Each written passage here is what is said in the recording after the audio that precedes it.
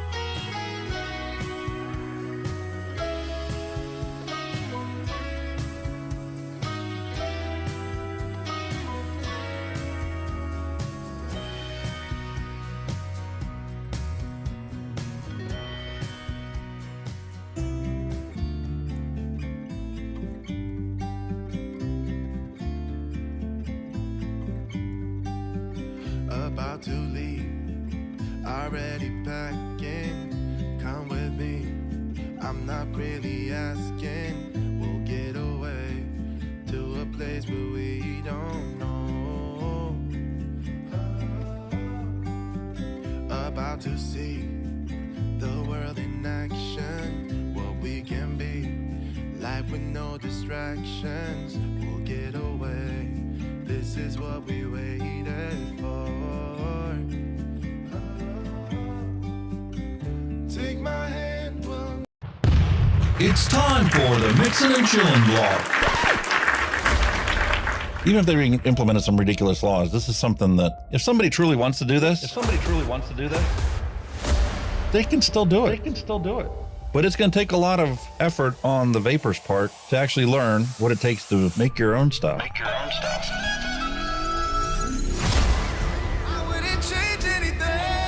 I don't know what the heck happened to the last hour of my life, but it certainly wasn't streamed on YouTube like I thought it was. Restrictive policies block progress towards smoke-free world. Many people incorrectly think that very little nicotine content cigarettes are less carcinogenic than current cigarettes. This risk misperception by people who smoke could reduce motivation to quit under a nicotine reduction policy. That's a bit of a problem. Someone who specialises in helping people kick the habit is Dr. Colin Mendelsohn. He joins me now. Look, vaping is a far less harmful alternative to smoking for adult smokers who just can't quit, and that's actually the majority of them. The road to quitting smoking is paved with candy. Double chocolate clear from TFA. Published in the Vaping Post, we have long-term study. Vaping increases odds of quitting heavy smoking. This is Kenny Thompson, the Vaping Heed. He's got a YouTube channel. He's been on here a lot longer than I have. I'm not going to stop until this is legal and available for everyone. You know, I cover things from all around the globe, but that's because science has no boundaries. I mean, you know, the FDA and everything would know that vaping is safer than smoking, but they'll have the pressure off the tobacco companies or the states that are in the MnC and all that. It's just a financial thing, and unfortunately that takes precedence against everything. And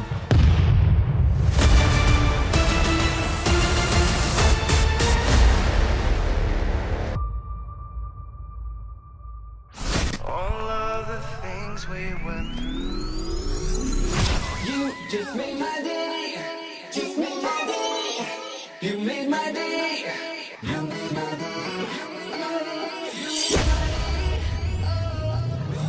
Grab your juice, grab your vape. It's time to get this party started. It's time for the Mixin and Chillin blog. Long-term study. vaping is safer than smoking. Smoke-free world. Hello and welcome, everyone. Time for another episode of Mixing and Chilling with Hunky Vape and my good buddy, the Vaping Heed. Hey, where are you? Sorry, our budget still doesn't allow for, high-tech flat screen TVs.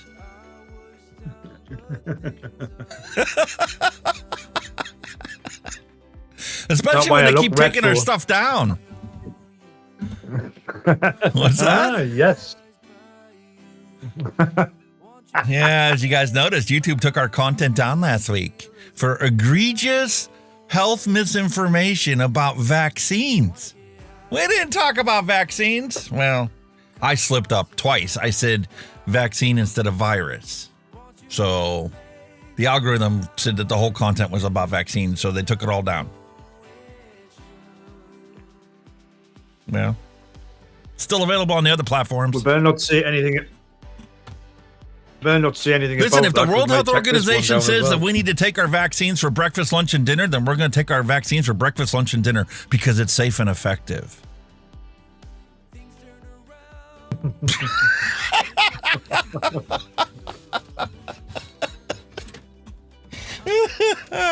That's what they want us to believe, man. They are in control. They know what's best for us, and we better do as we're told, like good little minions. Not allowed to have, informed consent. No, well, that's a thing of the past. Forget about it. Just forget about it. Doesn't exist anymore. Like free speech in Australia. Out the window. Not allowed to criticize your politicians. You're going to the pokey if you do. We're going to talk about that in the news today. Yep. It's not just the UK sending people to jail for social media posts that they don't like, or for praying in front of places you're not supposed to pray because it's not a church. They're coming after you, man. This all started with, trying to ban nicotine vaping. Oh, man, vaping's bad for you. Yeah, we're going to ban it. Doesn't work. Love it, Mallory. 99 banana shots for the rest of my life. Deal. Banana shots. We'll take that. We'll take that. Got a beautiful hypocrisy of an adult beverage for us to review today. After we get through our news and science and advocacy segment today, I've got a beautiful hypocrisy hypocrite drink for us to review. No, this, boys and girls. He's on an anti-day of the day. He's all anti this, anti that. He's on his fucking high horse today, this guy. See, this is the thing that YouTube doesn't realize, right? When you keep censoring content, you're whittling down the things that it can't be.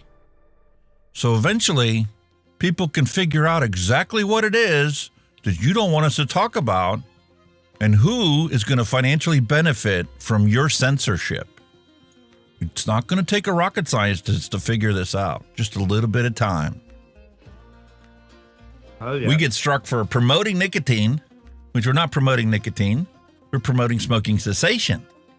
And nicotine has always been a tool for that, right? Doctors prescribed me a whole crap ton of nicotine options.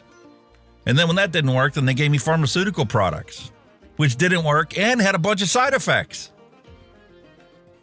Yep. Not allowed to talk about that either. That might be misinformation. Even though it's 100% true and it's a black box warning when you take your Champix that you might kill yourself. So definitely work to quit smoking because you're dead. Kenny's upside down. Want me to stop it? Yeah.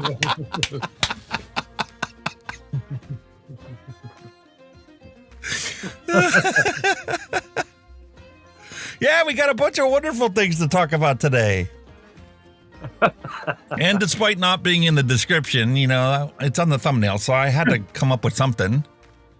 So we're going to take a look at the Geek Vape Frenzy Kit. This thing's probably like 8-10 years old. I don't know.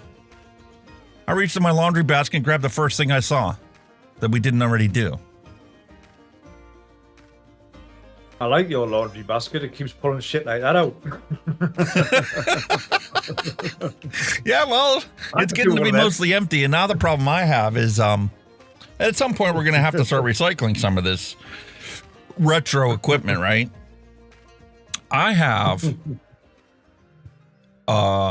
3 cardboard boxes full of old stuff, not including the one that's underneath my desk. Because when we do stuff, it just gets tossed in the box. And we've emptied that box probably a dozen times already. So it's sitting in boxes in my bedroom on top of the shelf. I've got a black storage bin, massive black storage bin that is full of them. On top of that, I'm like, have we really covered that many? I guess. I mean, especially considering some of the ones that we did in the very beginning were a separate mod and a separate tank. So we were doing two a week. And this is the 3rd year. We're on episode 34 this year. So that's 34 individual products that have gotten put up here. Because they're retro vapes and they're not like the greatest, God's gift to vaping, they don't get a separate video because it's okay. It's nice. It works. Good luck trying to find one nowadays. Yeah, that's it. This tank is fantastic. You've got no chance of getting the coils. You have no chance of getting coils for it, let alone getting the actual kit, unless somebody has it on the $5 bargain bin in their store, which the stores are drying up. Everybody's buying everything online. Ah, but like, you know, say it is on a bargain basement. I don't know, a big RTA for $10, but you've got one coil. You got a couple of weeks out the coil, it's still going to be $10 spent, isn't it? Because you can go and spend $10 on a friggin' a disposable. You know what I mean? So, and to be honest with you, I mean, if you think about it from the perspective of people that buy stock coils, when you go into a vape shop, at least around here, you're going to pay at least $5 for one coil. So exactly.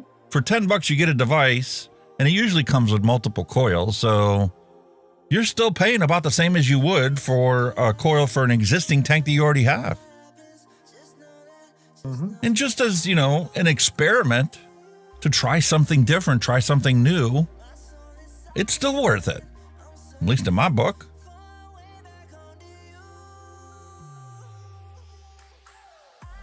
I've got an idea for mine. You know, all my old tanks, I've got a lovely idea. But I'll tell you later. Oh, okay. You're going to be snorting something through them? What was that? You're touching your nose? No, it was just, you know, mum's the word. You know, no. I'll tell you Gotcha, later. okay. It's nothing. Well, it is. Oh, no, bollocks. It's nothing, right? I'll give you an example. I was going to say... Vaping Bic, hello and welcome. Cheryl Demers, hello and welcome. Robert Harvey, hello and welcome.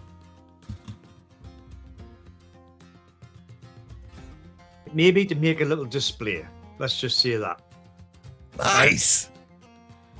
That's what I need to do. I need to clean out my garage, and I need to get in there and make a stand for all of my tanks, because I've got probably 10, 12 tanks right here to the right of me on the desk. I've got 24 tanks sitting behind me laying on the shelf, but I don't have any more display stands.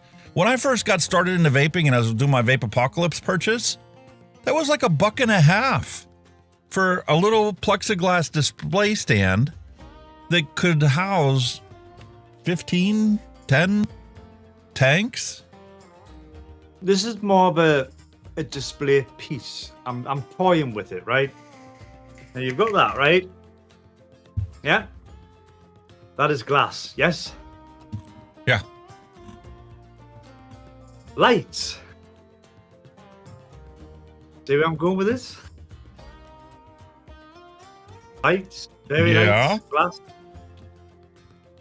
Make up a nice little light up illumination of all your little tanks that change colours. They're just a display piece rather than throwing away. Listen, we could pull out the old smock tank. They had LED coils. You remember them? Yeah. Every time you fired it up, it would glow. It would light up. But still not. Oh. Hang on, where is it? He's about to moon us. Better look out. Cover your eyes, people. I've already got me bulbs for the Titan.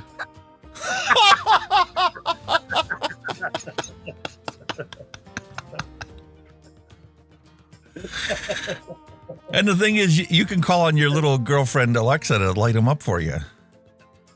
Yeah. It was just an idea to recycle them rather than bin them, you know what I mean? Yeah.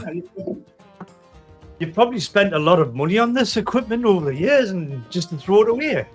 Like, what the fuck? Not throwing it away. Not throwing anything away. Exactly. I mean, then you end up like me trying to find, glass to replace the ones you keep breaking. Oh. Yeah, man. I think I was Alley Vapes. I happened to see you could order this. It was $7 a piece for the glass. I'm like, can you remember what that I could is? order that for $2 a piece. The big stupid. Can you remember that? What is that? The big gold. It's with the big goldfish glass on it. Free Remember Max. that? Yeah. Free Max Mesh Pro. Look at the fucking it's got a goldfish tank on it. Yeah, I got one of them. Two of them. Yeah. That was one of the few tanks I actually put a straight glass on. It looks so ridiculous. It's great, man. Look at it. It's a fish bowl. But I can't get it. I've never seen any coils for them, so I don't know. It was a cracking little tank in its day. I mean, that coil in it, it's haggard, it's black, it's gone. Oh, I mean, what are the size of the coils for the things? They're fucking huge.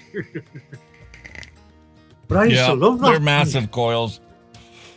Until you get the coil for like the TFV-18 tank. Oh, well, this is it, like.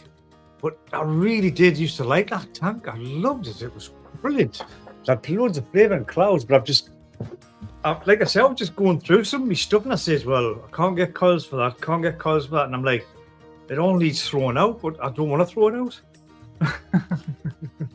Refurbish it, mate. It's just cotton and wire. As long as you carefully take it apart, get a little torch. You can torch the mesh and the steel coils that are in there. Get some new cotton strips. Now that you got your lifetime supply of rebuildable mesh coils, you don't need that whole thing. You don't need that whole thing. The pieces you cut off of there could be used to refurbish other coils. Possibly. That's something I'd look into, like. Same material. If anybody, about the same thickness. If anybody out there's actually seen anything like anybody that was recycling their coils or rebuilding their coils for tanks that are now obsolete, be interesting to find out.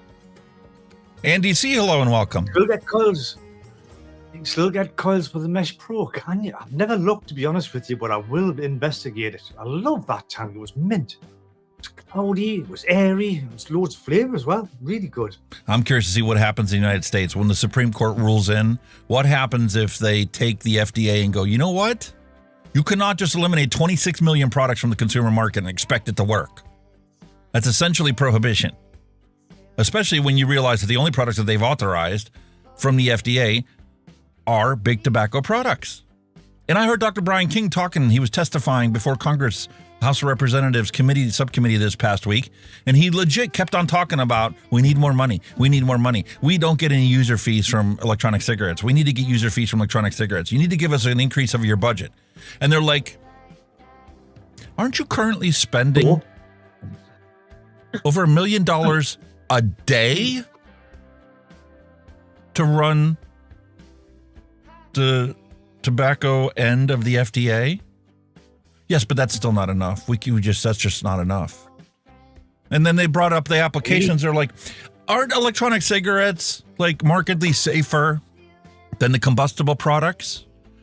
When we wrote the law, we said that we wanted appropriate for the protection of public health, meaning anything that's safer than the cigarettes that are out there. We would like you to, make sure that they're safer than the cigarettes that are out there and authorize them. They didn't say it exactly like that because then it would have been blatantly obvious that they are totally screwing it up. But he kept coming back with this thing about the applications that were under scientific review because they kept asking him, how come you're not authorizing them in the 180 days we put into the law? That's how long FDA should be able to get an application and then make a decision on it. 180 days. And his rebuttal to that was always, well, the scientific portion of these applications are 1 million pages long. What?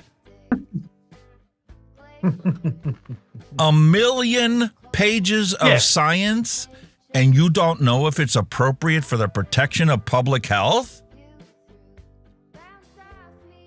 How long does it take a scientist to read 1 million pages? I covered that in the 5 Minute Friday eons ago. 1 million pages of science, all supporting at this product as harm reduction, and you still deny it. And makes that's no the sense. thing is, that's what they asked for. They asked for that, didn't they? They wanted all the shit to go with it. So I think somebody just took the piss and went, there's 1 million pages of shit, get on with it. Not only did they ask for it, but they demand it for every single product. So if you have an e-liquid that's 0 milligram, technically it doesn't apply because it doesn't have tobacco in it, so it doesn't need to be, authorized by the FDA. But let's say that you have a 1 milligram, a 3 milligram, a 6 milligram, a 12, and 18. Every single one of those needs a completely separate application. So Crazy. you wonder why you got 26 million applications? When realistically, the average e-liquid is going to come in 6 varieties, just for the sake of simplicity. 6 varieties. 036, and then you've got like a high milligram, like, a 20 or 35 or a 50. Right? Those are 6 applications, 6 million pages of science, because they're all going to be about the same. The only thing that's going to be different in those is probably going to be the individual study to show that you're not addicting more kids than you are helping adults quit. Yeah, that's pretty much it. That's probably what it is in a nutshell. Wow. But he kept saying the same thing. 3 or 4 times he said that, these applications, some of them have over 1 million pages of science that scientists have to read through. So it's not something that can be done easily in 180 days. We need to hire 1 million more scientists to read, all of them so we can get it done in 180 days. And you need to give us more money to do that, because we're already wasting $1 million a day and we still can't keep up with it all. I couldn't even imagine how long it would take to read 1 million pages a day. I would probably save the rest of my lifetime trying to read that. It would. It really would. Anyway, I think it's time for us to jump in the news. Let's roll the news bumper and see what I came across this week, because I told you guys, for the past couple weeks, we're going to be pulling the camera lens back and looking at bigger and bigger pictures to realize for ourselves, where do we fall in the spectrum of harm that we expose ourselves to day in and day out, and most of the time, not even think twice about it. So keep that in mind as we delve into the news.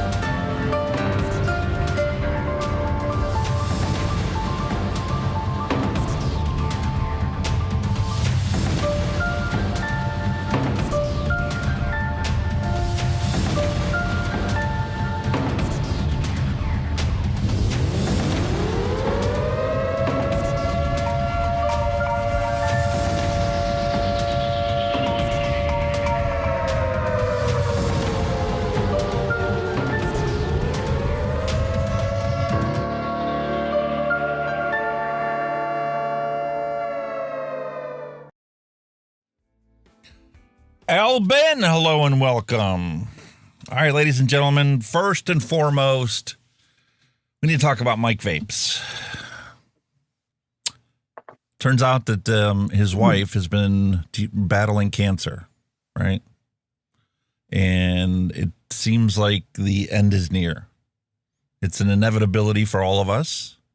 None of us are going to be immortal. None of us are going to live forever, but Mike's going to be gone for a while. Because the loss of your partner in life is probably the hardest thing to deal with, secondary to maybe loss of your parents. And even that is dependent on the situation. So if it happens when you're young, it can be more traumatic than losing your spouse. But I cannot imagine the pain that this guy's going through right now. So thoughts and prayers with Mike Vapes as he deals with this trauma in his life. Everybody that you watch on YouTube, he has impacted them, thereby impacting you, regardless of who your favorite YouTuber is out there, who your favorite vapor is. They've been impacted by this man and the work that he's done over the last decade. Very sad, but our thoughts and prayers are with him as he deals with this. Definitely. And before we jump any further, make sure you drop your hand checks in. You can, depending on what social media platform you're on, you can drop it on Facebook, you can drop it on Twitter. Hand checks, dad jokes, feel free to drop them in. You can join the Discord server. There's a link in the description below. The links I put in the video are only valid for 1 week because next week there'll be a new one up. And if they ever, ban Discord links, well, I don't have to take any down because none of them are valid anymore. That's why they're only valid for 1 week. So what do we have going on? Let's take a look at what is going on? Let's go. Let's take a look at my bookmarks. Let's go take a look at my bookmarks. The EU is at it again with regulations that are being imposed without any representation, did not consult end users, and went for a ban in outdoor vaping. So if you're outside, no smoking or vaping. That is the antithesis of following the science. Includes anything that emits vapor. So I'm not allowed to use a fog machine when I DJ anymore? It kind of falls on the idea that our Prime Minister doesn't want vaping outside in pubs and beer gardens and whatever. So you know where he's getting that from, haven't you? The loonies. Let's go look at the actual link. Ludicrous. It's ludicrous. Exclusive. EU wants to ban smoking and vaping in outdoor areas. Leaked draft says the EU Commission will recommend smoking bans in cafe terraces, bus stops, and zoos, and plans to also cover nicotine products, nicotine-free products, according to leaked documents obtained by Euronews. Not only is it going to cover any vapor product that's out there, but it is also, as in some places already, going to cover pouches. I just watched a video before this about Zine and about the insurrection that's out there. Like, how's this going to hurt anybody but the person that has it and uses it? Exactly. It's not admitting anything, is it? It's in I your think mouth Nick or in your gum. Grim Green went to like a Green Day concert or something, or in some stadium, and they were like, these products are strictly prohibited. Smoking, vaping, and nicotine pouches. What? Where's your nicotine pouch? Up my ass. If you've got a pouch in, how are they going to even know in the first place? And who are you going to offend? You're not protecting anybody's public health when you ban something that nobody even knows that you have. Exactly. But they just can't let go of this. They legit cannot let go of this.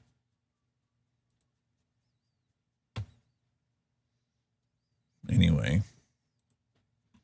On and outside, for God's sake. First story done. Yeah. Second story. Bill Gates and the World Economic Forum are in the process of genetically modifying all of our seeds and changing the gene of our plants. You know, up and running and getting vaccines to make world better. You're quite focused on smallholder farmers because the predominant number of Africans farming today are smallholder farmers, and they're on pieces of land that are less than 2 hectares. So it's quite a small farm. There are agro dealers that exist in these countries. We need to get that network up and running, just like we've got the vaccine network up and running and getting vaccines out, getting up and running so they're teaching people proper planting, proper fertilize, proper irrigation, and getting them new seeds as they come out. There's fantastic technology going on for pest-resistant seeds, for drought-resistant seeds, flood-resistant seeds as the rains come at different times. What are called GMOs are done by changing the genes of the plant, and it's done in a way where there's a very thorough safety procedure, and it's pretty incredible because it reduces the amount of pesticide you need, raises productivity, can help with malnutrition by getting vitamin fortification, and so I think for Africa this is going to make a huge difference, particularly as they face climate change. What the fuck's Africa got to do with it? Africa, if they invested in the country and give them fucking waterways and fields to grow crops, they can do it. But the fucking country's absolutely plagued by massive droughts and they just get left to rot. You know what I mean? God almighty. Listen, there are benefits to modifying existing crops in order to overcome existing hurdles for those crops. The biggest change in crops history has been the wheat plant, because original wheat grows very, very tall, right? And the problem is in a lot of these arid areas that was growing too tall and it would fall over and you couldn't harvest the seeds off of it. You couldn't harvest the wheat. So whenever they modified the wheat plant to grow shorter, then it was able to stand up when it's fully grown. And then they could obviously be harvested and, that was a great achievement in history. And now they're using technology to modify the plants to specifically combat specific issues. Like you had bugs. There were certain kind of bugs that would eat a plant, right? No, but or mold. With wheat, we've got wheat in the UK and it only grows to about 0.5 meter high, tops. It's perfect height for the farm machinery. It is now. So why? But it was like that for years. I was a kid. They used to, but if you go back 50 years, you'll see that it was different back then. Like the corn. Corn is completely evolved from what it originally was back in Aztec times. It was hardly edible back then. Now it's the, greatest satiating food that we can consume in the fall, especially when it's fresh. No, but there's still evolution going on to this day. Everybody thinks evolution was just dinosaurs, humans, and it fucking stopped. It's still going on to this day. Plants are still evolving. Well, they're still evolving in a sense. There's still lots of stuff evolving in nature. Obviously, there's climates and all that bullshit. But there's still a lot of that evolution going on out there with crops, wildlife, whatever. Unfortunately, for a lot of wildlife and crops, it's for the worse because half of them are going to be extinct before long. You know what I mean? This is the guy that got us banned last week, so we're not going to play him. Well, what the heck is this? Satellite. How the hell can you see a satellite from that kind of distance? That's some camera. You've never had a telescope made, have you? Many, many moons ago. Moons. There's a moon there. Oh, sorry, I forgot it. Listen, Bill Gates says he wants to get all his satellites up in orbit where he can in real time monitor the entire planet Earth, every square inch of it. Yeah, it's called And they're going to Skynet. use AI to keep track of everything that's going on. No more mysteries. Next time Malaysian Airlines Flight 380 disappears off the thing, they'll know exactly where it is and when it went down. The next time Kenny goes outside and beats a raccoon with his outdoor trail cam, he's going to end up in the pokey because, you shouldn't beat wildlife. Well, they'll probably post it on YouTube. And you think about this, this is crazy, man. This is sci-fi. Okay, well, let's put this in the perspective of internet service. Elon Musk has the Starlink internet service. Anywhere in the globe, you can get internet service through that thing. A lot of the airlines are switched to satellite internet now. You know how many satellites it needs to have to make that possibility real? Oh. It might just be my brain, my Alzheimer's brain, but I believe it's like 47,000 satellites. Yeah. And that's on top of the ones that are already up there. I'm saying, I reckon there's a lot of space junk up there. The satellites that are no longer operative and they're still orbiting and orbiting, and they're eventually going to plummet back down and boom. Well, Dr. Brian King reminded the audience once again that I'm not here to rubber stamp applications for electronic cigarettes. Congress has given a clear standard of what needs to be done, and we're going to obey the law, but we're also going to work closely with the industry. Looking at your authorized products you have now, the only industry you're working closely with is the tobacco industry, because it's only their products that you've authorized. Mm-hmm. Bit like the US, aren't they? Yeah.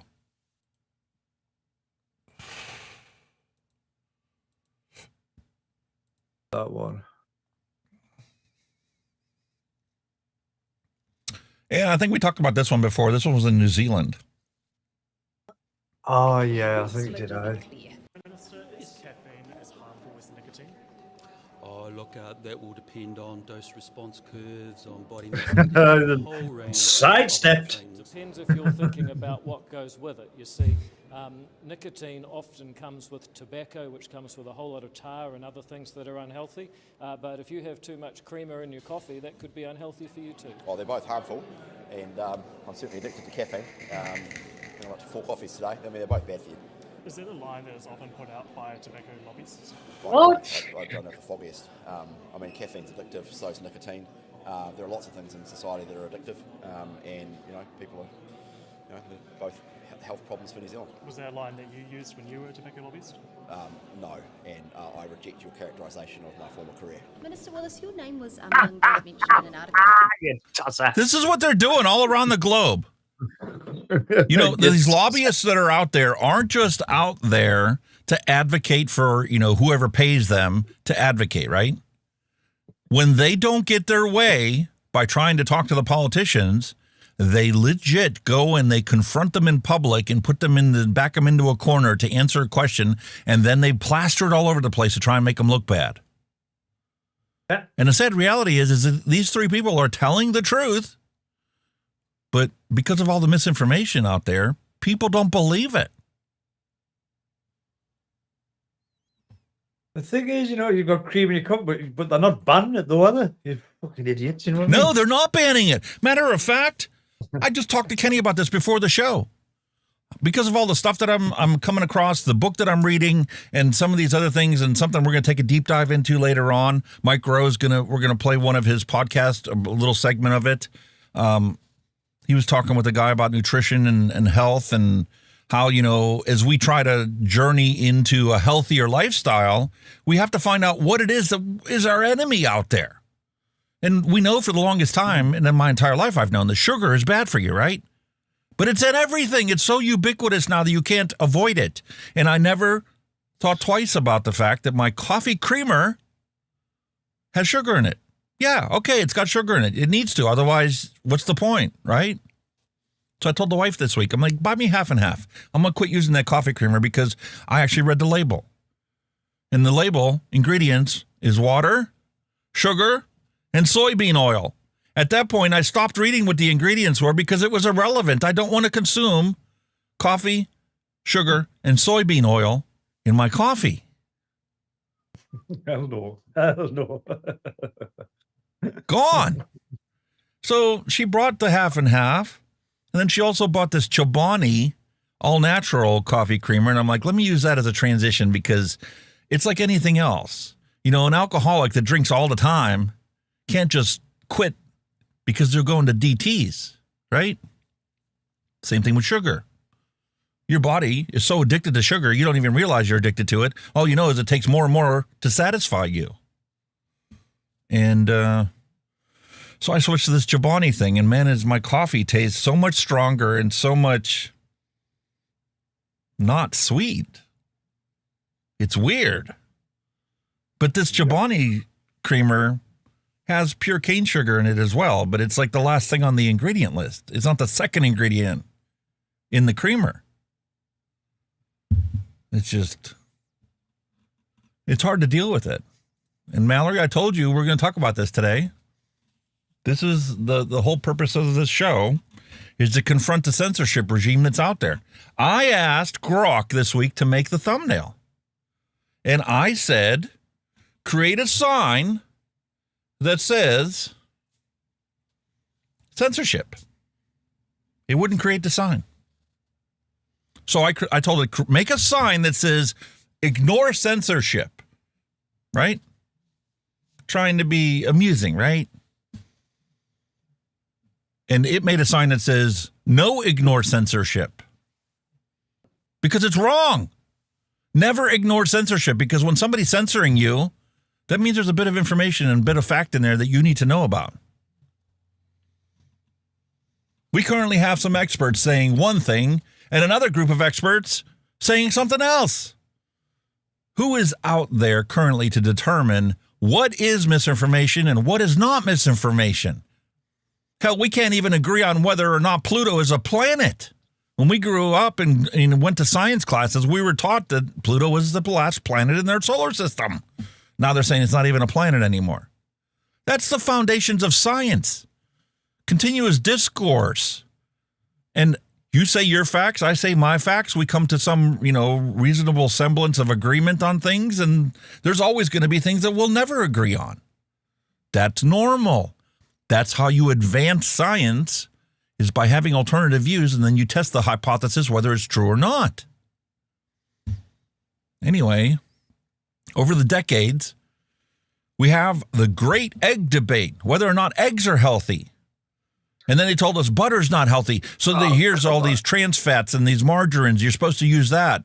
And now we're coming to find out after, decades of scientific research that, well, you know what? Those are actually worse for you than if you would have just stuck with the original diet your ancestors had. Full fat, full butter, natural cream. Now there's this great debate on harm reduction measures, ranging from safe use sites and needle exchanges to using safer nicotine because it's safer than smoking cigarettes. And they want to totally ban it. It's gone. Who is to determine what is misinformation and what is not? With enough money, any expert can be bought to say anything you want. Like Bloomberg's donations, and more than that, Bill Gates' donations to the World Health Organization sure bought a bunch of the minds they had and changed their policies over time, paid for a bunch of nonsense studies from his own school that he funds. And guess what, folks? When you dig into this, this is not something that is limited to just Michael Bloomberg and vaping. When you take a look at what the food industry has done to the health services in our country, the foundations of health, they have legit bought out not just the universities where they're coming up with these ridiculous studies, finding the infinitesimal harm inside of our e-liquid and blowing them way out of proportion because you never actually consume hardly any of it. And when you do consume it, it's on such a minute quantity that it's not even harmful. They omit that portion in their studies because they're paid to find harm. They've been doing the same thing with our food. The sugar industry has paid for all kinds of scientific studies to say, sugar is sugar. Yeah, it can make you fat if you have too much of it, so just don't have too much of it. They oversimplify it to the point where it's like, oh, yeah, really?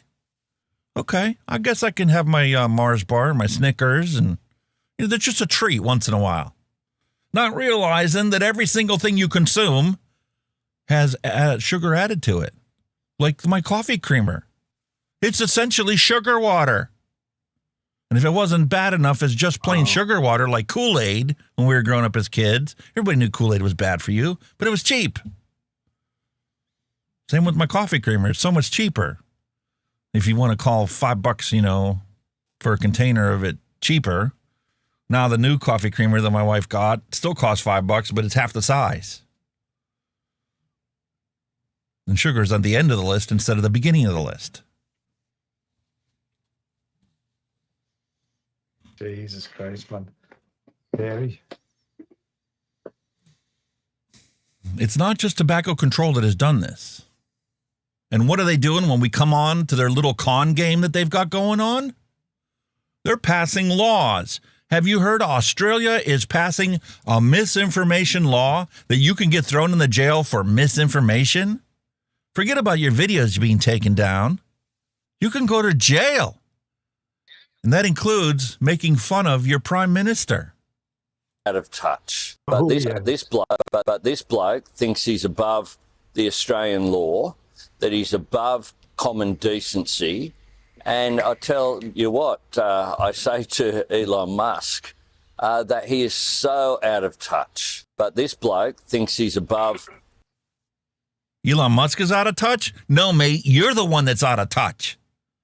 You haven't got a fucking clue what the hell you're trying to do.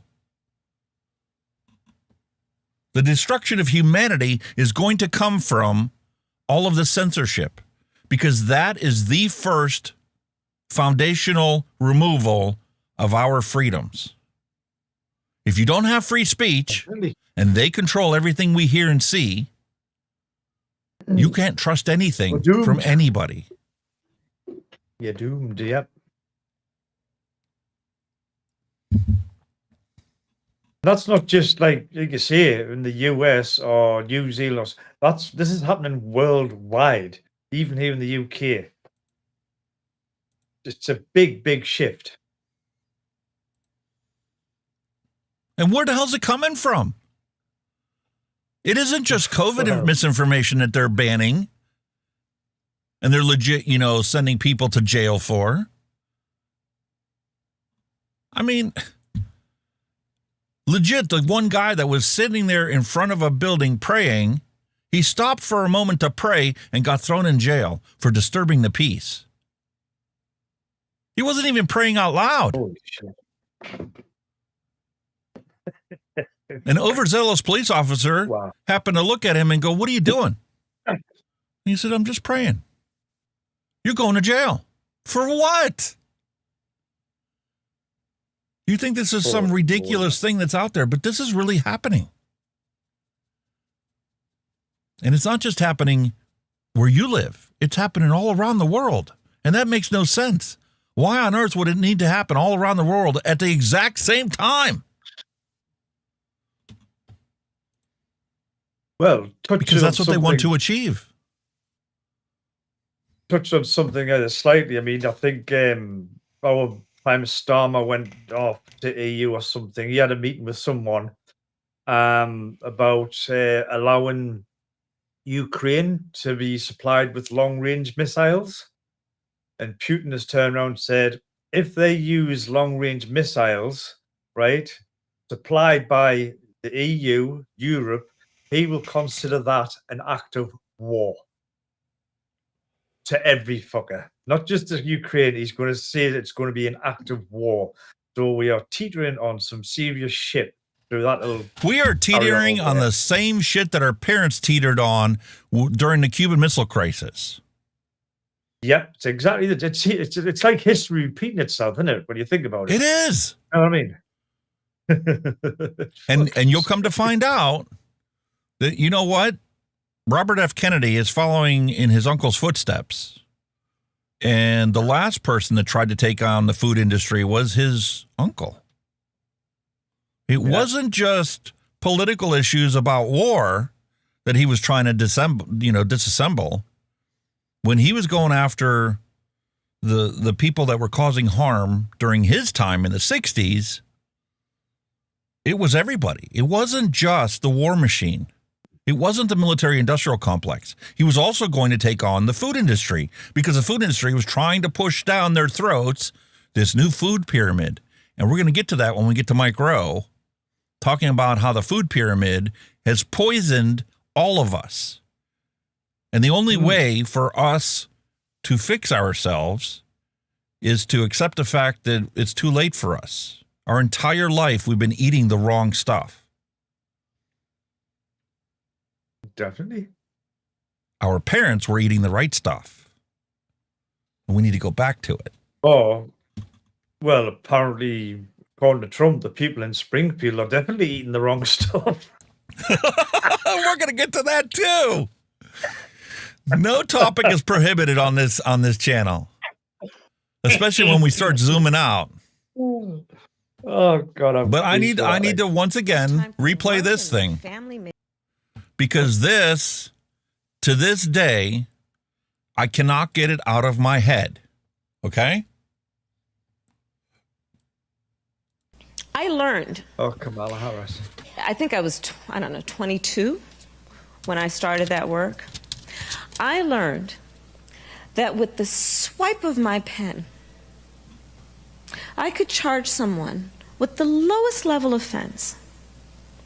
And because of the swipe of my pen, that person could be arrested. They could sit in jail for at least 48 hours. They could lose time from work and their family maybe lose their job. They'd have to come out of their own pocket to help hire a lawyer. They'd lose standing in their community. All because of the swipe of my pen. Weeks later, I could dismiss the charges, but their life would forever be changed. So I learned at a very young age the power.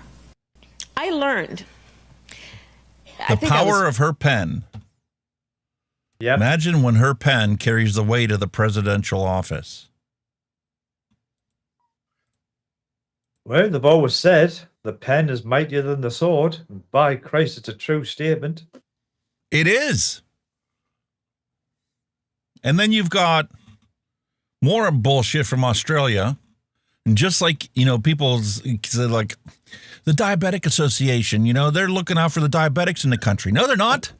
They're looking out for the doctors. You take a look at the food recommendations from the American Diabetes Association, and you will be shocked to find out the foods that are on there. And when you correlate the foods that are on that diet with insulin, you wonder why people have insulin resistance. And you have to have doctors counteract the doctors, otherwise it's misinformation. Like, we're not authorized to question somebody that's higher up in the hierarchy of what? I don't even know. Here's something for you, right? It's a little bit off topic, but the doctors have just, made a little light bulb go in my head. When I spoke to you last week when I was helping a friend of mine and I was giving him a vape kit and all that stuff to get him, all that la-di-da, right? Yeah. He went back to his stop smoking appointment, and the person he was telling the consultant doctor, whoever it is, that he's getting this device, and he was telling them about, like, a little bit about me, how I do rebuilding this and all that, and various nicotine strains and all that. This doctor person was taking notes, and she said, "Thanks for telling us, because when people ask us, I don't know." Can you fucking believe that? That's a health professional. Yes, I totally believe it, because they've taken it out of the hands of the actual ex-smokers who have hands-on experience with what their quit journey was away from smoking. Yeah. And they've turned it over to a bunch of professionals that don't have a fucking clue what the hell they're talking about. Honestly, didn't. I actually said, do you want us to come with you to your next appointment? I'll enlighten them a bit more. I couldn't believe it. She was writing stuff down to tell other. I thought, nah. That what we're down to. It is. It's ridiculous. Anyway, we're not going to get into Dr. Colin Mendelssohn's article. We could have covered just that in the news, and that would have been enough for us to get a general gist of it. But because we have an issue going on, have you guys happened to see the presidential debate? I watched it, and I was like, man, this sucks. They both suck. Why the hell am I going to vote for either one of these schmucks? And then I remembered, that statement Kamala made. So he said something that really shocked the hell out of me, and I actually got into a little discussion with Dave Cross on Twitter because he didn't believe it either. It sounds preposterous. Utterly preposterous. This can't possibly be going on. Not in the United States. No way. Yeah? Well, maybe it is going on in the United States. Well, Howe, it is Springfield. Homer will eat anything. Homer Simpson. First off, I need to turn the volume back down because I don't want to blast your ears away. But here, let me hear your reaction to this video, mate. In Springfield, they're eating the dogs. The dogs? They're eating the cats. The cats! They're Oh, my eating God. The pets of the people that live there. They're eating the dogs. They're eating the cats. They're eating the pets of the people that live there. Not my dog. People of Springfield, please don't eat my cats. Why would you do that? Eat something else. People of Springfield, please don't eat my dog. Woof, woof. It's a catalog of other things to eat. They're eating the dogs. Whoa, whoa, whoa, whoa. They're eating the cats. Meow, meow, meow, meow. They're eating the pets of the people, that live there. They're eating the dogs. Whoa, whoa, whoa, whoa. They're eating the cats. Meow, meow, meow, meow. They're eating the pets of the people that live there. They're eating the dogs. What the hell? Lucy, no, Lucy, they can't eat you. Chester, no. No, they're not allowed to eat you. Oh. They're eating the dogs. Here, go have a bone. Oh. Go on, go get it. Oh. Hey. They're eating the Hey, dogs. honey. Hey, honey, is there any food in the cupboards? No, honey, I ain't been to shops yet. But where's the dog? It's sick and disgusting to think about it, but that is legit something that people eat. There was an episode of MASH that talked about horse meat. And Colonel Potter was in utterly distraught over the fact that, you know, in Korea, horse meat is on the diet. Yeah, so they eat dogs and cats all over Asia, man. They eat anything? Yes. Anything that moves. They do. Just because it's sick and disgusting to us here in the States, we would never consider eating our dogs or cats. That doesn't mean people from other countries wouldn't do it. And they're like, well, the Haitians can't possibly be eating the dogs and cats because that's not, you know, where, you know, they're from. And they're getting food stamps. And if you look into the whole Springfield situation, you'll come to find out there's 20,000 Haitian immigrants that all of a sudden appeared in the town of Springfield, who currently has a population of like 58,000.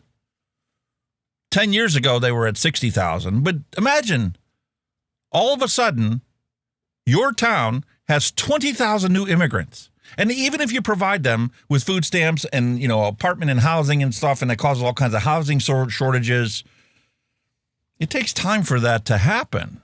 So they got to eat something in the meantime. It's not unheard of to see people doing this. And then when you look into it even further, you come to find out the Haitian island is full of people that practice voodoo. So if they're not eating it for nutrition, they could be using them for ritualistic purposes, religious sacrifices, that purposes. Kind of things. Religious sacrifices, yeah, all that shit. In Springfield, they're eating the dogs. And you're like, man, really? That's wrong. Wow. No Meanwhile, way. Michael Redford's like, I'm really hungry. There you go. There's a body camera that shows that he's with the dog on a spit over a fire. There you go. Yep. I mean, in some countries, it's a delicacy. You know what I mean? Stuff like that's a delicacy. You know, I mean, like how we eat beef. I think, I don't know if it's India or something, but the cow is a holy thing. You know, you don't fuck with the cow. You know what I mean? You don't touch it. It's just different beliefs all over the world. And to some people, just like pigs, like our it's like not a kosher Sunday, diet. like our Sunday roast. Yeah. So you know. Meanwhile, Dave Cross was like, I don't believe any of this horse shit. I'm like, listen, there's so many psyops going on right now. You don't know what to freaking believe. But when the next day, the governor of the state of Ohio is literally sending as many state troopers as he can to the town of Springfield You do realize that there is a problem going on there. And this mass immigration, illegal immigration into the town of Springfield has had all these people like getting driver's licenses and driving cars without licenses and causing all kinds of accidents. So there are issues there beyond them eating dogs and cats. I wonder how many recorded dog thefts and cat thefts have been in since immigration. Yeah. Michelle Elliott, hello and welcome. William Dobson, Sean Lynch, hello and welcome. Darian D. He says, during my travels for work in the early 2000s, I would travel to Asian countries and they wouldn't want me to walk down some of the streets of the markets where the dogs are hanging. Cooked dogs. Street food. Yep. It's legit, man. It's a culture in some countries. Especially, like I say, poorer countries where they've got no fucking choice, to be honest with you, because if you're hungry, you'll eat shit. Andrew Kaiser, hello and welcome. It is. It's a reality that we need to face, whether we want to or not. Exactly. And we keep coming back to Australia because Australia's been all over the frickin' news this week. After all the misinformation that the Australian government health authorities have delivered over the past years, I don't feel I can trust anyone in public health system at all, let alone to be the arbiters of misinformation and truth.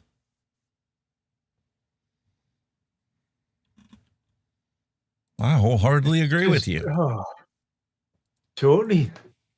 Honestly, and here's the crux of it all, okay?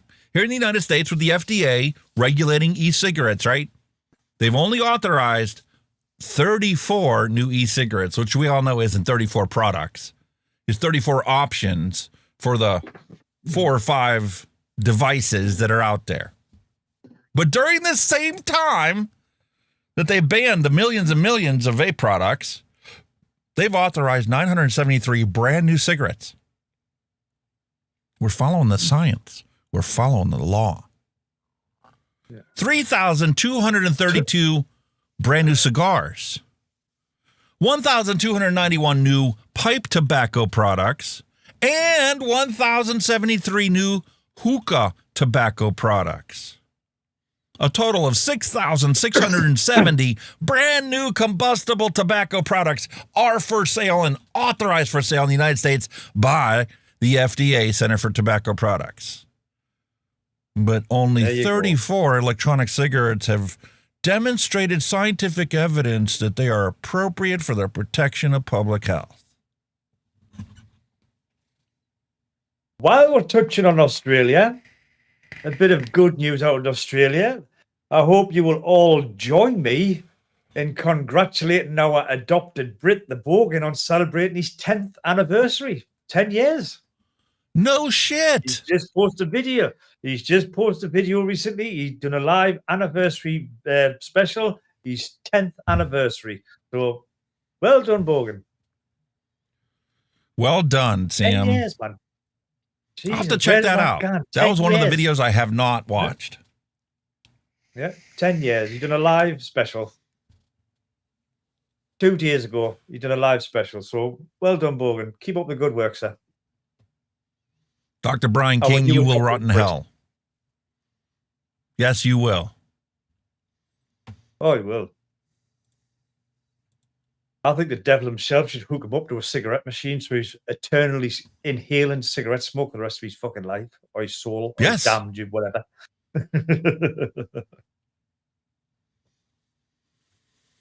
And we talked about Zines and nicotine pouches and how that Philip Morris is building a brand new plant out west to create Zines because people are jumping on it like crazy.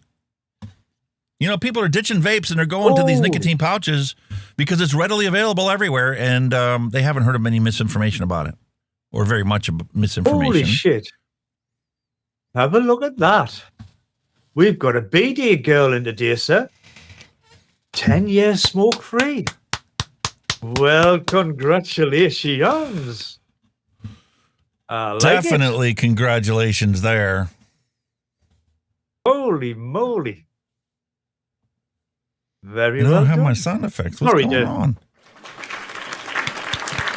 I'm sorry I interrupted you there a bit, so, you know. No, that's exciting news. Yeah, man. 10 years without a cigarette. Did you ever think you were going to get there? Positives. This thing, isn't it? You've got to be positive about it, haven't you? There you go. Happy birthday. Hey.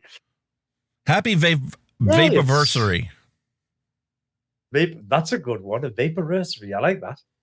Vape-anniversary. I did a video. My first, second, did I do a third one? I don't know. I'm coming on 5. Never thought I'd see that day. I must be coming up with 10 myself. I'm not far behind. I'm about, 8, 9. Maybe, possibly. Yeah, I could be 10. That's cigarette free, not like obviously vaping. Sure, it's just cigarette free. Let's jump over quickly to our Australia tobacco fire bombings folder.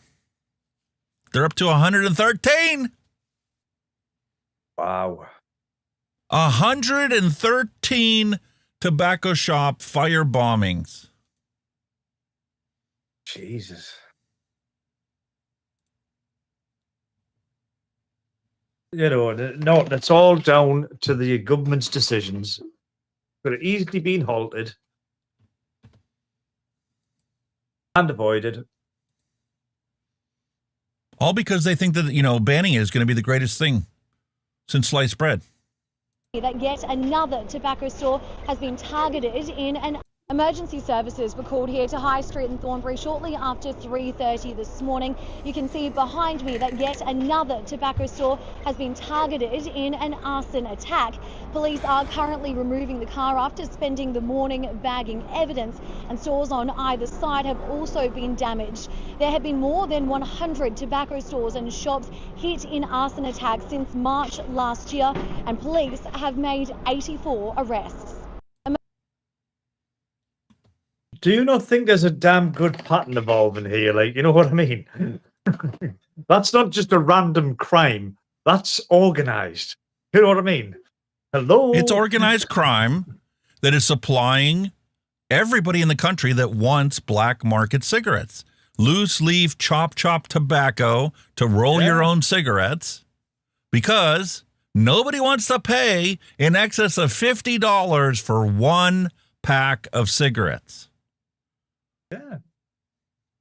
Crazy, man. Scary as well. The cheapest legal cigarette is $60. They just got done raising the tax on cigarettes again. Meanwhile, the cheapest illegal cigarettes are $15. You want an illegal vape? $60. Although now, you know, I think next month they're switching over to you don't need a prescription. You can just go to a pharmacy to get it. Holy crap. I've just done the current conversion. 60 Australian dollars is equivalent to 30 English pounds. 30 quid for a pack of cigarettes. Holy crap. That's like $50 US, $40 US here for a pack of cigarettes. Holy moly. Jesus and they're raising the price of cigarettes again. The federal government has been accused of pouring petrol on a raging fire as it prepares to raise the price of legal tobacco by 6.8%. It will mean a packet of legal cigarettes will cost close to $60 compared to $15 for the illegal alternative. For more, we're joined by Theo Fakari from the Australian Association of Convenience Stores. Theo, thanks for your time. There have been roughly 100 firebombing attacks in Victoria this year. Will this price rise make it worse?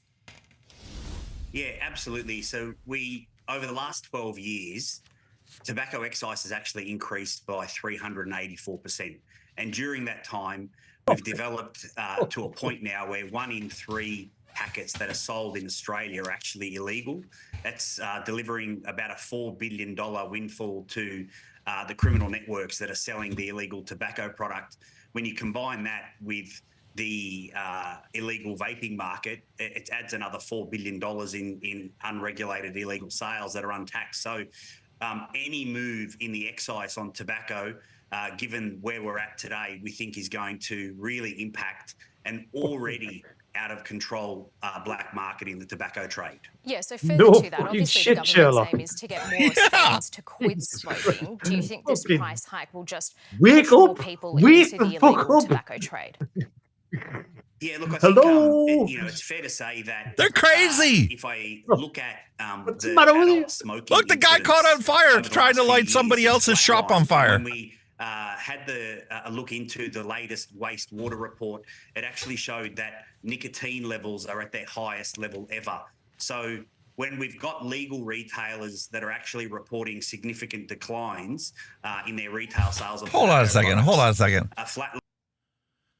They're legit testing the wastewater at the treatment plant for nicotine levels to determine how bad they fucked the population over and how many of them are blatantly ignoring the laws. So we're now pissing nicotine, you know? So apparently, the black market is a lot bigger than we thought it was because we can now test the wastewater for your nicotine. What? Lining smoking rate, Honest but to God. significant increases in nicotine in wastewater. Clearly, we have a problem there, and ultimately, what we've got consumers that are quitting a legal market from responsible retailers and moving into an illegal market that's controlled by criminal networks. So we're already the most expensive country in the world for tobacco products. What do you think should happen with the tax? Yeah, look, it's a really good question. I think first and foremost, we're They don't get it. urging the federal government to put a pause on any future. It's just the penny hasn't dropped, has it? Yeah. Pause. The penny just has not dropped. They should cut it in half. The only way you're going to get a bigger legitimate market and try and get rid of some of this black market crap is to reverse course. Because obviously from your wastewater measurement of nicotine usage, well, I don't think that you're as low on the combustible cigarette track as you think you are. 2/3 of the country is using illegal cigarettes is what their best guess is.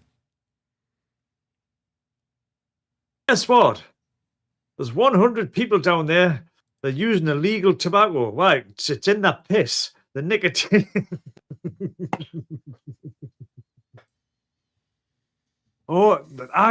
What's it going to take for these people to wait? What it's like headbutting the wall constantly. You're like, what's it going to take? They're missing the point. Phenomenal. Tom's right. They're missing the whole point. No real mention of vaping being the way to get out of this mess. The worst thing they did was shut down all the vape shops and shut down all the manufacturing of Australian e-liquid. And shut down flavoring to add to your e-liquid. Fucking hell, man. I'm fucking... Honestly, I'm fucking baffled by that. I just can't... David Limbrick brought a cigarette-shaped dessert to Parliament today to highlight 100 tobacco-related arson attacks nationwide since March, with the majority here in Melbourne. Happy arson, Victoria. Happy arson to you. Hip hip, kaboom, hip hip, kaboom, hip hip, kaboom. For more, we're joined live now by David Limbrick. David, I mean, it's not something we should be laughing at because people are literally dying. They're literally like burning these places down. The people that are trying to burn them down are catching on fire because they're so inept at actually, torching a place.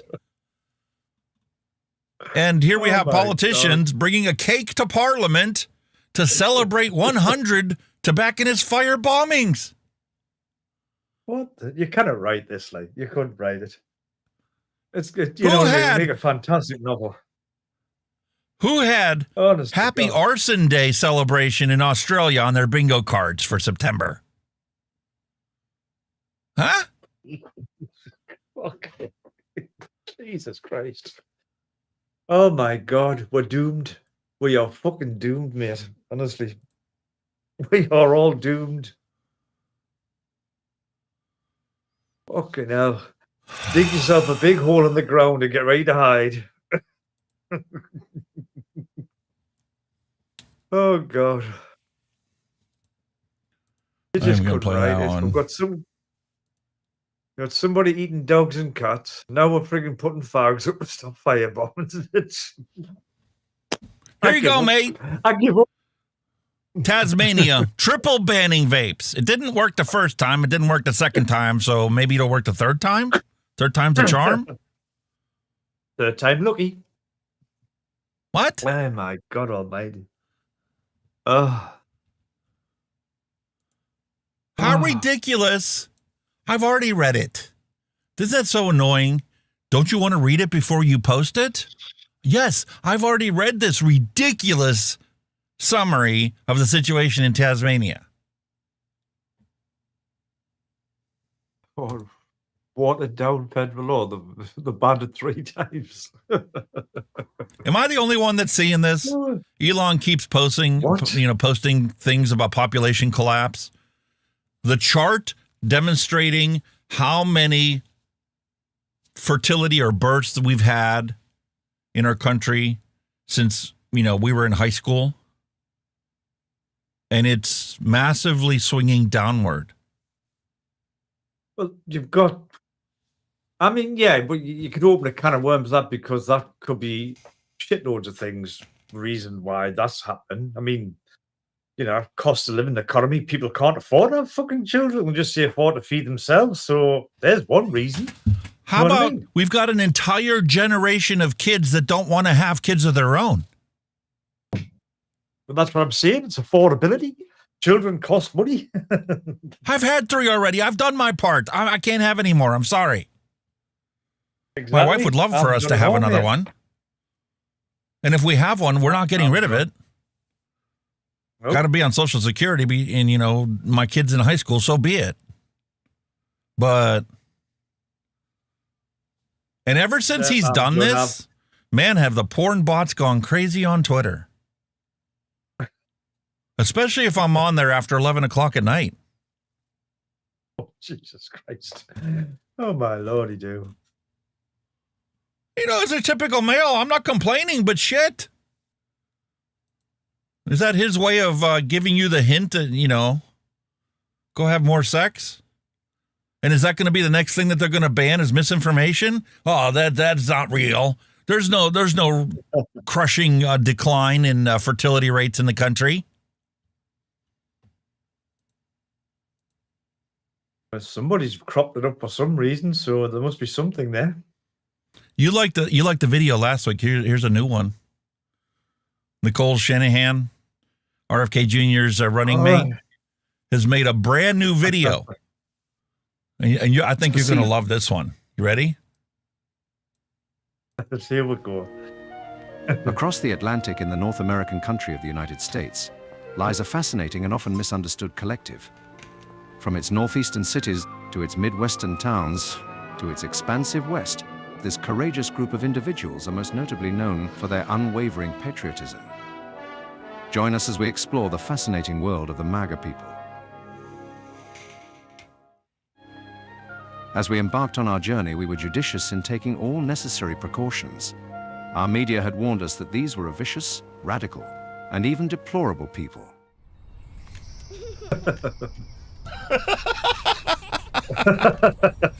The deplorable grandmothers. Contrary to what we had been told, we found the MAGA people to be warm, loving, and even rather cheeky at times.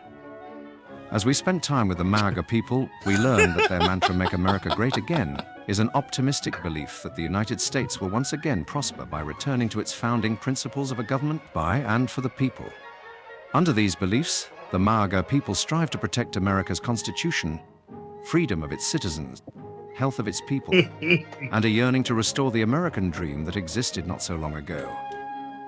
Notice their rather wholesome, familial demeanor. They often talk about their love of family, the importance of truth, and a desire for basic human rights. as they strive to uphold the peace and harmony. You're not throughout allowed their human communities. rights. The No MAGA free people are speech for insistent on you. protecting their borders. Nope. However, they are not inherently confrontational, as they advocate for ending the wars and military presence abroad. Further observations reveal that MAGA people come from all walks of life, including farmers and ranchers, family-owned businesses, entrepreneurs, health advocates, blue-collar workers, and military servicemen. And just recently, the MAGA people joined forces with another group, the Maha people. Together, the MAGA and Maha have started a movement to make America healthy again. As we departed back to our native land, we couldn't help but reflect on all that the MAGA people had taught us. Once perceived as a dangerous and barbaric group, we found ourselves feeling enlightened by the MAGA's moral, ethical, and honest ways of life. One could only hope that a similar movement would eventually emerge for us. But they Who don't do you like think, found a mate? new species of human. I think they've discovered a new species of man, haven't they? Jesus Christ, almighty. Holy I'm telling crap. you. For corruption. Oh my lordy do. Are you or your loved ones suffering from illnesses such as TDS, also known as Remember, our last video got taken down, so I had to replay Trump derangement syndrome. Trump derangement syndrome? Do you dismiss or deny the current issues facing our country, such as historic inflation, illegal immigration, corporate corruption, World War III escalations, and the chronic disease epidemic? Are you willing to elect someone who was the least popular vice president in modern history, and who offers no policy or vision for America, simply because your brain keeps telling you anyone but Trump? If so, you might be struggling from TDS. Introducing independence. Independence allows you the freedom to finally think independently once again. Instead of believing everything you hear from the mainstream media, independence allows for constructive critical thinking. You're not allowed independent thinking. Say things like Donald Trump and the movement he has encouraged are a threat to democracy. And I instantly believed it. With independence, I now realize the media is run by the Democrat elite, who are a corrupt oligarchy that censors free speech, silences political opponents, supports forever wars, and abandons democracy by anointing its candidates. We live in Independence may denial. not be for everyone. If you enjoy being lied to about your president's cognitive abilities, support Orwellian totalitarianism, or are excited about communist fiscal policy, independence may not be right for you. Common side effects of independence may include an awakening of rational thought, successfully identifying propaganda, freedom of choice, loss of hatred, anti-narcissistic behavior, and love of democracy. That's the line right my there. party was running against. I didn't care about facts or policy because I was hopelessly indoctrinated. With independence, I'm much more interested in policies that uphold democracy, and I truly care about the health of our country and its citizens. Ask your doctor if independence is right for you, and enjoy your freedoms once again. Oh my Anti-narcissistic God, behavior. That's a line too far. I can't possibly go along with that. Nah. It sounds good though. Yeah. And here we go, more of the Tasmanian crap and fact-checking the bullshit that they're trying to change, and they're trying to ban it there too. Oh, my goodness. Whatever. Doctors should embrace electronic cigarettes as a method of smoking reduction. Oh, my goodness. We can't say that. We're going to get banned. No. That's against the World Health Organization's principles. Do I need to bring up the training, the policy training that I had to take because our video was taken down last week? Do you guys want to see that? Drop it in chat. Do you want to see what policy training I had to take because they took down our video last week because we happened to mention the V word and it was the wrong V word? Even though that's not what the whole episode was about. It wasn't about any of it. You don't want to see the truth? William Dobson's like, oh, no, you can't say the truth. You can't actually show us what took place and what training you need. Cheryl's like, oh, no, my innocent ears can't possibly find out that the health risk associated with with cigarette smoking have been documented for decades. Meanwhile, e-cigarettes are just, 2 decades old, and we just don't know. We make a bottle of e-liquid every single week on this episode, but we just don't know what's inside it. We don't know. And here you have a surgeon, a retired ENT, that is saying, maybe we ought to give these e-cigarettes a chance, man. We shouldn't ban it.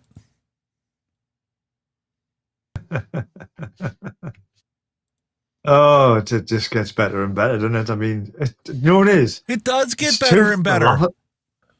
Some of it's It so does get better and laughable, better. that's the thing. Lawfare lies and the nicotine fight. Neither Maha nor MAGA justifies Trump's vape ban. The whole reason I wasn't going to vote for Trump was because he was the one that instituted the vape mail ban. The ban on anything that was a flavored pod. Fortunately, the fact that that's all he banned, we can thank our ex-president because now we can still buy these in the store. He could have banned everything.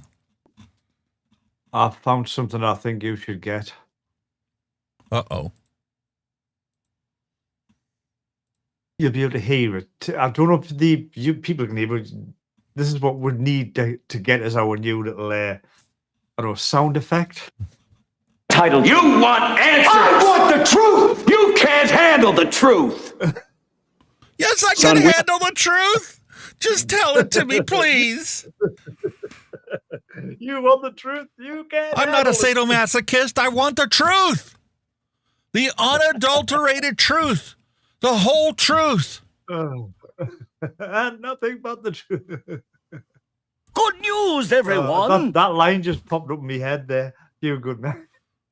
Meanwhile, Bill Gates calls for vaccine misinformation to be censored in real time by AI that's on your Windows computer and your cell phone and your browser and anywhere else we can shove it in and redirect it at you. Billionaire Bill Gates is calling for all questions and concerns about vaccines to be censored in real time by artificial intelligence, regardless of whether it's true or false.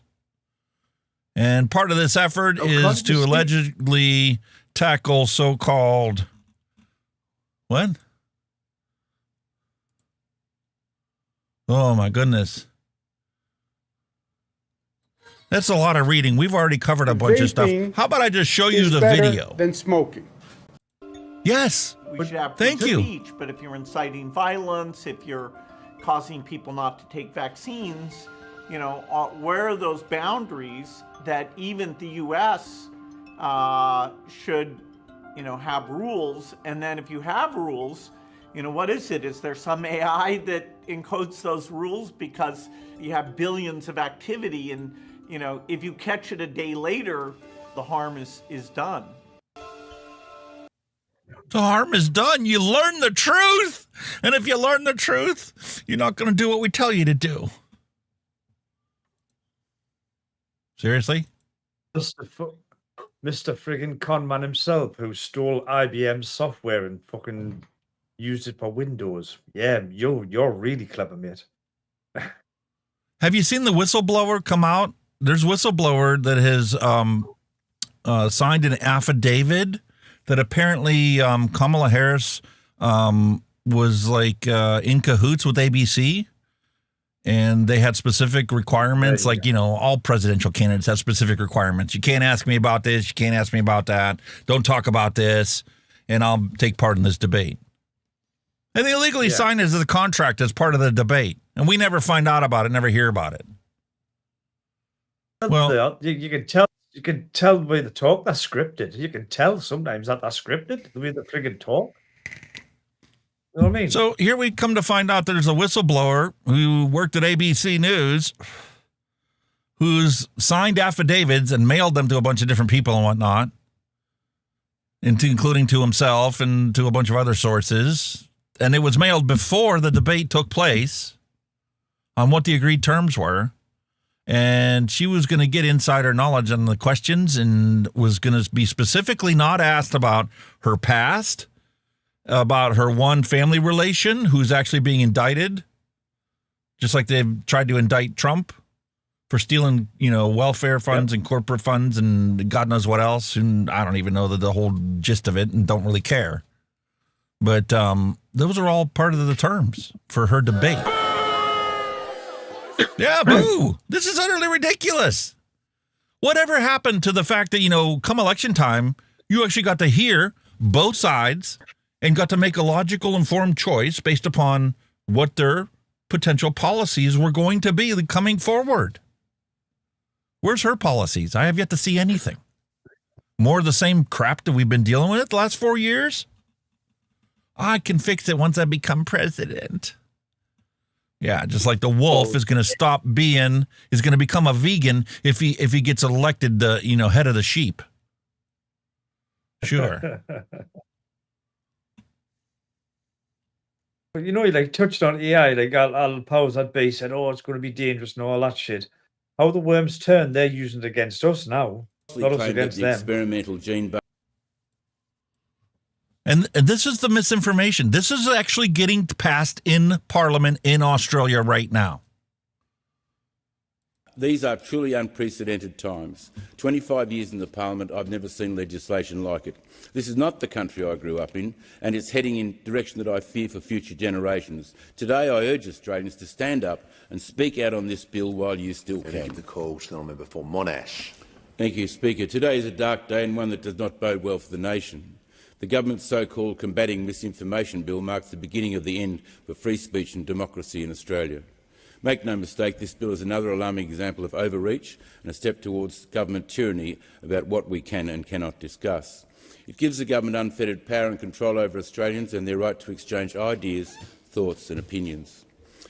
Do you realise what we're risking? Thoughts and prayers with your brother, Darren. Democracy, and as Benjamin Franklin said, there is no such thing as public liberty without freedom of speech.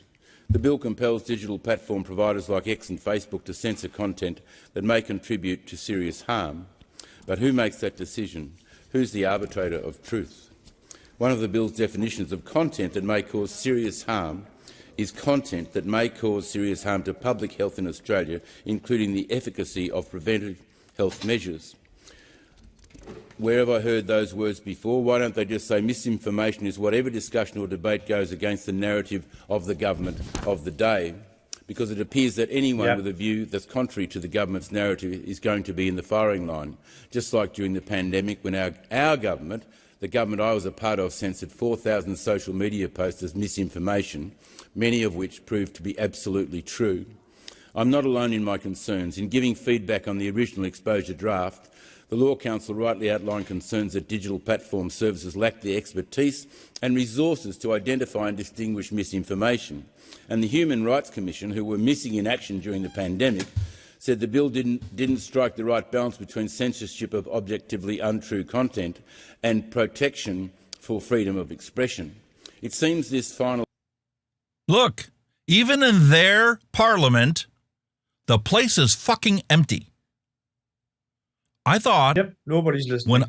When I took my social studies classes, I was taught that everybody meets in the government to discuss things. They don't give a speech in an empty room. What's the point of giving a speech in an empty room? Who's going to fucking hear it? None of the other people that are going to vote on the issue are going to listen to what you have to say because they're not there. That's ridiculous. That's crazy. It's absolutely crazy. He goes on talking about all the reasons why this is bad. But it's not going to do a lick of good because there's nobody else in the room except for the person that's sitting at the front desk who's taking notes and the person that's running the meeting. There's only 4 people in the room. What good is your speech doing? Not a fucking sausage. Wow. Wow, and wow again. It's honestly... Minister would also have... This is extraordinary in a democracy. There's a lot of problems with this bill. The Communications Minister would also have the power to personally order misinformation investigations. If you're an academic, something you say basically can't be misinformation. But if you're an ordinary Australian who disagrees with an academic, it can be misinformation. This is extraordinary. Wait a minute. So now they want to create separate classes within our population? What defines you as being an academic or a journalist? We cover the news every single week in here, aren't we, journalists? We talk about the science every week and challenging the science with facts that we've come across from other scientific studies. Doesn't that make us a scientist? Exactly. Or is it only when you're a member of an accredited organization, and in order to be a member part of the accredited organization, you have to be hook, line, and sinker with whoever gave you the most money to fund your scientific studies?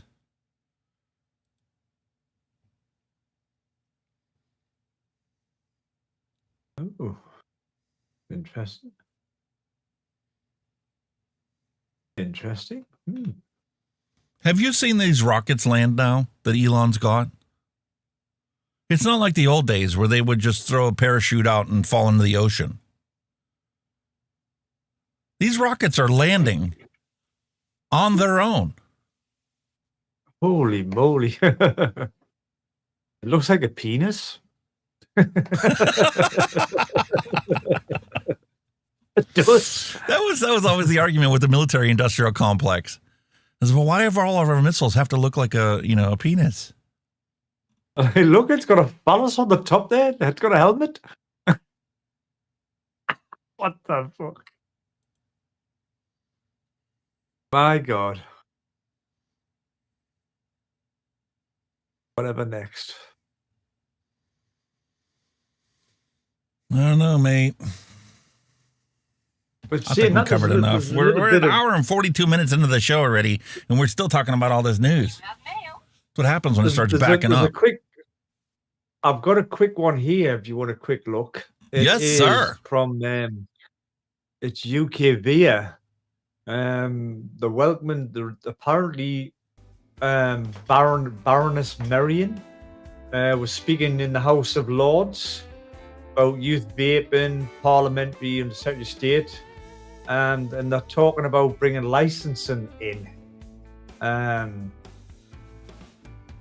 The impact of lack of enforcement and just license substantial fines opposed to sell without license, blah, blah, blah. But she's basically saying licensing may well be beneficial for strengthening enforcement, supporting legitimate businesses, deterring rogue trailers, and ultimately supporting the mission of improved public health. It's an area that we are actively concerned for inclusion in the one that included in the tobacco and vapes bill. UK Via, obviously John Dunn, we all know that he's the head of UK Via, been calling for a robust and effective vape licensing scheme backed by fines of at least £10,000 for those who sell for children for years now, but it's all fell on deaf ears with the previous Conservative administration. Such a scheme could generate upwards of £50 million per year to fund the much needed National Trading Standards Enforcement Programme at no cost of the Treasury. This is the thing we've touched on many, many occasions. You know what I mean?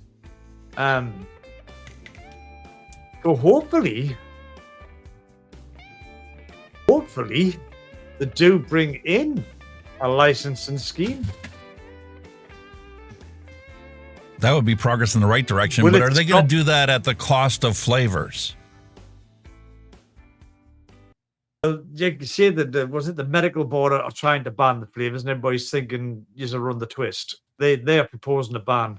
The BMA, the British Medical Association, and like the Royal Council of Physicians and all the other professional bodies have basically said you're off your trolley, pretty much. And they've all come up with like stats of how many adult smokers have quit using flavors and all that stuff. So I don't think they'll have much power on anything like that. Dion78, hello and welcome. Rated R Louis, hello and welcome. Andrew Kaiser, hello and welcome. Dion. So this is what I was talking about earlier. The Kamala campaign is in big trouble now. Yeah, right. How come I've never seen or heard this anywhere else? The Whistleblower Affidavit has been released showing that ABC colluded with the Kamala campaign, providing illegal collusion, and technically that's a contribution to a political candidate. Textbook fascism. I'll tweet it so we don't actually discuss things here. Heaven forbid people learn the truth about what's going on. Oh, how's he about to get we this? can't talk about that either. Oh, no. No. Can't talk about that. But we can tweet it. Thanks to Elon Musk's free speech, so... All right, one last thing here, and then we're going to move on to Mike Rowe. People, it is okay to work. We need to be honest with ourselves about the kind of country we live in. Let's be honest. There's something wrong in this country telling people it is okay to work 3 jobs, not see your kids, not see your loved ones, not take a vacation, and God forbid you get sick. Okay? And I still got a job at home because I'm a mother. Because let's not forget, I don't get a day off. And I got to figure all that out. How are we going to eat? How are we going to pay rent? How are we going to pay the utility bills? That every single thing went up after COVID. Not one thing stayed the same except salaries. The only thing that stayed the same in this country is the minimum wage. Even though everything else went up. And we have a Democratic president or a Republican president, then a Democratic president, Republican president, and neither party ever talks about what is really going on in this world. Because I'm not even going to say the country. What is really going on in this world? There is no scarcity.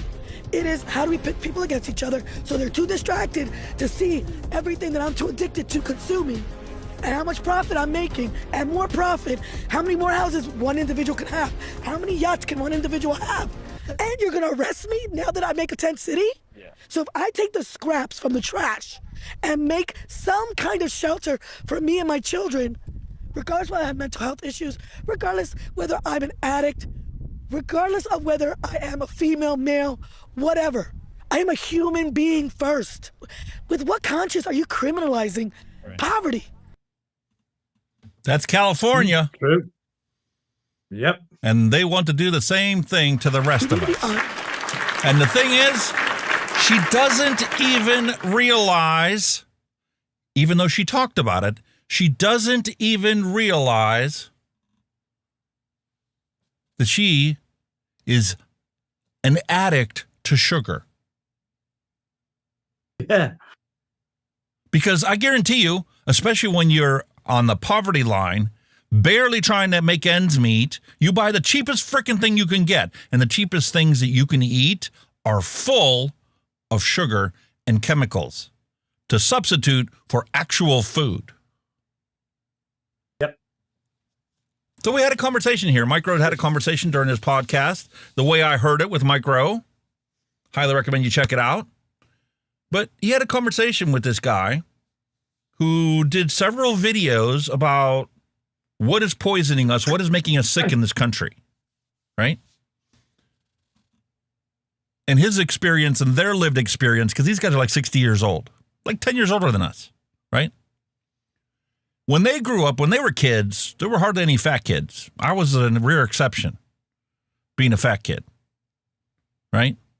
But kids are now born fat. That's how bad it's gotten. But yeah, you know, kids are being born fat, which is a problem. But that they don't have a chance. True, but I mean, the minute you're out of the body, okay, these are the cards you got. But I mean, it could be corrected in the first year, right? It could be, but the parents don't know to correct it because they couldn't correct it for themselves.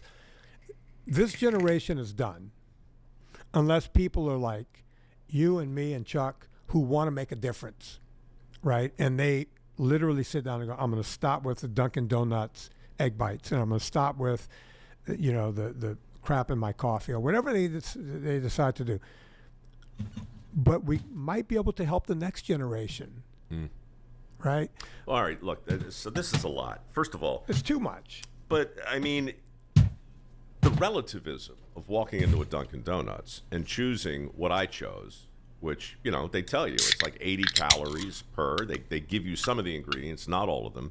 And I get that it's a big little, it's just a little chunk of poison, but it's not as poisonous as the Bismarck next to it or the Cruller. It's not as poisonous as anything else for sale in Dunkin' Donuts. So it's the best thing you got right there. But that's only in relative terms. You're not talking about relative terms. You're saying sugar. I'm not sure if you're saying this, so I'll just ask you, what's killed more people, alcohol or sugar? At this point, sugar, because it's ubiquitous.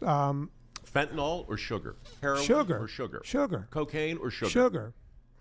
And you're going to go, okay, you're a hammer looking for a nail. But let me offer this. When Lincoln was president, the average American ate less than 1 pound of sugar per person per year. Now, depending on who you ask, the low number is 250 pounds of sugar per person per year, and as high as 350 pounds of sugar. And you'll go, come on, Vinny, you're saying a pound a day?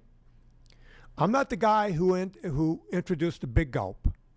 And if you walk around this country the way I do, I drive everywhere, and I see what's going on. I was in the deep south, and I saw a woman waddling down the street because it wasn't walking.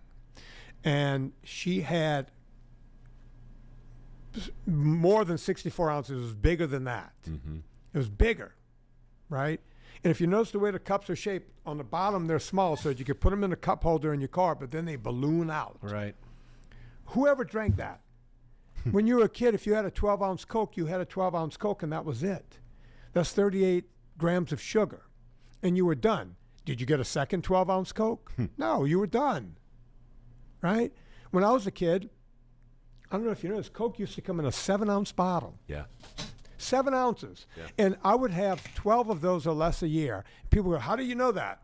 It's because we went to Frank DeNino's barbershop approximately 12 times. And after we got a haircut, my dad would let my brother and I get a Coke, and I never even finished that Coke. As soon as it got past being really cold, I was done. Now, I'm not some kind of hero. What I'm saying is people are sitting there just lapping sugar in. As you notice, you had sugar in your egg bites. You know, people go, how can you get to a pound a day? With egg bites. And egg bites are egg whites. Just egg whites, because they have us buffaloed into thinking that the yolk contains too much fat for us to consume. So the best thing you can do is get an egg white sandwich. No, eggs are full of protein, not fat or sugars. It's when it's fucking being fucked around with, then it becomes shit. That's why he's like, dude, I mean, I got picked the best thing on the frickin' menu. And he's like, well, that's in relative terms. You're still eating crap. With 64-ounce big gulps and with everything else that you don't know you're doing, right? Because we can't really keep track. We think we're keeping track, but we're not. How many other words for sugar are there?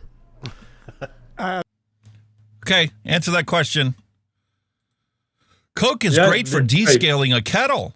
Coke is great for cleaning the connection on your car battery. When I was growing up as a kid and I was learning how to do, auto mechanic stuff, I learned that if you want to clean out a radiator, the best thing you can do is fill it with a can of Coke and fill it up with water and then let it sit there for like an hour and then dump it out.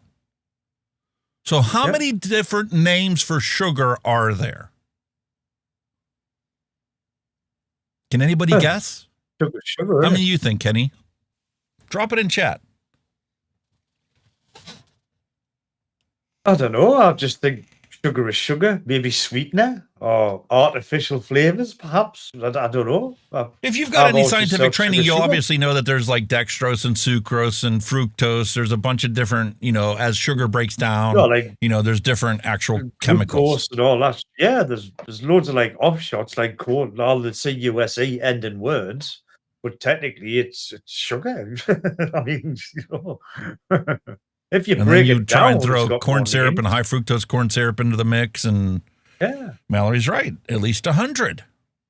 At this point, probably over 70. Raw sugar? One of my movies, I had it at cane sugar, 60-something. Yeah, it's in Dirty Keto. Yeah, they hide it. Also, I think that's the one where I sit there. I do it. I just sit there and just let it scroll. Yeah, it's great. It's great. You're just sitting there. It's very funny. And by the way, I'm holding still. So if you ever want me to play dead. I don't know. The thing I'm thinking, right? Sugar cane in raw state is that less harmful than sugar? Because obviously, when they take sugar cane and process into sugar, they're obviously going to be adding more shit to it anyway, aren't they? Yeah, that's like the difference between crack cocaine and snorting cocaine. Yeah. In the movie, I can do it. You can do it. Yeah. I have a question though about the sugar because, like I eat Splenda, which I Right. know is not sugar, but it's sweet and it has 0 calories. So what's wrong with that? Methadone clinic of sugar. You're in the methadone clinic now. When you get off of heroin, Methadone. What? The artificial sweeteners, the erythritol, the sucralose, and all that stuff, that's the methadone of sugar.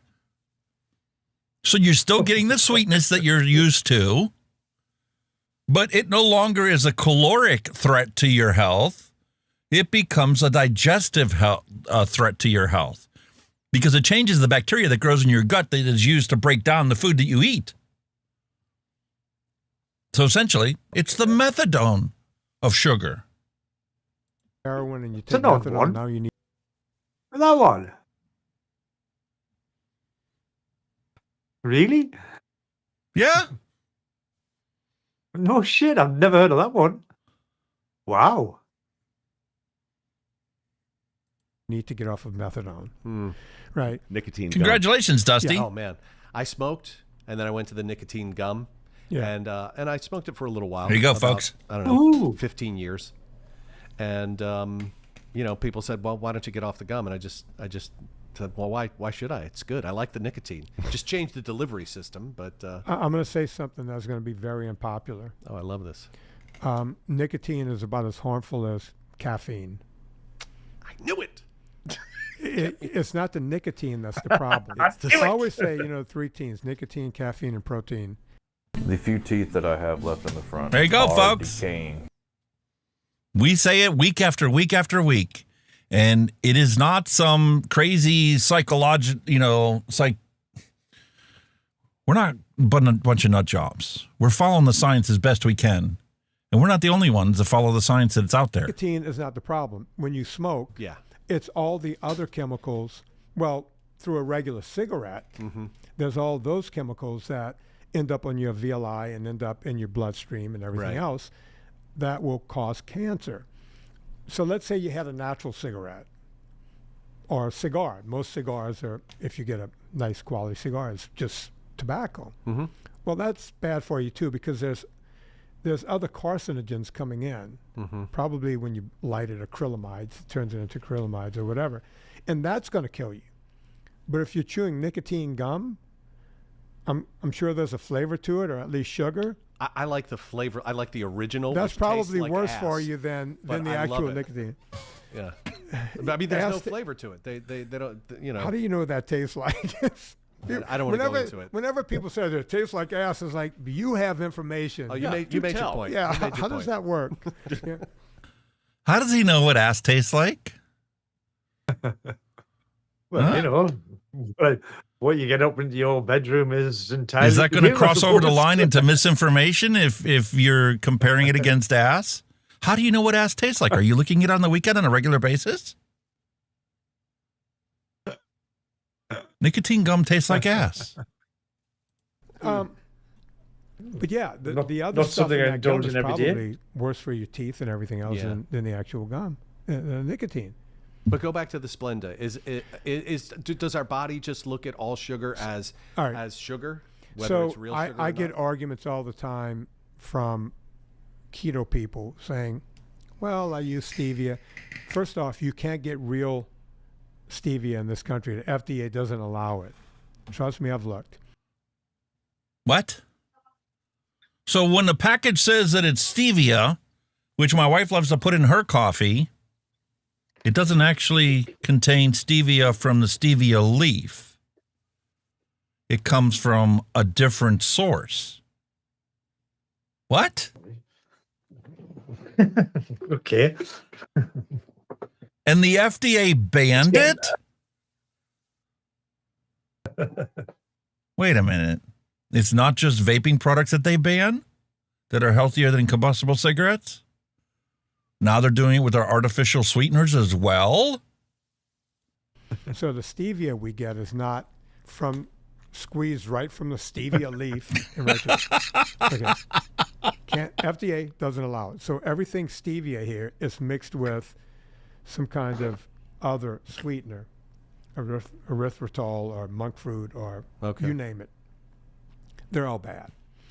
Now, some people would argue, well, you don't get the glycogen spike that you would get from sugar, and they would be correct.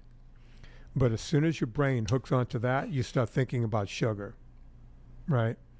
It's like saying you're a sex addict. Well, I'm just going to go hang out in the strip joint. Well, it's going to have you thinking about sex pretty quickly. At least it does for me. I wouldn't know. Yeah. But isn't that the game? I mean, look, Sam Malone. He goes into a very good comparison. You were talking about how you love the analogies today. Wait till you look at Mike Rowe's analogy for that particular situation. Like, wait a minute. Let's hold on. Let's backtrack a moment here. Is it really that bad? And we all watched Cheers growing up, right? Well, the guy that owned Cheers, Sam Malone, was a former alcoholic and bought a bar. In part, was a great character because he was a recovering alcoholic who worked in a bar. And so, even as a kid looking at Cheers, I saw something so powerful about that. You know, he dealt with his addiction not by arbitraging it out of his life, but by confronting it every single day. So the sex addict works in a whorehouse. You know, that would be difficult, but there's something kind of brave about it. I think the next category of all this is that's who we're all addicted to sugar. I think that'd be very hard to do. Yeah, I know what you mean. But you also have to look at it as in, listen, if you're going to truly conquer your beast, you need to be willing to face it on a regular basis. That's how I knew I was done smoking. That's how I knew vaping worked. When I went about my normal routine that I had, and I went back to the club where everybody's always smoking and sitting at the bar drinking, I could vape and not want a cigarette. It's that good old-fashioned cliche, isn't it? Face your fears, isn't it? That's kind of where you... It's exactly what it boils down to. I went into the club, and my president was sitting there at the bar, smoking his cigarette, drinking his scotch. I had my cup of coffee, and I had my vape, and I didn't want a cigarette. I found something that was more attractive and never made me want to smoke again. Yeah. It's the same thing. Addicted to grains. The food pyramid must be one of the greatest lies ever foisted upon humanity. Yeah. And so we've all drunk that Kool-Aid, as it were, and we are all literally addicted to some degree to these things. And it just seems like that's how we have to start talking about it. We are all alcoholics living in a giant distillery. Yeah. That's what it's like to walk down the middle aisles of a We're all grocery addicted to store or carbs. To walk into a Dunkin' Donuts. So That's what we were told to eat. That was what was healthy. That was on the top of the food, the bottom of the food pyramid. With something approaching fortitude or understanding or awareness, or how can we think about functioning in a world where we are utterly not just surrounded by the substance that you want us to avoid, but inundated with invitations to enjoy it? Well, if you want me to be perfectly honest, I'm going to have to lie. Fine. We can't. You know, it's each individual person. You have to sit down and say to yourself, this is what I'm going to do. You have to make a concerted effort because no one else is going to help you, right? The grocery store is not going to help you. The convenience store is not going to help you. The gas station is not going to help you. All of the fast food places that people think they need to go to is not going to help you. You have to stop cold turkey. And again, like I said, you want the honesty. This is the honesty. It's not going to be easy. You have to change habits. You have to do a 360. I would put you right back where you started. Yeah. Go to 180. Yeah. Oh, look, we've all done 360s. Right, and then you walk right back into it. What is a diet? Oh, yeah. A diet's a 360. Perfect. Yeah. So, you know, it's funny we were talking about RFK Jr. and you mentioned the pyramid. I don't know if you know this history, but RFK was the reason we eventually ended up with the pyramid. Do you know that story? No. So the way, and by the way, I don't talk politics. This is not politics. This is just facts. It's nutrition. Right. And Robert F. Kennedy was running, I want to say it was 1968. He was going to run for the presidency before he took a bullet. And he said, hey, there's a lot of poor black people in the South. What if we could give them free food? What if we could do that? I said, yeah, it's a great idea. Give them stuff, they'll vote for us. So I said, all right, we need to put together a committee to figure out how to get these poor black people to vote for us. So we're going to call it food stamps, but we can't just do that. We need to put a committee together. So a guy named McGovern, George. Right. remember yeah. George? Yeah. Sure. He actually ran, I think, against Nixon and didn't even win his state, or maybe just won his No, state. he just won one state. He won yeah. one state. It was either his state or I think it was Massachusetts, actually. Yeah, Doesn't matter. at any How many people out there even know who George McGovern is? No, That's how long ago this was. That's how long ago this was.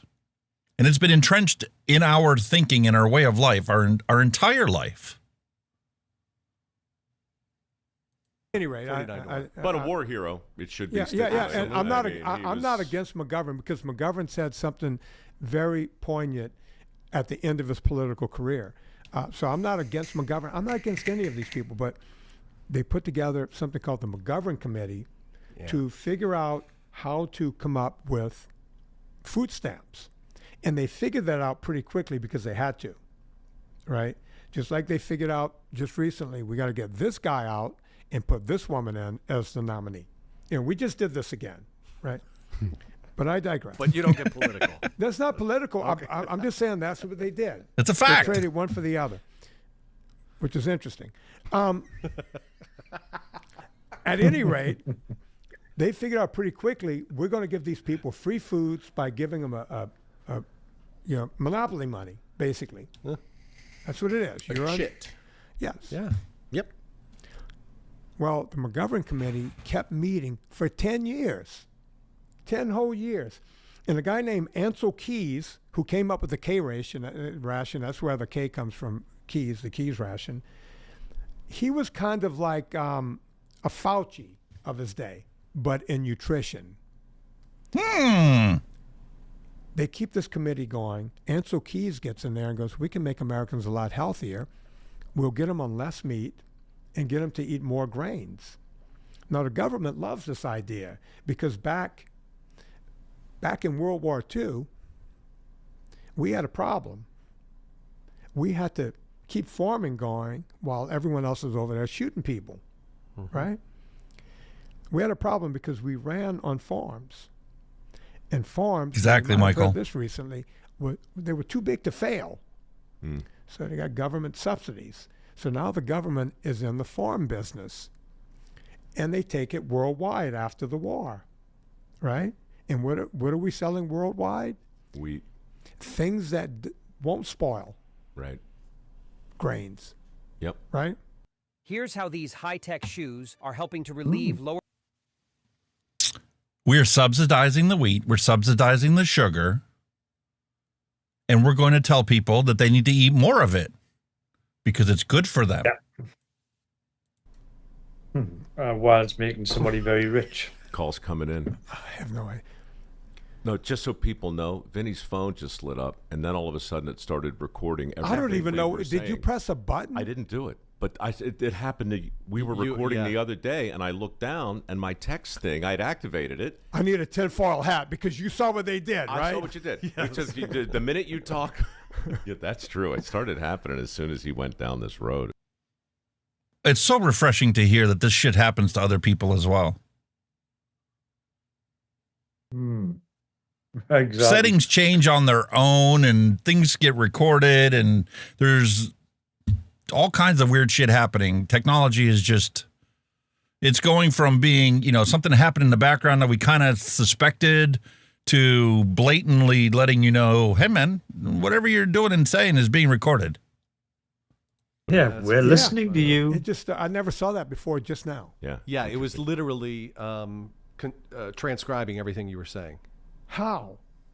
Well, there's a little microphone in there, and it's on all the time. That's how. I'm going to keep it up in case it happens again. We can see it. McGovern. Okay. It's pretty weird. So, Show's like, good thing I got a boring life going on here. Big farms, highly incentivized to grow all kinds of grain, and we start exporting. And sugar. And sugar, of course. Right. Of course. We start exporting. Now the government isn't. Now we have a bigger business that's too big to fail, and we run off of that. Commodities are run off of. Everything is run off of that, right? So now you have Ansel Keys saying, hey, bottom of the pyramid, 11 servings of grains per day. 11. Yeah. Can you imagine? Jeez. And this is in 1978.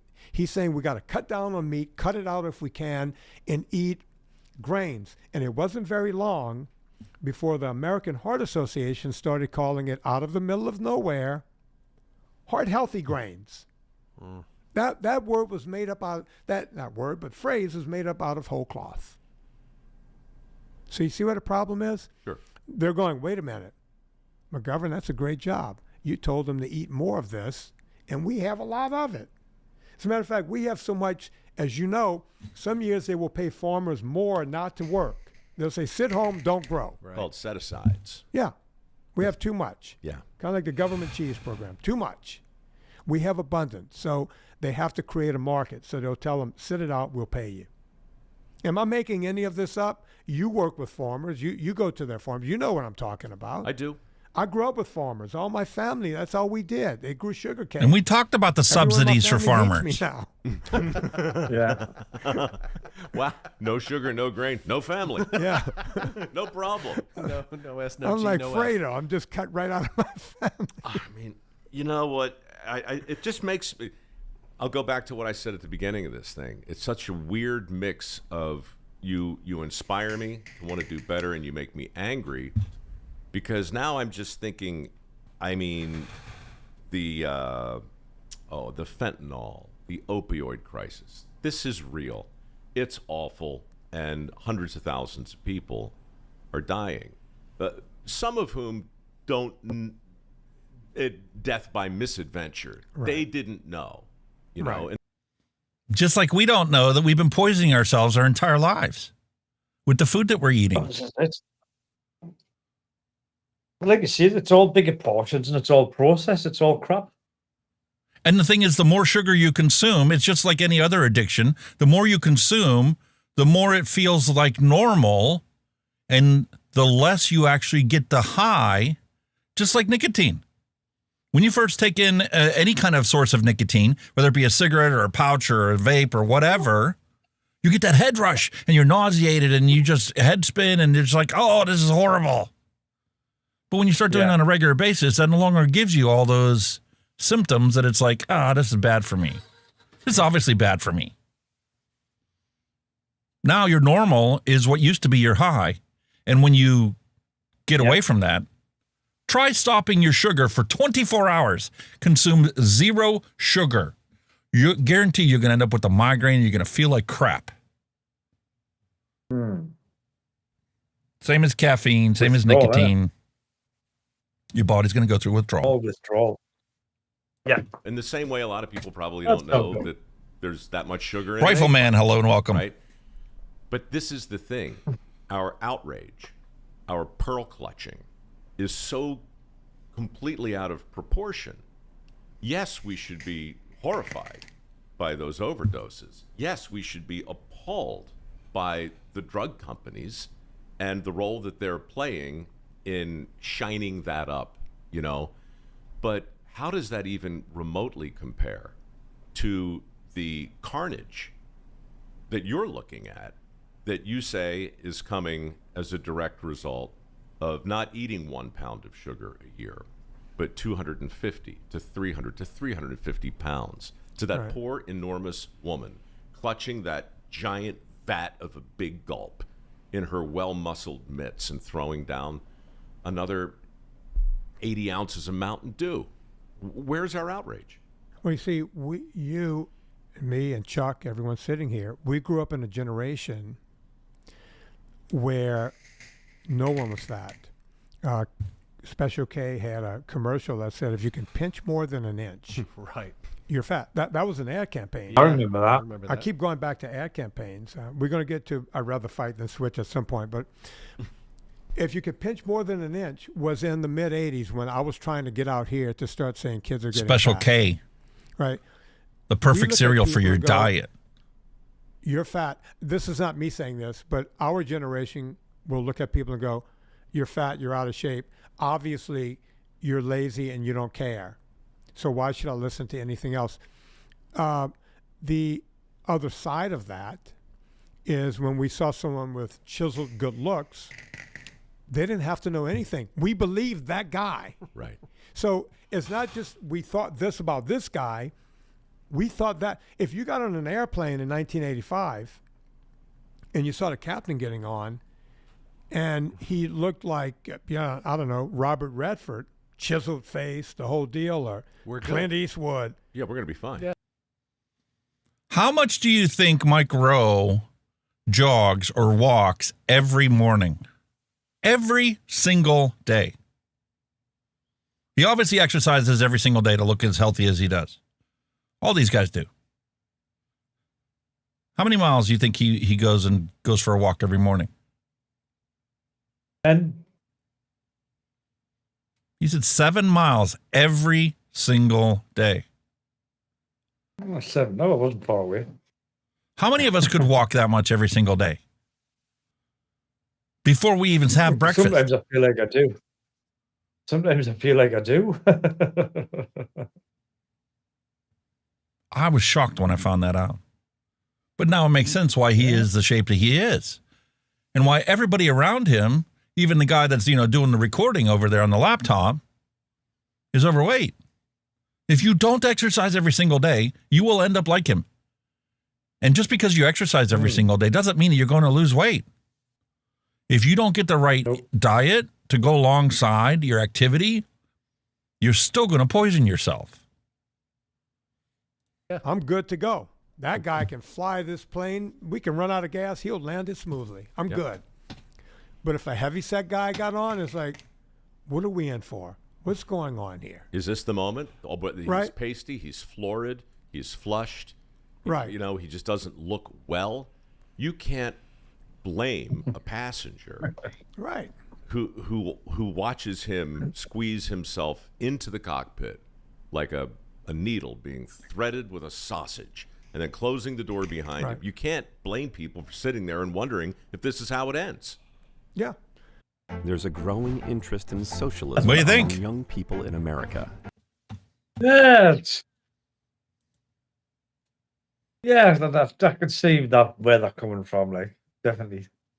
But 4 more again, minutes it's a and we'll be generation done with thing. this and get on to our adult beverage where I'm going to turn into a hypocrite. We live in now where we look at that because we're in our 60s, right? But your cameraman over there, he wouldn't think twice of it because everyone he grew up with is now morbidly obese. So it's been normalized, right? Again, we can't shame. And I don't think no one wants to be shamed. I don't want to shame anyone. I've never done it. I never will. But when you normalize something, now you have. Well, he's not an ant. He's not an anti-nicotine and tobacco zealot. Because that's all they want to do is shame everybody. It's quit or die. That's the only solution. No, that's not how it works. You need to enlighten people and teach them where's the path forward.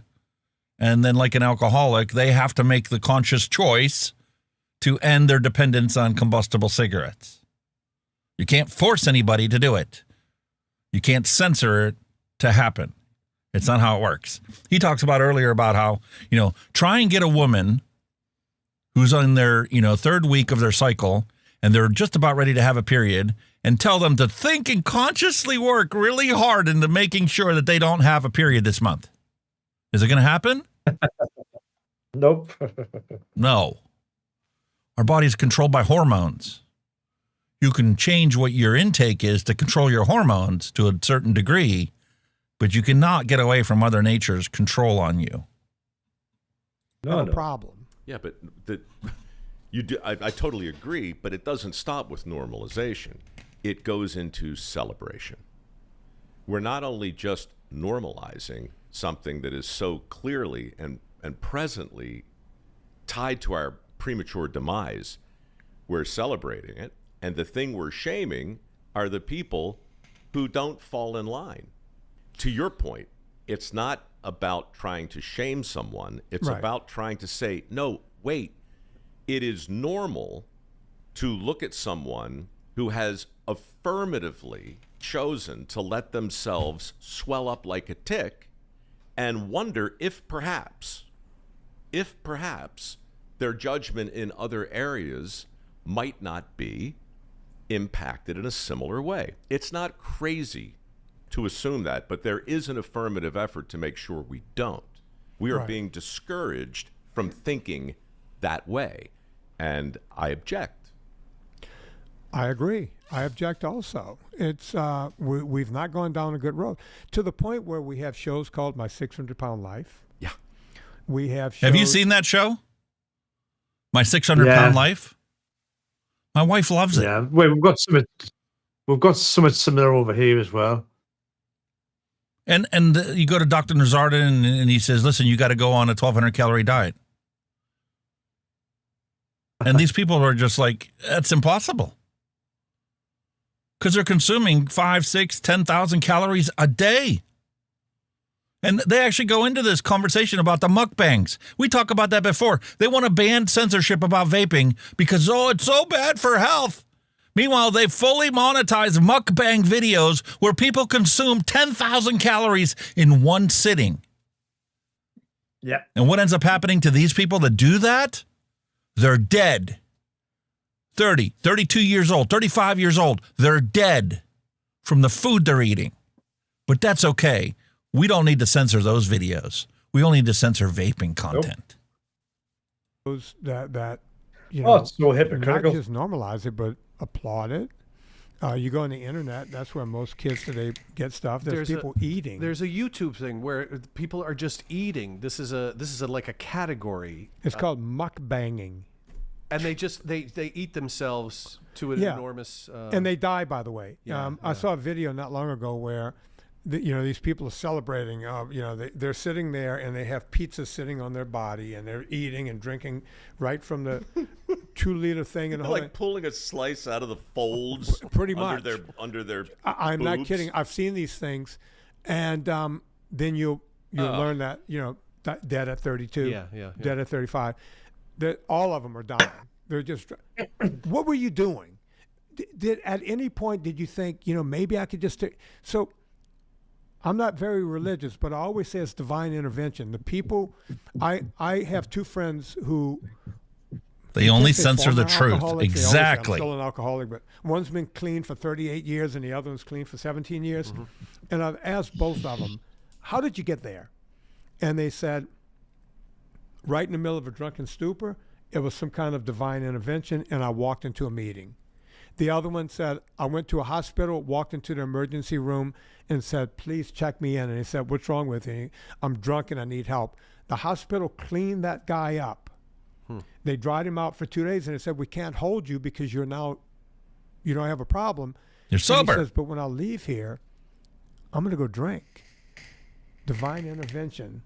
The nurse who was checking him out wrote an address down and said there's a meeting at noontime. And that guy walked into that meeting 17, 18 years ago. Divine intervention.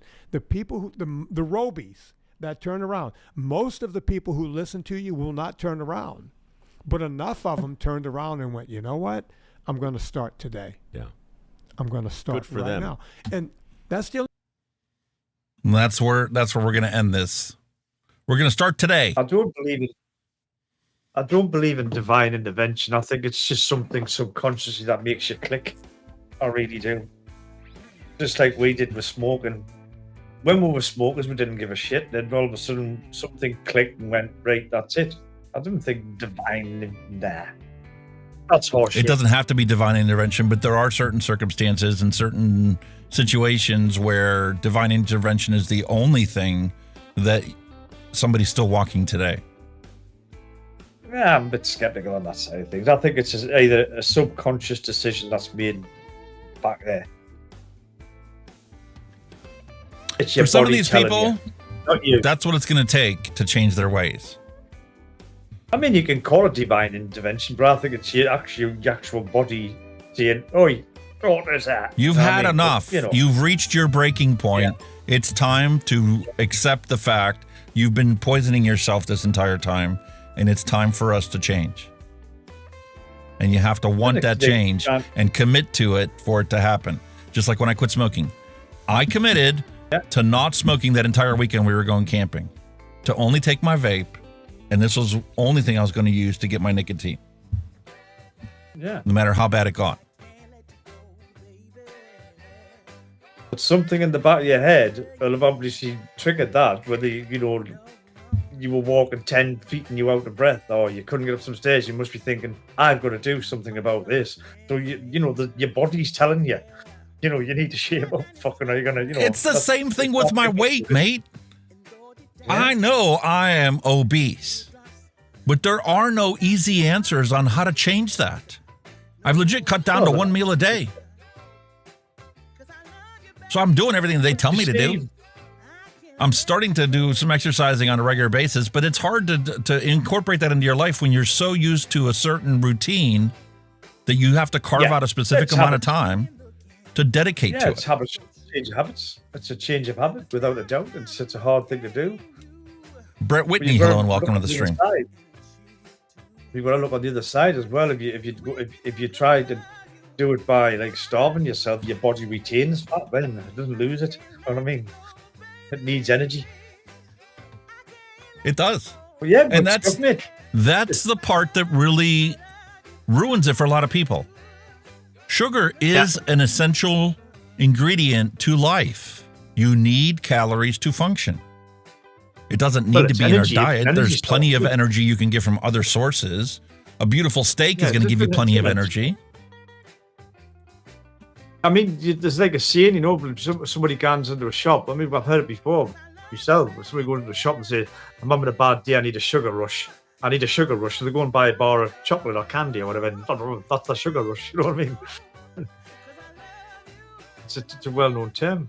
But yeah, good stuff. Link in the description below. Why are we subsidizing childhood obesity and the rising rates of adolescent depression in this country, and the science on how it's correlated with the food that we're feeding our kids. Exactly. And just like you heard this guy say, this is way worse than any other drug that is prohibited by law. It's worse than the opioid epidemic. It's worse than cocaine and heroin and LSD and methamphetamine and everything else in the world that is banned. Combined? Probably worse than all that combined. You know what I mean? Wow. Links in the description for anything that we haven't covered today. But I was shocked at the amount of information that's out there and the realization that my coffee creamer is the reason why I keep getting bigger and bigger, despite cutting down to one meal a day and 3 cups of coffee. It's all sugar. Weird shit. Good. So now that we know what's bad for me, I'm going to roll the bumper, and we're going to have a random recipe. No, we're going to do a flavor explosion. It's beer time, my friend. Alcohol.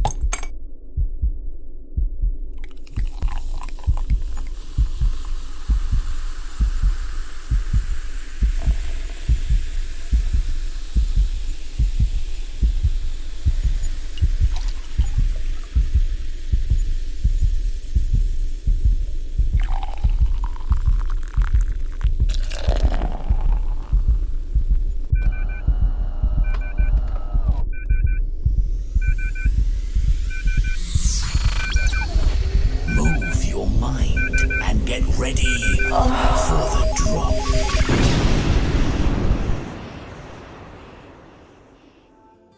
Up for your entertainment today, I've become a complete hypocrite talking about how bad sugar is, and Southern Tier Brewing Company has now become an accomplice in ruining my diet for today with this Frosted Sugar Cookie Imperial Ale.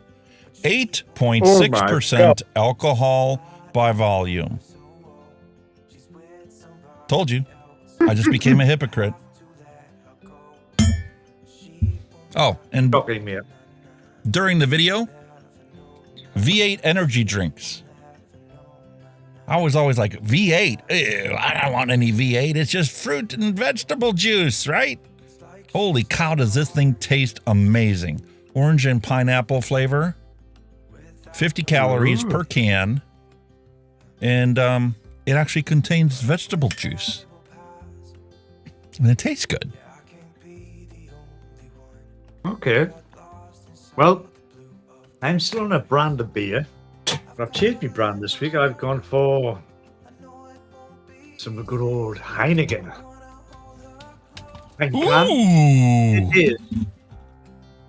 It is 5% by volume, so it's a little bit stronger than I normally have on a school night, but you know, what the hell? Alcohol and health.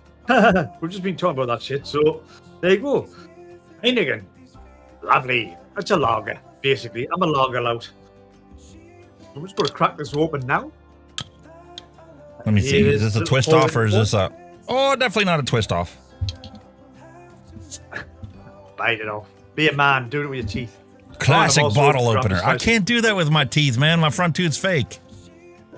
I went to trip to Hungary when I was a teenager and I was riding a bicycle. I was told not to ride because, you know, it wasn't, you know, 100% solid and had fenders on the over the wheels and the support for the fender was bad. So I hit a pothole and the fender bounced and got stuck in the wheel. I did a flip over the handlebars, landed on my face, right on my tooth. Oh. My front tooth literally fell out. I'm like, oh, it's loose. Oh, look at that. Oh, no.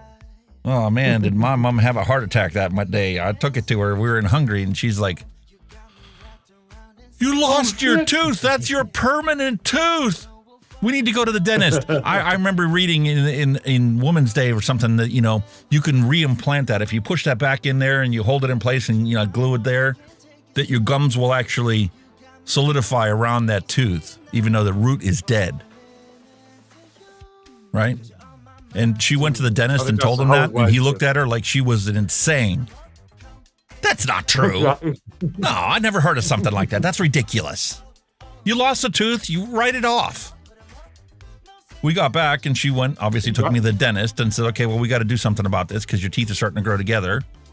Went to the dentist here, and the dentist says, yeah, all you had to do is push it back in there. If you would have pushed it back in there and, you know, even taped it or something, super glued it next to the tooth next to it, you wouldn't need this right now, but that's okay. We can fix it for you. Here's these retainers. Here's a $5,000 bill. Here's, you know, an artificial bridge, a Maryland bridge. We're going to bridge it to the two teeth once we move the teeth back apart to make room for a tooth so it's the same width as your other tooth. Here's another $5,000 bill for your temporary one that we're going to put in that's going to be on the front of your bridge that you have to every day give it a quarter turn crank on the screws to move your teeth back. Ouch. $12,000 later, I got a Maryland bridge. That's had to have been re-glued twice already in my life. And I should be grateful. Oh, there you go. So, Southern Tier. Frosted sugar cookie. Cheers, sir. Cheers, mate. To your health.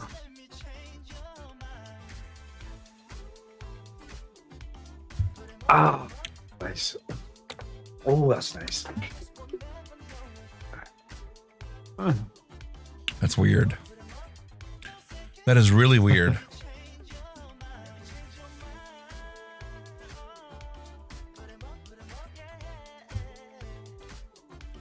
Initial flavor and texture in your mouth is your traditional imperial ale. And then you get like this weird know when you eat a sugar cookie, especially like a Walmart El Cheapo sugar cookie or like an industrial made sugar cookie, not the one that you would make at home? Yeah. You like get like this like waxy coating in your mouth after eating it, and that residual flavor of sweetness from the sugar cookie. That's what this beer tastes like. That's so odd. It's not bad. It's just really weird and bizarre.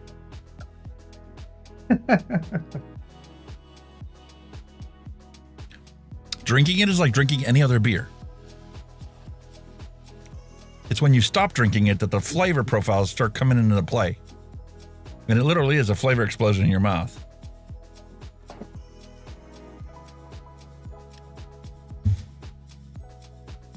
I'll tell you what it is. If you can look as good as me when you reach my age, mate, you'll be freaking lucky. Why do you think they'd still want me to zap you? Why? I don't know. I haven't upset anybody, have I?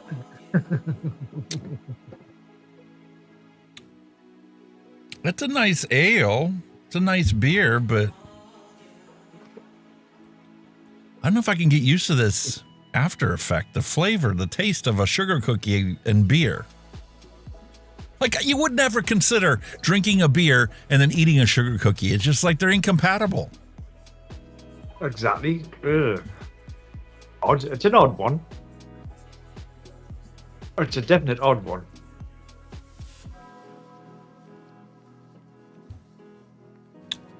Ooh. I'm just glad it's cold. You're not very convinced. I think you're just not very convincing, mate. It's shit. Just tell the truth. No, because I keep getting this taste of royal icing to follow beer. All right. Let's try this. Let's try the Bogan maneuver.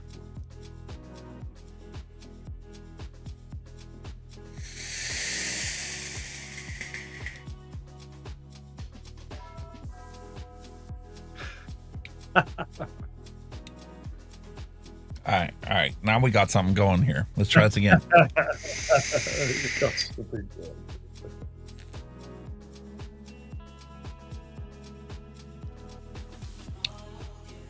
Okay.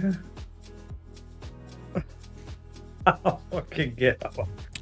But the vaping's taking the wax out. That improved both of them.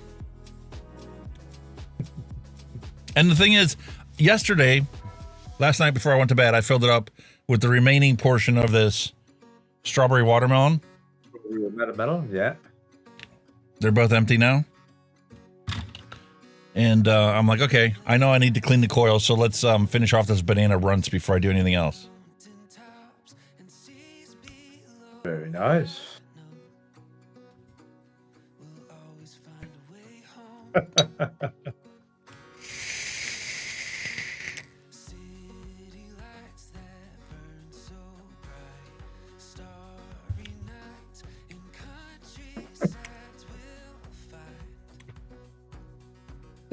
That works. Wow. That works. And the timing is perfect because you're exhaling that banana runt, which isn't a very good banana runt, especially on this old coil. And then it transitions from that banana runt flavor into the flavor profile from the sugar cookie beer. Now, which one? William, what was he talking about? I think I've seen a thumbnail where you said there was a 70% drop in teen vaping. Could it be that one? I can't remember. Oh, yes, that is true, but that's old news. At least for me, it is. CDC reported that 1.9% of teenagers are vaping now on a regular basis. It's like 5.9% in the past 30 days. Which doesn't count in my book. That's all shit. But yeah, it's been a consistent about 500,000 kids every year give up trying vaping. So we're legit down to 1.9% of teenagers vape on a daily basis. or every other day or thereabouts. Had something here, whether it was either decreased or not, but other reports saying it's kind of plateaued. There's no more, there's no less. So I don't know. Can't believe everything, can you? And last thing we're going to jump back to. Dr. Brian King, CTP director, says e-cigarette authorizations will continue to increase. Well, there's no other place for them to go, you moron. You banned millions of them, authorized 30 of them, and it's a matter of time before everybody else figures out what was the actual trigger that allowed it to happen, to get it authorized. Wow. Once that gets out into the open, everybody's going to get theirs authorized because they're all the same. There's essentially no difference between them. This flavor compound versus that flavor compound. So what? And something else. Pennsylvania lawmakers file bipartisan marijuana legalization bill. They finally got it figured out that, well, let's see. Virginia's legal. Ohio's legal for recreational. Are we stupid or something? Not legalizing it for recreational purposes. Anybody that wants to consume it is just going to drive across the state lines and spend their money over there. We need to keep that money over here.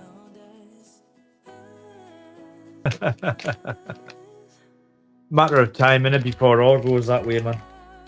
Especially the profit. House Bill 2500 takes the Department of Agriculture with overseeing the production and sale of adult use cannabis and medical marijuana.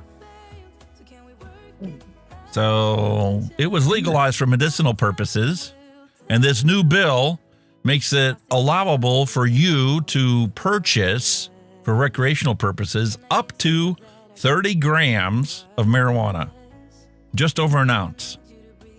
And if you have a medical marijuana card, you can grow up to 5 cannabis plants at home.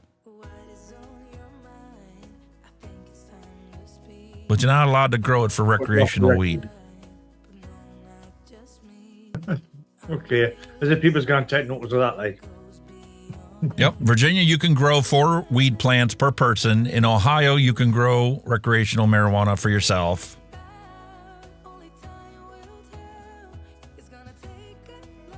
I told you it was going to be legalized.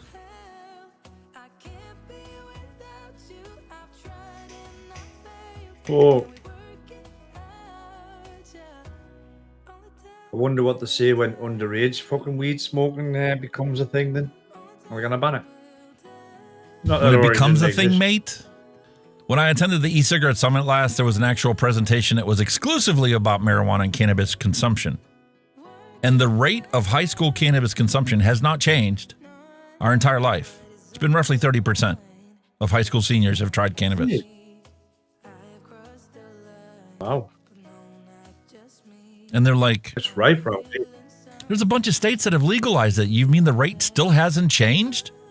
Well, there's a slight uptick, but it's just not something that you could actually validate and say for sure is an uptake. It just could be a difference in the way that the kids were asked the question, or how many kids saw that it was legalized and wanted to answer what they thought was a cool answer to answer. Same thing with vaping. Even the kids that didn't vape were answering, yes, I vaped, because they didn't want to look like, you know, the stooge in the thing, because tobacco-free kids, Campaign for Tobacco-Free Kids has been telling everybody that everybody's vaping, so I better answer yes, because I want to be part of everybody. Peer pressure.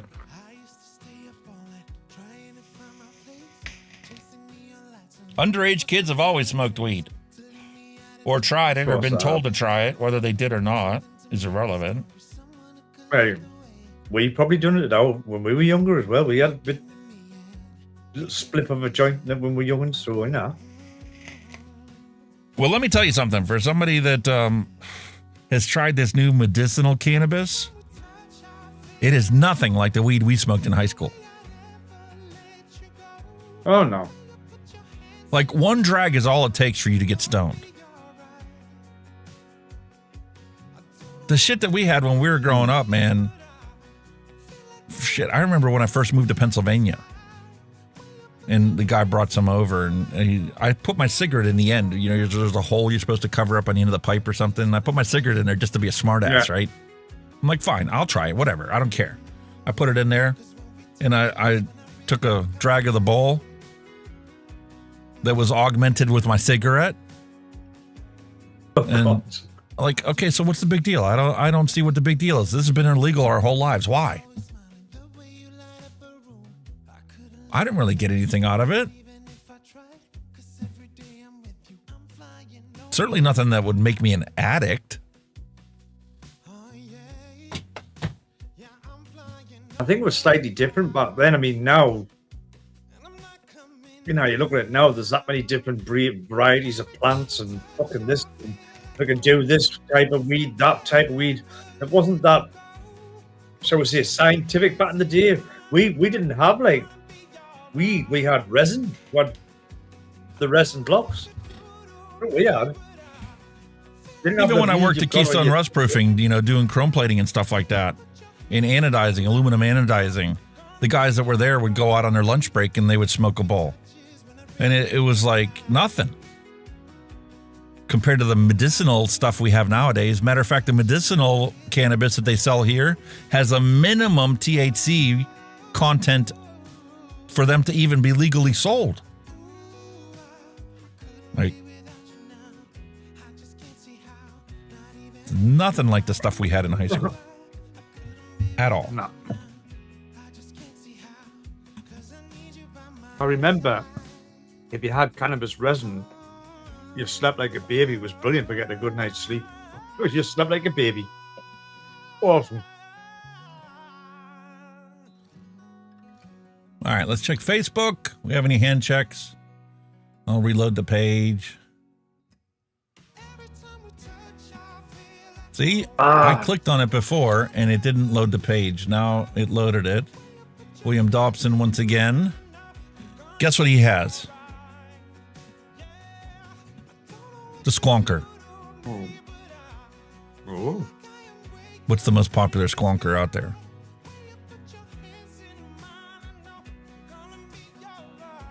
Upside. Dual. Wonderful dual top side. Wow. Check nice. that out. That is I good. am still in love with this mouth to lung dead rabbit. The mouth to lung 2. Really? From Hell Vape. You're still enjoying that?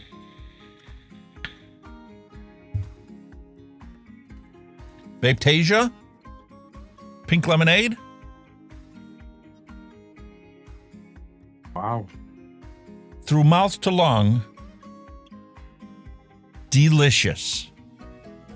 Fantastic. Wow. I still say this is the best rebuildable mouth to lung I have ever used. It didn't even flood when I refilled the tank.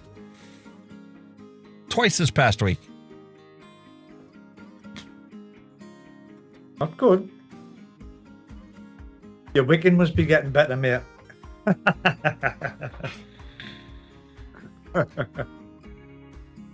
And that Vapetasia e-liquid that's in here, man, is that a nice punchy e-liquid. Even switching from this beer, the sugar cookie beer, you can definitely tell this is a lemonade. Damn. On a mouth to lung tank. We've got a couple more pins to try out on there.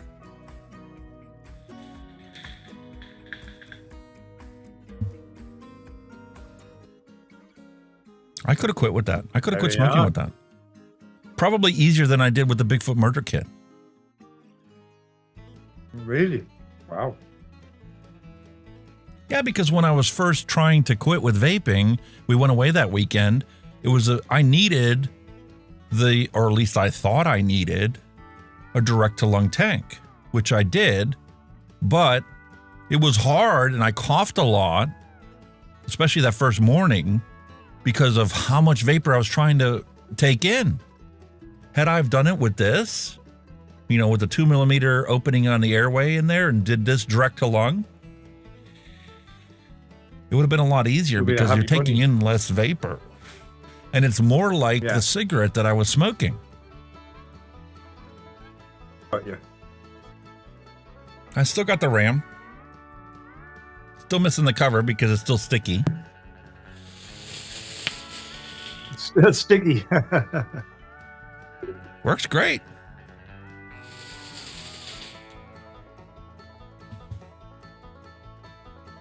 Yeah, it's stayed in my studio. I didn't take it downstairs. My wife's like, hey, I got an ultraviolet light, but our schedules have been so crazy. Matter of fact, we went to Lowe's this past weekend because she has a burn barrel. She's trying to burn up all the wood that we had for our camper. Since we got rid of the camper, we're like, what are we going to do with all this wood in the yard that was sitting there drying because it was brought over fresh after it was cut up? And she's been putting it into a burn barrel. She went to the local hardware store, $60 for a burn barrel. It's already got the holes in it. It's essentially just a metal garbage can that's already perforated, and the lid's got perforations on it too.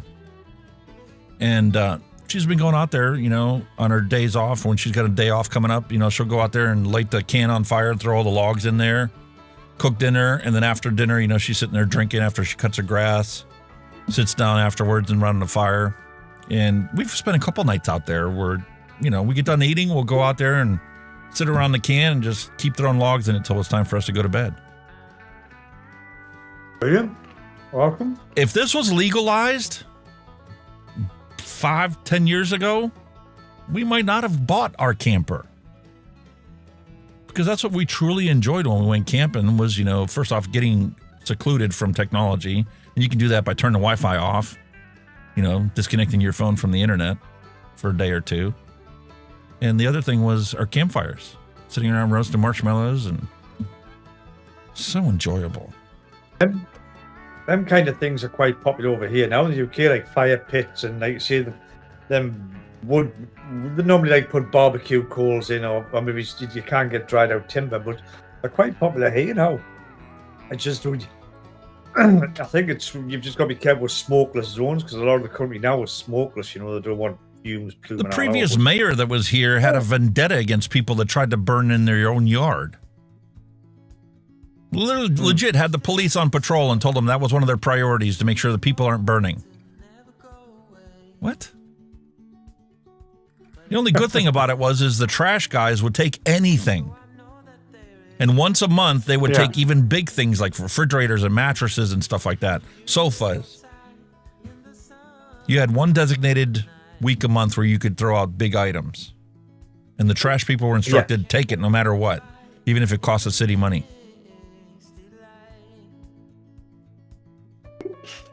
So now they don't take the big items in the trash, but you're allowed to burn in your backyard. I don't know which is better. That would be interesting.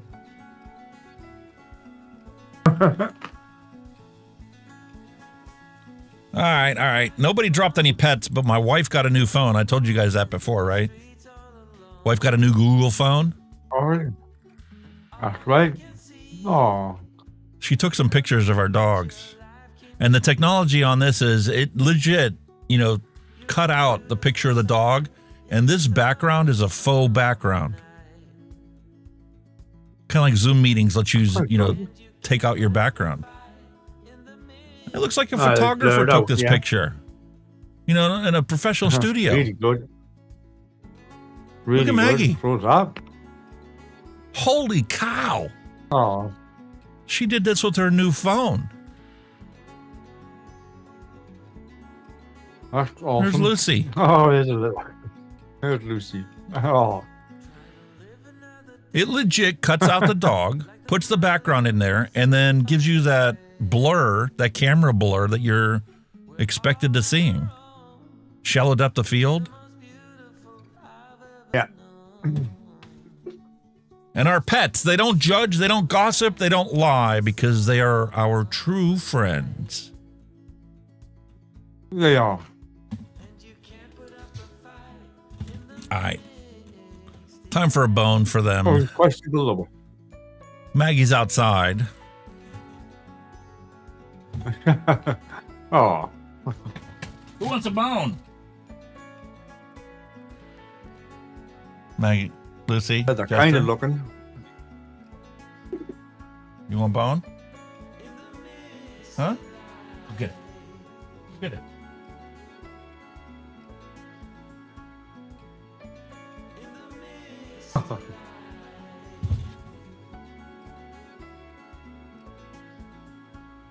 See it moving, it's just going to pass it here. Once it put in them out. Go get it. Nah. He's like, I'm still half asleep, dude. Well, that one got it.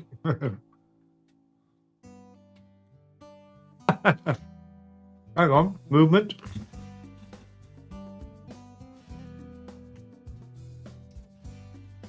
There you go. Eventually. We'll get around to it when we feel like it. Hey, like I said, Maggie's still outside. 251 performances. I love my Odin Mini V2. ODIN, not ODON. Odin Mini. Yeah. Very nice. She's like, you throw it, you go get it. And actually, Jester's the one with the pink collar on. How we ended up with that, I don't know. My wife took the collar off of him for the longest time. And I'm like, listen, we're going somewhere. We need to put a leash on him. So he needs a collar. So I guess she put on Lucy's old collar. But we haven't got a collar for us. He wears like a harness. We'll drop a harness on him. Mm-hmm. Like a big harness. We'll just take him out on the harness. We tried the harness on them back when we were going camping the one weekend, and we went out to dinner that night. So we left them in the camper. And Lucy legit ate the harness off of Jester. Sat there and chewed the harness until she like cut it the whole way through and then pulled it off of him before we got back from dinner. Wow. I'm like, well, I guess they don't like harnesses. And it's funny because, you know, when you hook them up on the runner, we've got a runner out backyard. We hook Lucy up onto the runner. She knows how to get off of her collar. She knows all she's got to do is get to where the leash is tight. She turns around and backs right out of it. Slides right off of her neck. I was working on the car the one time. I was working on the car the one time, you know, changing the oil. I'm laying underneath the car. Next thing I know, the dog comes up between my legs. I'm like, how did you get off?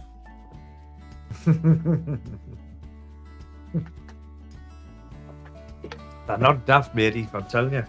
They are not silly. What we make them think they are. Yeah, no kidding. All right, time for some dad jokes.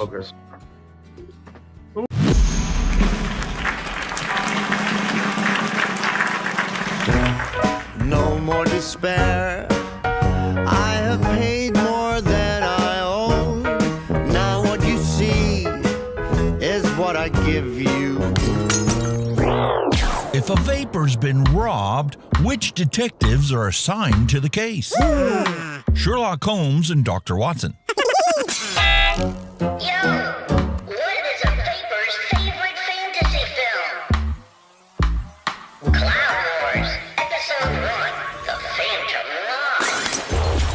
Hey man, what do you call advice from a vapor? Drip tips. Hey, is that a mechanical mod in your pocket? Or are you just happy to see me? Hey, don't throw your mod at people or else it's battery.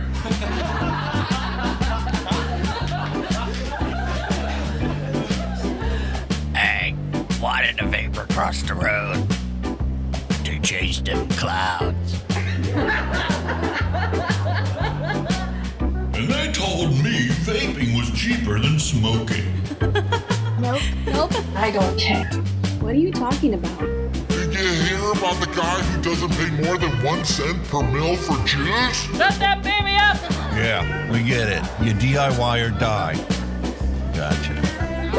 What What are you waiting for? Let's do this. It's go time!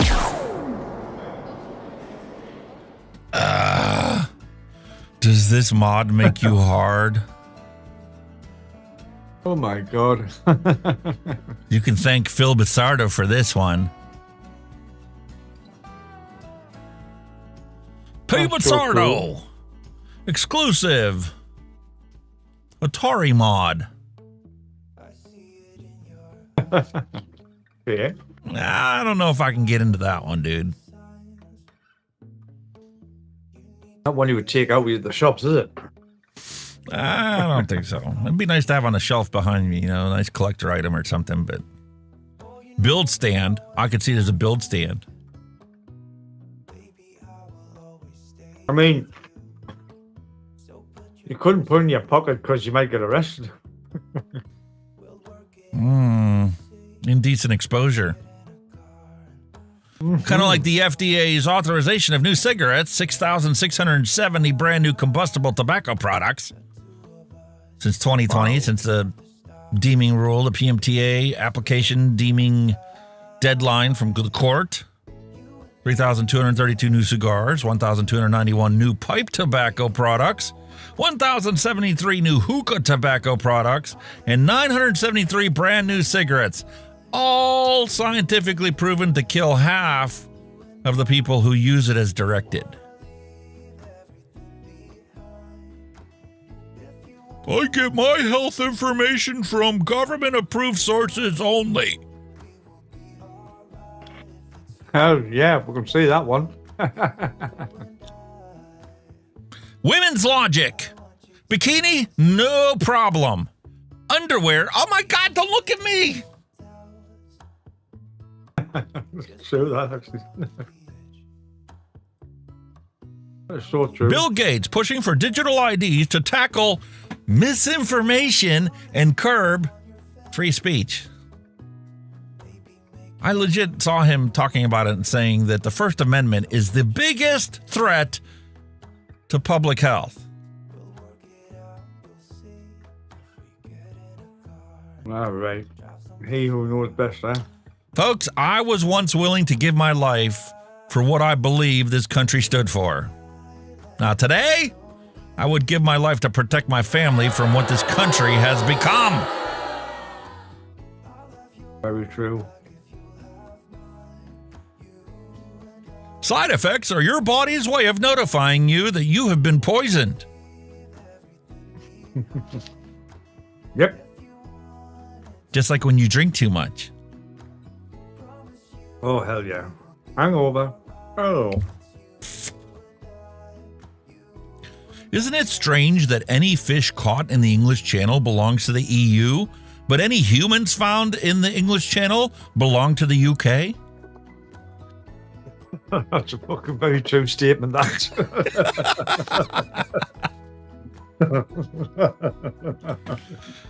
Listen, I told you if you kicked me out, I'd wear the red hat. Have you seen that? Biden went to visit a bunch of firefighters at a firefighters union, you know, to stump for this new political candidate that's running for office. Yeah. And somebody handed him a Trump hat and he put it on and proudly left with it. All right. So the Trump campaign had to send those people a new hat because Biden kept it. Think he's a little pissed off about getting thrown out? Possibly. And prohibition doesn't work. This is what happens when you have gun confiscation. Law-abiding citizens give up their guns, and criminals do what criminals do. Ignore the law. Exactly. This I thought was pretty interesting. Price changes of consumer goods and services. You know, we're talking about inflation. Not everything went up in price. Yeah. Televisions, toys, software, cell phone services have all gone down while we were suffering the inflation crisis. New cars Household furnishings and clothing stayed about the same. What doesn't make any sense, does it? Not really. Housing, food, beverages, childcare, medical services, college textbooks, college tuition and fees, and hospital services have all gotten more expensive. Not to mention your energy companies. Yeah, tell me about it. Our latest electric bill is $400. Ridiculous, man. I've already bumped up the thermostat 4 degrees from where we normally keep it. I'm not going any further. Well, like I said, whether you've heard it over here, it's like Starmer's going to scrap the cold winter payments to our pensioners, so it'll just be a case of getting rid of a few more bodies because half of them will die of pneumonia. They will. They'll freeze to death. Yeah. They can't afford it anymore.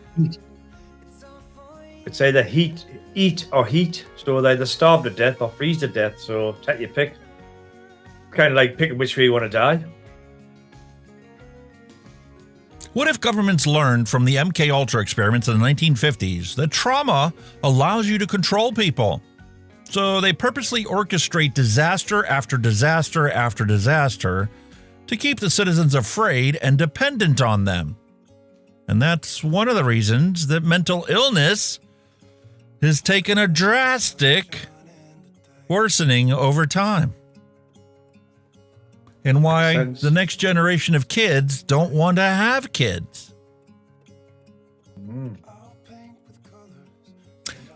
Tidbit of facts for you. The standard U.S. ammo belt was 27 feet long, 9 yards. And this is where the expression the whole 9 yards comes from.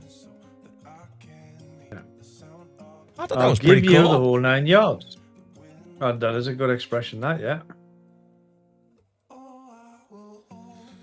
You know, back then, dads had 3 or 4 kids. Nowadays, kids have 3 or 4 dads. This climate change shit is pretty crazy.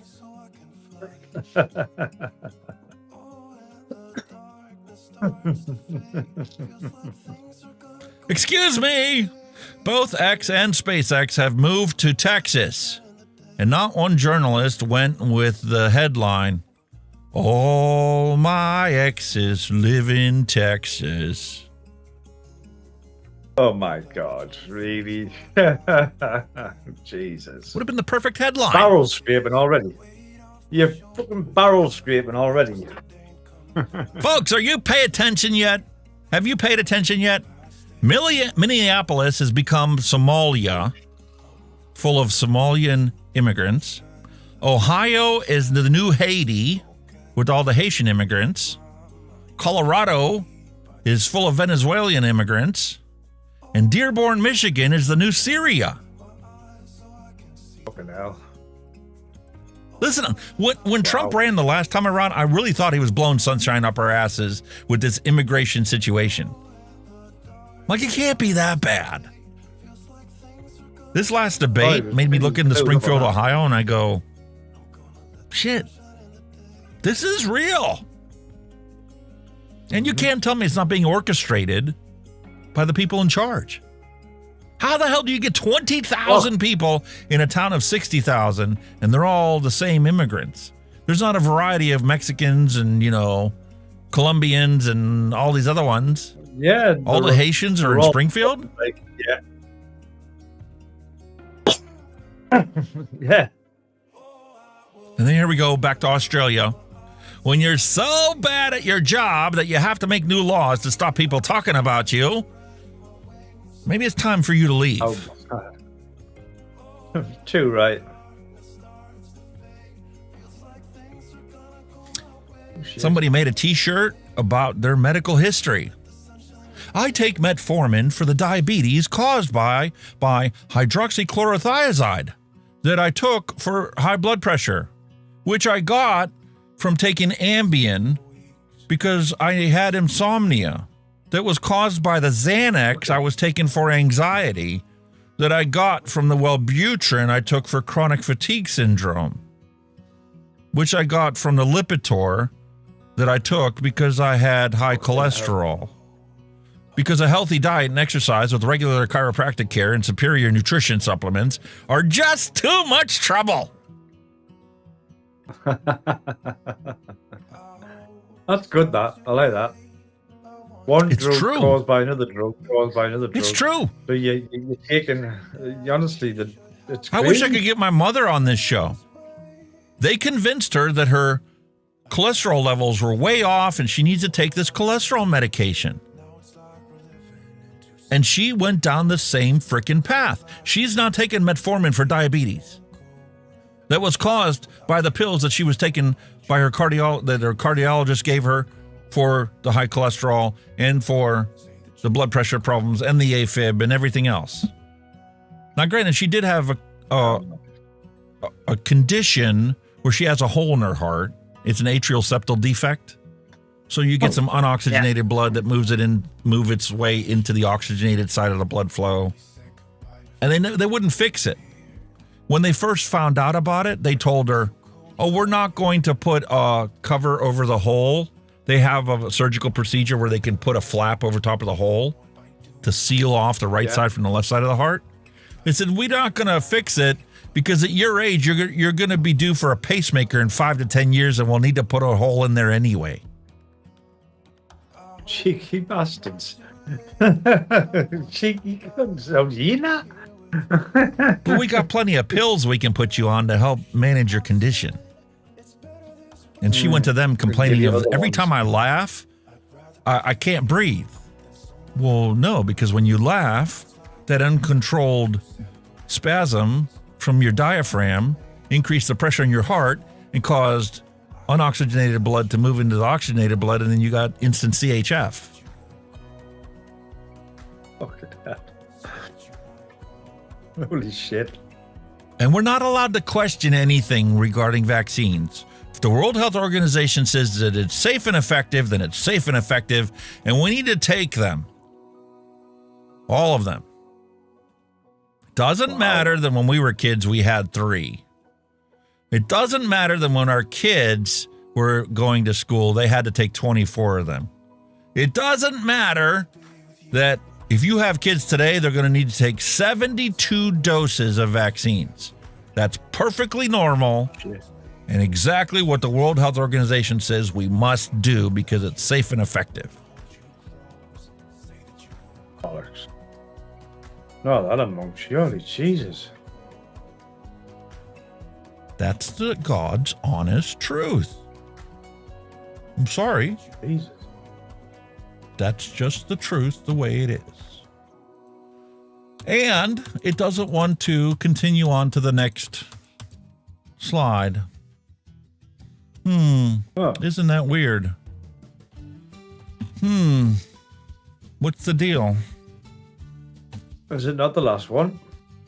No, it's not.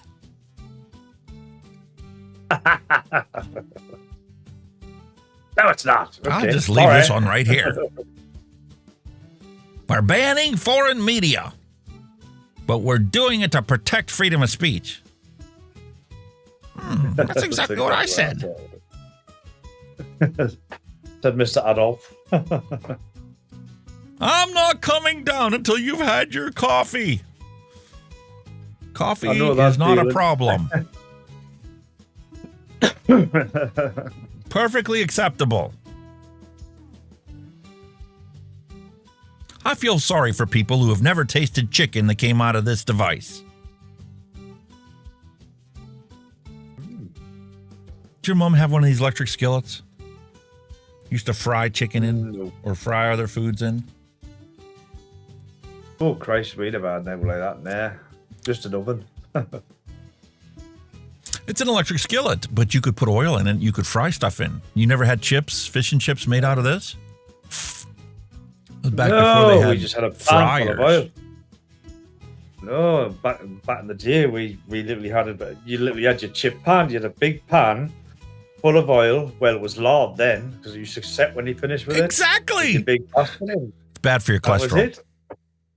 Bad for your cholesterol. Lard. load of shite. Load of shite. Best chips you'll ever make is in lard. The taste out of this world. Beautiful. My dogs are expensive, man. Let me tell you, I went to Walmart because they needed dog food, right? And I'm like, listen, if I'm going to Walmart, I'm getting dog food, I'm going to get them new raw hides. And I'm going to get each of them a bone that's filled with marrow. That's how much it cost me. And that's all I bought. Holy Jesus. Those raw hides, like the one I sent you in your Christmas box for your dog? Yeah. A bag of those is $24. Damn. I think there's like 10, 15 of them in there. Whatever. They're like $1 a piece. $1.50 piece. The bones are $5 a piece now. They used to be $1.50. And the 44-pound bag of dog food is $28.88.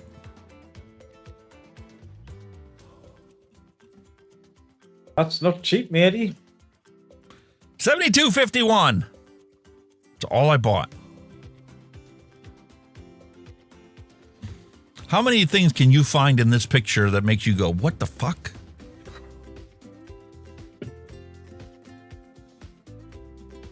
Have you ever seen a tire that looks like a zipper? Nice. Nope. How about a chain that is really bad. that's that loose? Holy sh... Oh, that's danger all over. What's that? Texas What's that he's license got plate. tied to the suspension? Hang on. Whoa. What's on the other end of that rope? He's got that rope tied to the suspension arm, which moves up and down with the bike. So that's not going to hold anything on. There. He's got a rope tied to the suspension arm. Holy fuck. What's he expect to hold out with that? Dear me. What is that? What is that? A chainsaw? That's what I'm wondering. A chainsaw. Fuck me. Holy moly. No crash helmet.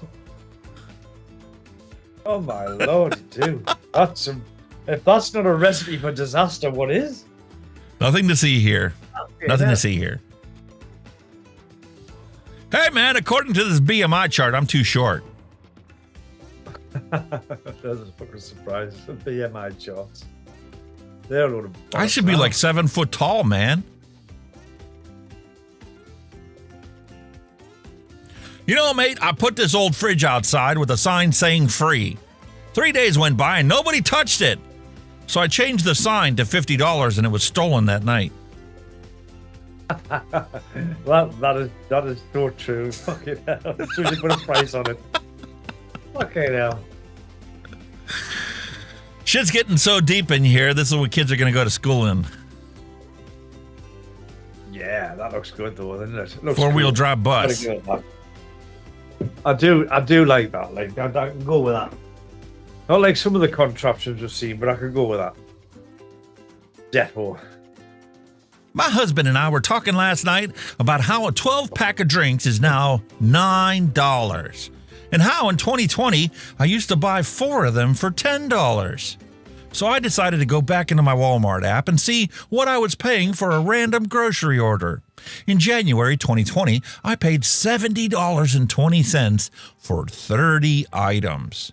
I added all of them to the cart once again and repurchased them today. Today, those same 30 items came to a total of $165.42. That's a $95.22 price increase in the last 4 years. That's 135.6% inflation percentage. Can we really keep on living like this? I can't be the only one who feels this way. No, you're not. Nowhere.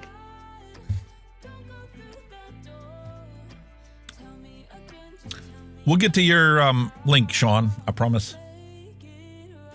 Hey, I need a ride to Springfield, Ohio.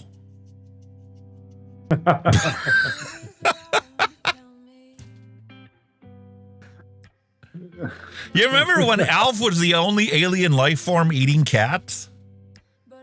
Yeah. Did you ever think that would change?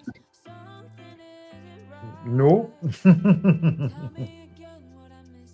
And it's not just Bloomberg that we have to thank for the lovely situation we're living in. Here's Bill Gates. All right? Well, he's a lunatic. We know him. $9 million to The Guardian. You wonder why The Guardian is such trash talk nowadays? $9 million was their price tag. Then you have Anthony Fauci, who got $18 million. Professor Chris Whitty, England's chief medical officer, took $40 million from Bill Gates. Nothing to see here, folks. Nothing to worry about. BBC Media Action took $53 million from Bill Gates. Nothing to worry about. The CDC, you thought was a government entity. It's a private corporation, folks. $155 million generously accepted from Bill Gates. Oxford University, $243 million. Imperial College London, $280 million. Johns Hopkins, Bloomberg School of Public Health, Johns Hopkins University got $870 million from Bill Gates. The Global Health Partnership, with the goal of increasing access to immunization in poor countries, gladly accepted $3 billion from Bill Gates. And our favorite, who? $3.4 billion. Well, they'd have had their hands out. Damn. Nothing to see here. We don't want to propagate misinformation. It's just finances we're talking about. Speaking of finances, here's Bidenomics for you, in case you needed a reminder that you don't get every time you go to the frickin' grocery store. These politicians don't really get it.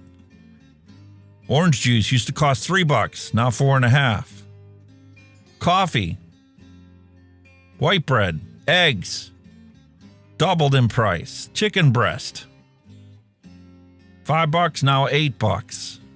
Ground beef, $5, now $7. Rice, the cheapest staple that everybody uses in poor countries to feed the starving population, up 50%. Wow. Holy shit. Thank you, Kenny, for getting me to watch this movie. I get it now. Do you get it? It is a fantastic movie, that. It is the older I get, the more I truly understand why he went nuts. Yeah, he just went boom, didn't he? He's a typical white-collar worker, stuck on a traffic jam, and he just got his car and went, fuck this. I've had it. That was my breaking point. Fuck off. Yeah. Brilliant film. You walk into your fast food joint and you go, I don't want this piece of crap you gave me. I want what you have on that pictured menu. Yeah. We gave you that item, sir. Then why doesn't it fucking look like it? It looks like you shoved it between your tits and went, ah! Flat as a pancake. Oh, I love that film. It was fantastic. Brilliant. Is it too early, mate? Is it too early for this? No, we don't have German Shepherd's pie. Ooh, well, you might have in Springfield. Hey, man, the neighbor's cat is really friendly.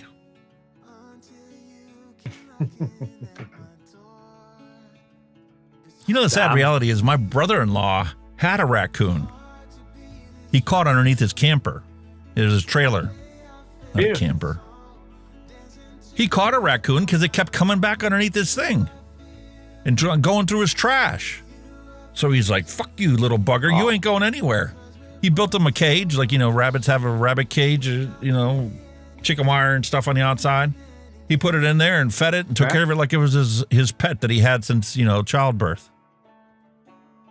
Oh.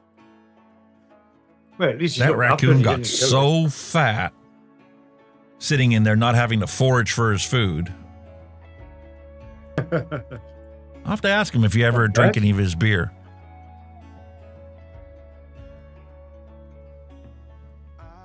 Sorry, folks, here's the truth. You're about here. On a barcode. We're all being turned into nothing but a number. Equivalent of a barcode. Right. Pretty much born a number anyway, aren't you? Here's a little bit of fact for you. Around 27% of Pennsylvania is farmland. There's over 49,000 family farms in the state of Pennsylvania. Hey, wow.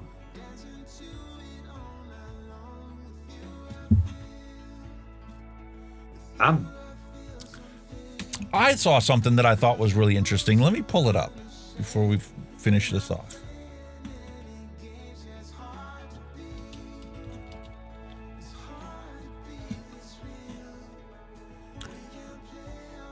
Let's pull up a map.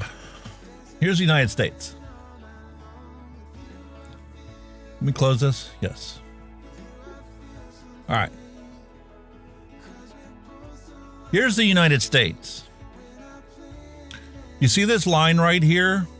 The Mississippi River? That runs right on through here. Would you be surprised to find out that if you go to the right of this, 80% of the population of the United States lives east of the Mississippi? Hey. 80% of the population lives east of the Mississippi. Matter of fact, this is how I learned some of the states when I was growing up as a kid. Did you ever hear of Meemaw? I need to pull up a different map. I want to show you this. Let me pick a different map. Here, this will work. Okay, look. Hold on.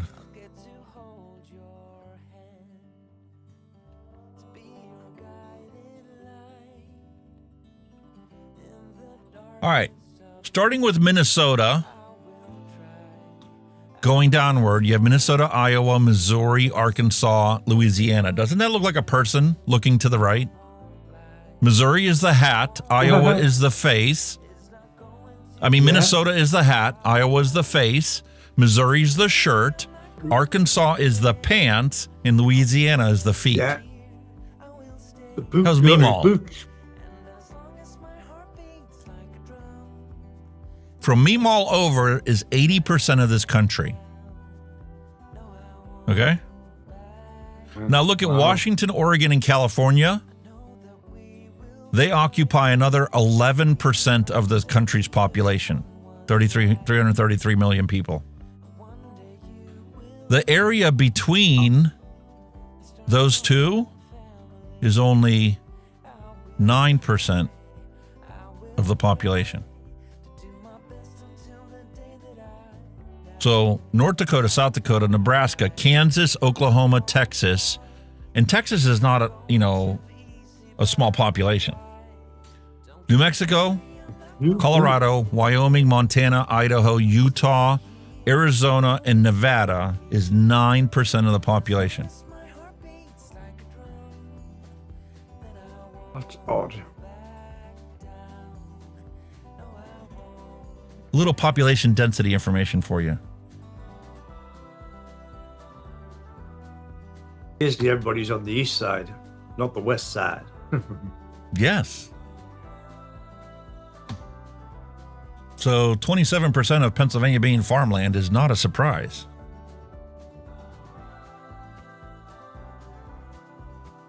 Nikola Tesla the most underappreciated scientist in history, stated that when your education limits your imagination, it should be called indoctrination, not education. Very clever.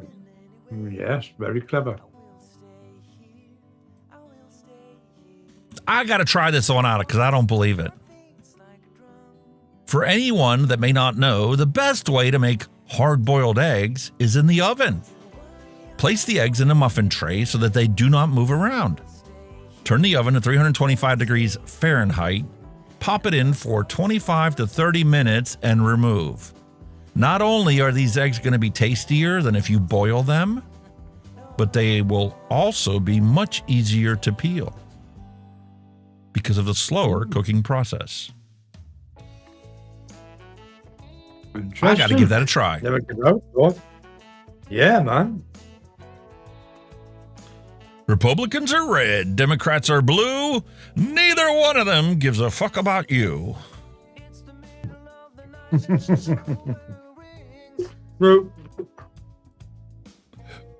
It's not red versus blue, it's the state versus you.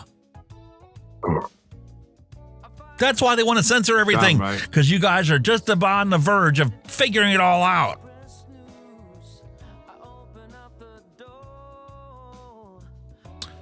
No, they won't explode any more than they would explode inside of boiling water when you boil them.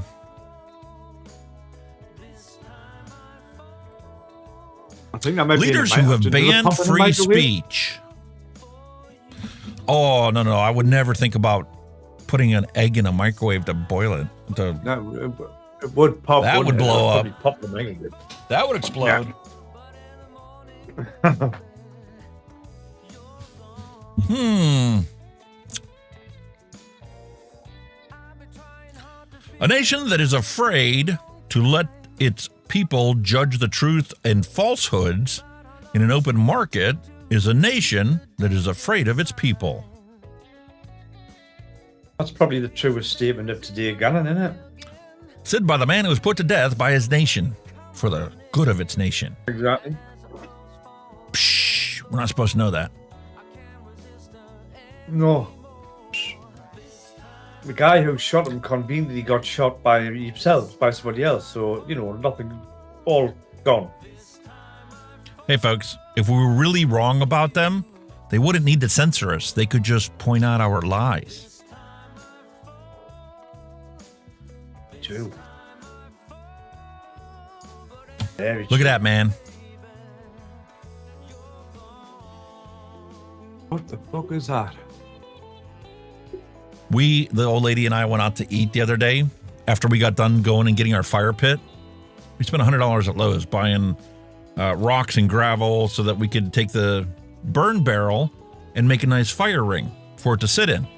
That way, when my wife stacks it till the gill and it's like burning all day long and a can's full of ashes and she's in there smashing it down to try and get another log to fit in, the ashes, the red hot coals fall into gravel and not the grass.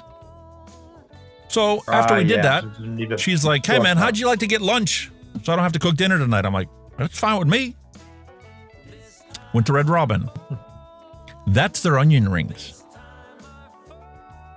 Shit. That's their stack of onion rings. And my happy wife. They're actual full onions. Because she's been craving this for so long. This right here is like a ranch-based dip. And this right here is like a barbecue-based dip. Them are full onions. They are not rings. Trust us. Those are they rings. Are fucking big onions. Fuck off. How big's the onion? They're a big Jesus onion, Christ. and they separate the rings, and they cook them. They batter dip them and cook them, and then they stack them up on top of each other in sequential order. How big are the fucking onions in your part of the world? You fuck, that's about the size of a turnip over here. Valdelia onions are this big. We're not talking soup onions. Holy shit. Valdelia onions are legit this big. Bigger than grapefruit in some of them. There's my beverage. It's a strawberry lemonade. Oh, very nice. And hers is a creamsicle. You can tell, like. You want to talk about posh? This is a burger joint, right? You just a typical hamburger, cheeseburger, bacon cheeseburger. Not quite. Here's a queso burger. What the fuck? There's queso inside of this sitting on top of the bun. You pull the ring off and the queso covers the burger and you eat it with a fork and a knife. Oh, there's our chips, our fries. That. No, they're chips, mate. That's what we call chips in the UK. Yeah. Not fries, the chips. There's mine.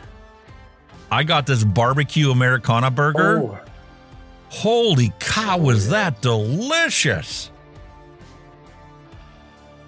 Looks nice.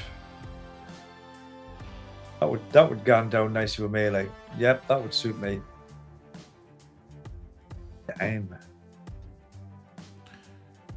Very nice. Yup. Delicious. All right. Let's go back and let's check out Sean's link. Where'd it go? Oh. Sean Lynch. Oh, come on. Where's the link? What happened? It got blocked. Let me go back to the original. Not in there.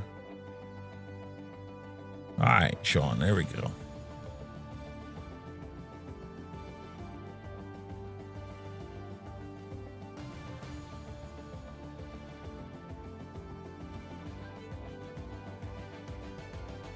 There you go, Sean Lynch. Here's your video. Angry customer blocks McDonald's drive-thru for 2 hours. 50 minutes last week, same time. Really? When I pulled up, the guy in the background said, oh, it's him again. And they went, oh yeah, I had a laugh about it and said, go and wait on car park over there. I said, it's not going to be 15 or 20 minutes. He said, it's whatever it will be. And that's the attitude. Then I said, a refund. He went, there you go, and threw change on car. And I paid by card. That's completely and not I'm what happened. quite within my rights to ask for a refund back happened. onto my card. Excuse me, it's nothing to do with you. Were you there? Yeah, actually, yeah, listening on the audio, watching the stats. This is you. what you're up against. I paid on my card, and I'm quite within my rights asking it to be refunded back to my card. He threw the change on top of my card. Well, I haven't touched that change. How it's got there? How's that change got there, mate? Go on, you've got a lot to say for yourself. So you're going to stay here until the I'll wait. Yeah.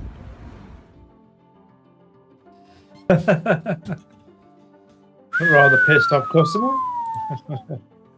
I would say so, man. He wanted a refund on his card and the high change on his roof.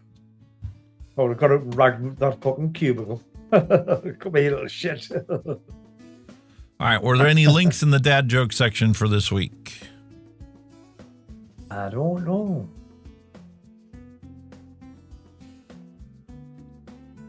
I don't know, because Marion only always a couple in. Dad jokes. There she is. There we go.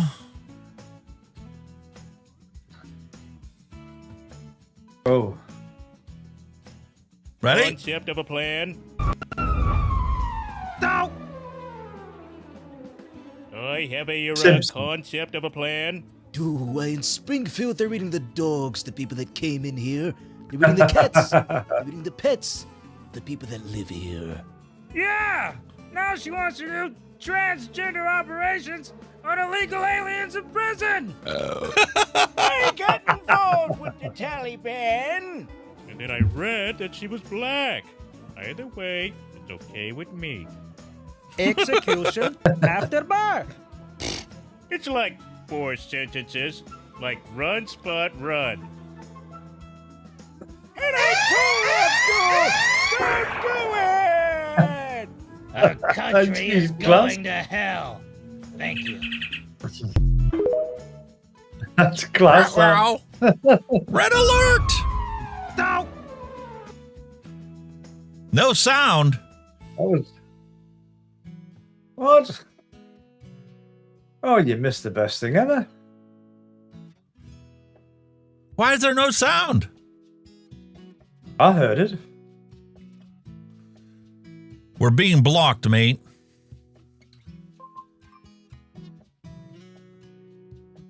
According to OBS, when I talk, it's there. When Kenny talks, it's there. Virtual DJ is still playing. Cheryl's like, I heard it all. Yeah. Row. Does that conclude our dad jokes for the week? I'm afraid it does. Sorry, ladies and gentlemen. Oh. That's our dad jokes for the week. Oh. I thought there would be more Trump piss takes, but obviously we can't do too much. Good as you will news, be everyone! arrested for insulting a member of parliament. I think this is or a a fake. president. I don't think this whatever is you want real. to call it. That's fake news. Yep.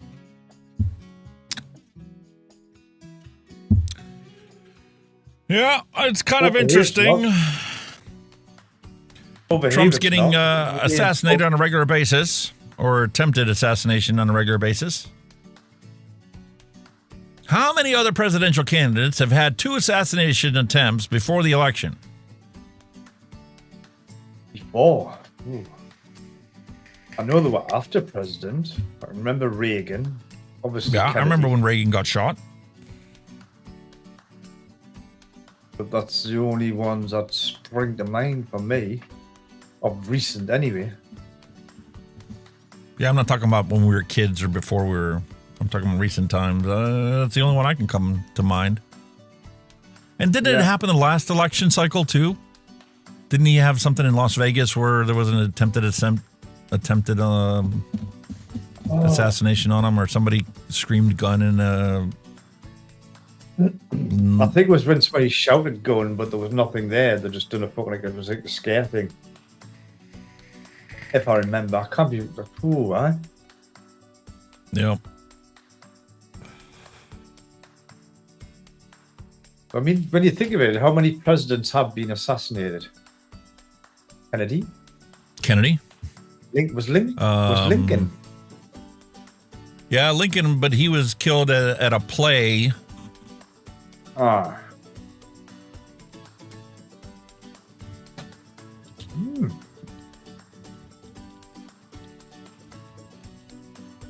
Nixon Look it didn't up. die. There you Nixon go. didn't die. 4 sitting presidents have been killed. Abraham Lincoln was the first one, by John Wilkes Booth in 1865 when he went to the play. James Garfield in 1881 by Charles J. Guiteau. William McKinley in 1901 by Leon Segaltz.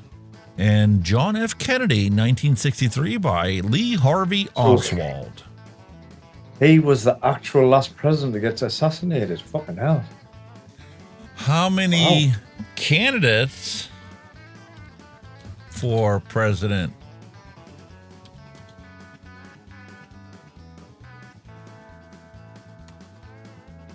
Wow.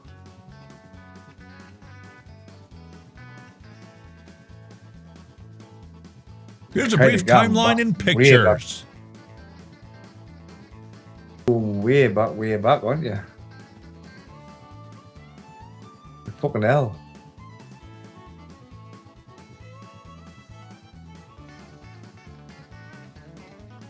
So we have a long history of assassination and attempted plots to kill the sitting president and president candidates. Here's a brief timeline in pictures for you. This one's from Getty Images. April 14th, 1865, John Wilkes Booth used a .44 caliber single-shot pistol to fatally shoot President Abraham Lincoln. That's right, yeah. July 2nd, 1881. September 6th, 1901, President McKinley speaks on a reviewing stand at the Pan American Exposition in Buffalo. At an appearance later that day, he was shot by anarchist Leon Soklotz. Wow. October 4th, 1912, Theodore Roosevelt, who assumed the presidency following the assassination of William McKinley, was himself attacked in 1912. Roosevelt recovered from his injuries, but his blood-stained shirt shows the mark of the bullet fired at him by would-be assassin John Trunk. This was during a campaign stop in Milwaukee. Wow. Gillespie Zangara Center is escorted into the courtroom in Miami. 2 days earlier, Zangara had fired a gun at the president-elect Franklin D. Roosevelt during a rally in Miami. I didn't know that Roosevelt had a assassination attempt. No. Would-be assassin Oscar Kozalo lies, wounded after a failed attempt to assassinate U.S. President Harry Truman. I didn't know that Truman had an assassination attempt. Really? Wow. Jesus. We know JFK. Okay. Yeah.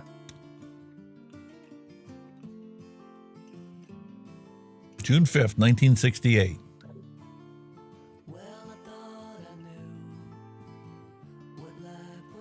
What the heck is going on here? Oh, there's a gun there. I see that.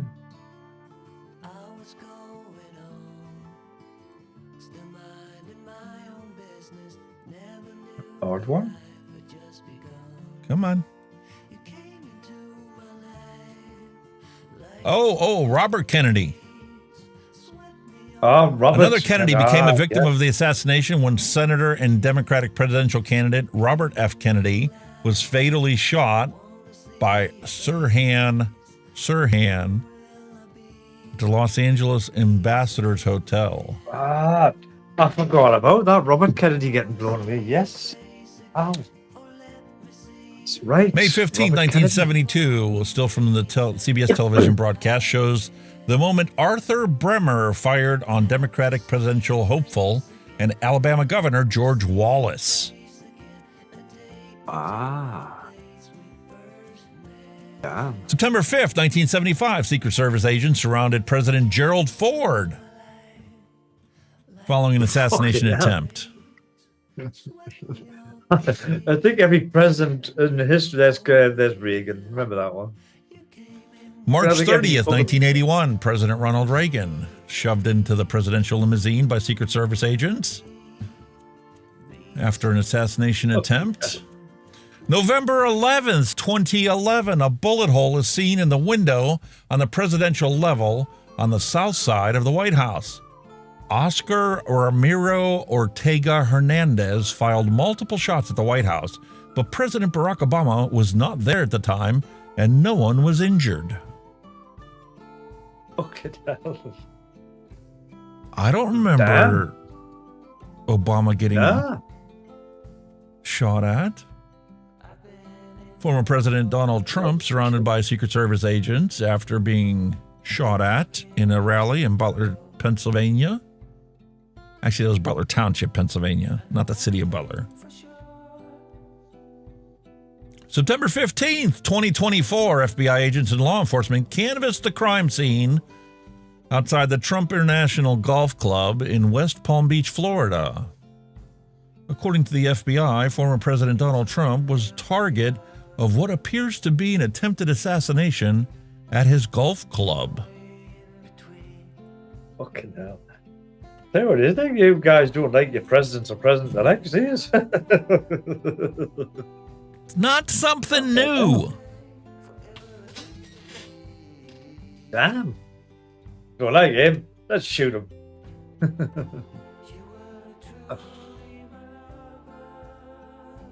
We do not condone violence on this show.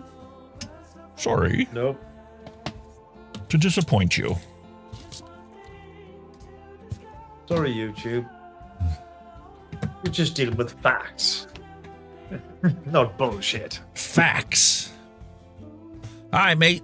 That's I think it's fiction. time for a retro vape.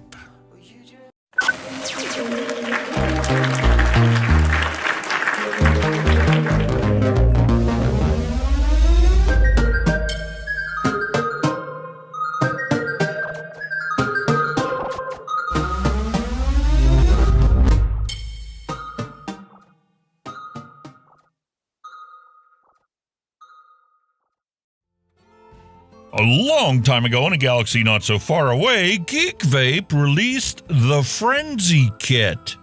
Powered by the AS chip, we have a beautiful all-in-one device. Frenzy is an advanced pod system powered with the AS microchip and compatible with the replaceable NS coil system. Precision temperature controlled to prevent dry heat. You mean a dry vape? Boost function / temperature control mode.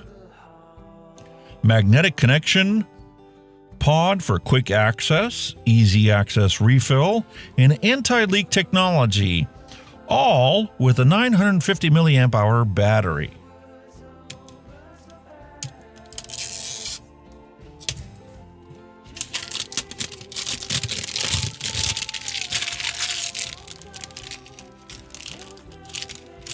Is it going to come out of the package?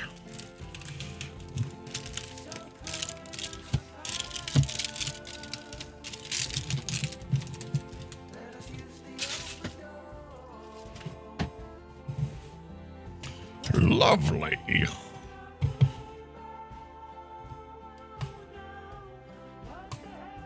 I need to pull that song from the playlist. So depressing.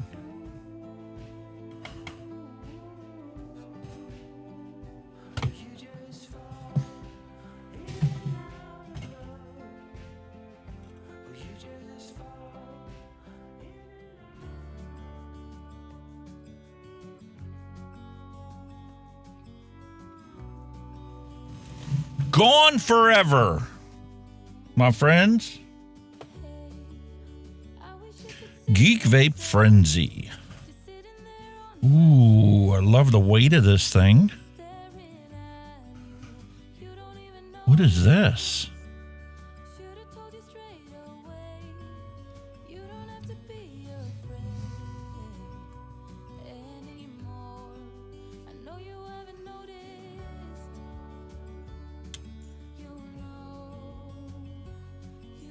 That magnet's not very strong. I understand that this is protecting the coil from getting any battery in case it accidentally turns on. Uh-oh. Blinking red means that the battery is completely discharged, so we're going to have to plug that sucker in. I come to a conclusion there. Yes? You need to make a longer bumper for retro vapes because it's the only time they're showing I need to go to the bloody loo. That makes two of us. Retro, we've gone from red to green. That's pretty damn quick. Fucking hell, did you only just plugged it in? No, it's got to be charged. I did. There you go, man. That's just still got to be charged with flashing, surely. Yeah, she's charging. I'll turn it over to you. Yeah. I'm going for a lube break. We all go to the little point. Oh!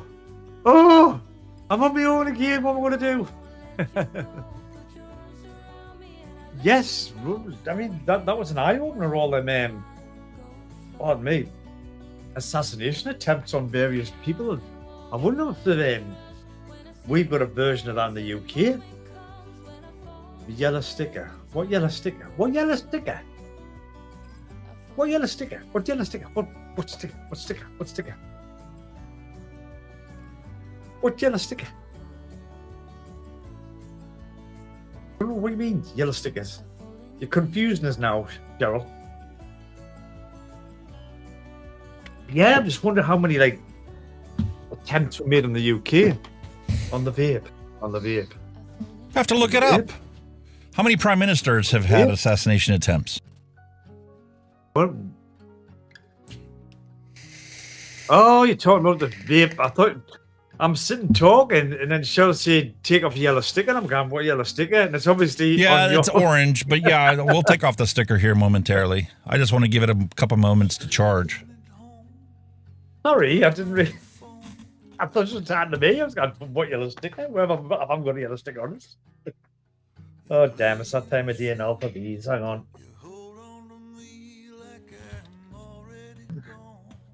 Look like a proper DJ Alex now. He's set on.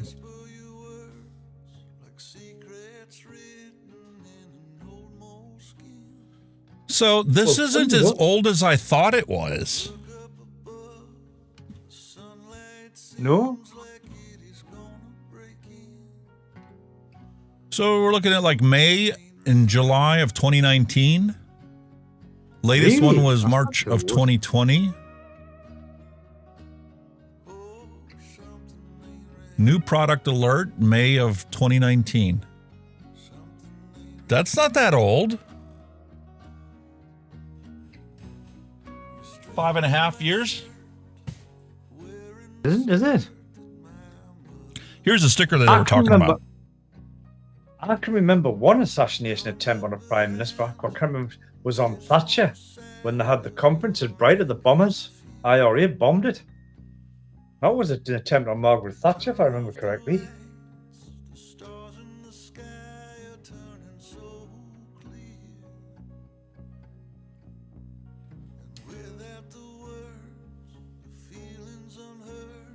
Do you realize this, my friend? How many prime ministers do you think we've had assassinated? I don't know. Just shut the door. How many do you think? 3? Oh. 1. 1. The entire history of the United Kingdom, and there's only been 1? Yep. There was a guy called Spencer Perceval, is the only British Prime Minister to have been assassinated, having been shot on the 11th of May, 1812, by John Bellingham, a merchant who blamed the government for his debt.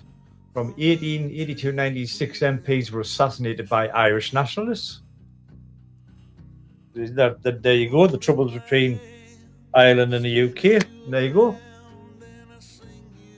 Spencer Perceval, only ever Prime Minister assassinated. Isn't that so strange? Yeah. Fucking hell, I could line a few up the modern day to shoot now. Know what I mean?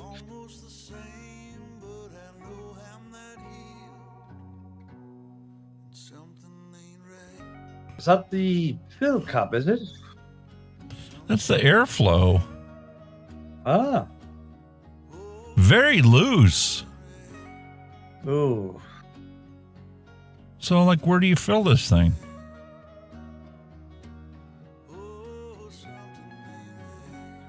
Bung at the side, bung at the bottom. There you go. What a weird bung. It's a solid plastic piece. And the silicone seal is here. Oh, that's a solid piece push. It's a solid plug pushing with silicone plug type of thing. Does this coil come out? Quarter turn. This works like the Iniconceptor. So you have airflow adjustment here. And then to remove the coil, you need to turn it a quarter turn to align the tabs, and it comes out. So I'm just wondering if that's why your airflow is very loose, because it's, you know, you're using it for two things, aren't you? Same tiny, tiny coil. Obviously not PNP coils. You'll be laughing if they were. 0.7 ohms. Interesting.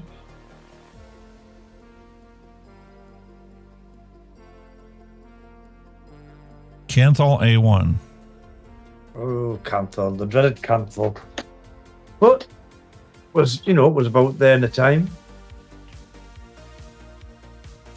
All right, I'm going to use my sweet apple sugar baby. Ooh. Drop a drop in there.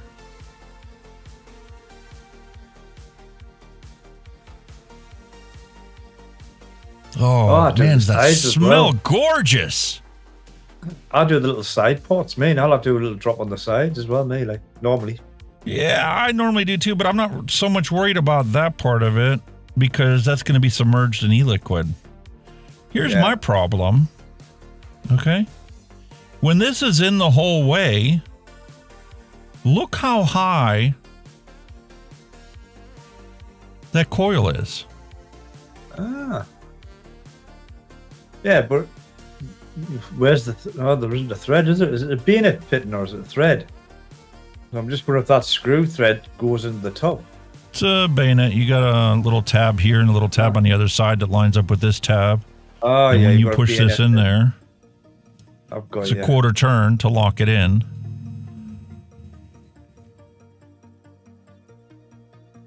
Yeah.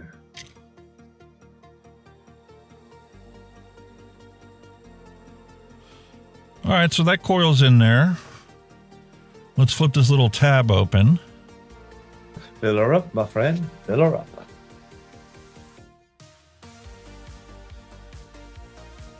I've got a request actually off for you, off a friend of mine.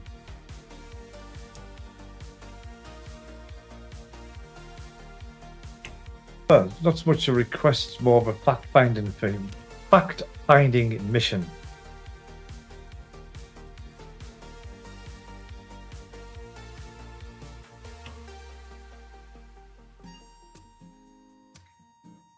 These that nib fits in the hole all right. You know, there being silicon, it should just stretch to get your bottle nib in.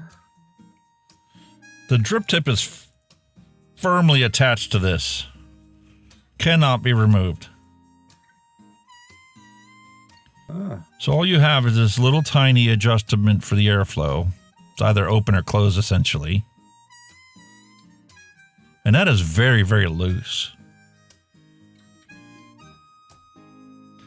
Now let's see.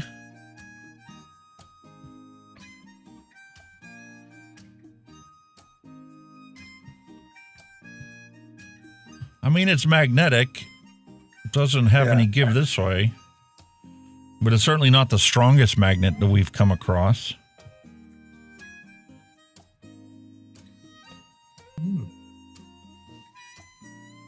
Does that airflow any firmer when you've got the top on? Was it any like tighter? Or is it still loose? Nope. Still loose. So essentially you got open and closed. I thought it might have tightened up a bit. Well, that's pretty daft, isn't it? Because you're not going to have it closed. It's going to be pointless fucking using it, isn't it?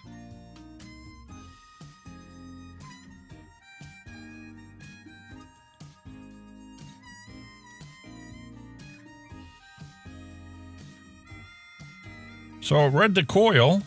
I'm assuming that's what that blue light blinking is. Let's see what else comes in the package. So we got a user manual. Nice little booklet.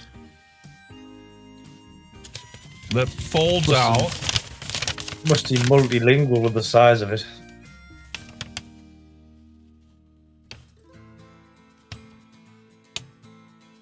Not judging by the size of it. Parlez-vous français? Français? Sprechen Sie Deutsch? Hola, Español?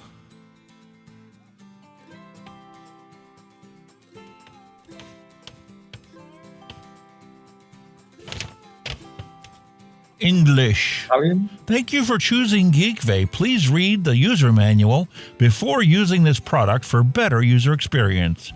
Keep the user manual for future reference. Highlight. Frenzy is an advanced pod system powered by the A5 microchip and compatible with the replacement NS coil system. NS coils. Ah. Output specifications. All right. Turn on, turn off. Press the fire button 5 times in quick succession within 2 seconds to turn on and turn off the device.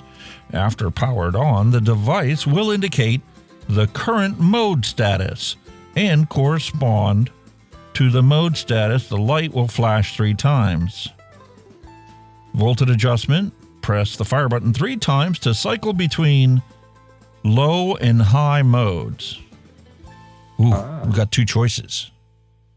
That's fancy. Press and hold the fire button to use the device. When the coil is 0.7 ohms, it is constant voltage mode. The first output mode is 2.5 volts with a white light. The second mode is 2.7 volts, indicating by a blue light. The third output mode is 2.9 volts, a green light. When the coil is 1.2 ohms, it is in temperature control mode. First output mode is 420 degrees. The second output in white light indicates 440 degrees, and the blue light indicates 460 degrees by a green light.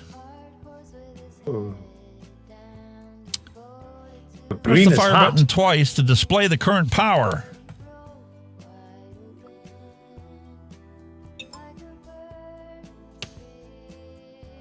Red light indicates 0 to 30%. Blue light indicates 31 to 69%. Green light indicates 70 to 100%. We have to do that when it's unplugged. Otherwise it's charging. Additional languages for your convenience is Italian, Russian, Danish, and... what is that?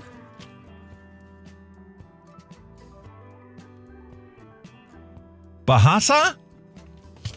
What the fuck? That's for those that live in Springfield, mate. Bahasa. They're all in Springfield eating dogs. You do get a spare coil, assuming that's a 1.2 ohm coil for the temperature control mode. You get a little USB Type A connector, micro USB, and your usual dry silica packet. Yep. And a lovely envelope which contains a nice frenzy card. Oh, very nice. How generous. Also depicting the Flint kit. Oh, yes. Promotional cards, basically. Safety warning. Didn't see that very often now. And a purchase information sheet for you to fill out.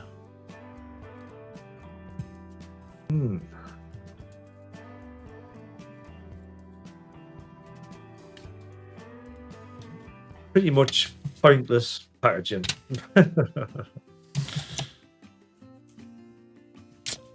Gracias. Thank you. Köszönöm. Why did they do that? Why did they do Köszönöm szépen. Has it been 3 minutes? Oh, she don't look half bad. And that's kind of comparable to what a Zippo would have been size-wise. Both sides are the same. Venting on the bottom. Micro USB charging cable on this side. Blue. She's on, boy. There's just some life in it, but not a great deal. That's off.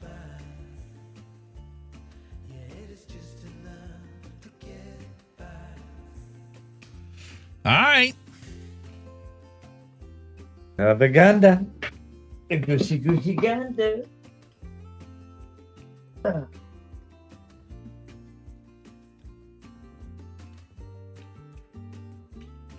So you do have to push it down a little bit. The magnets aren't enough to do it by itself. The magnets were a bit disappointing there. Smells like the juice. Smells good.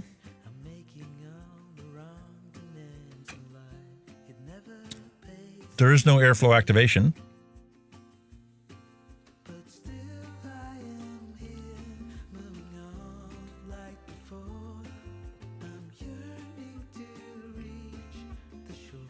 She works.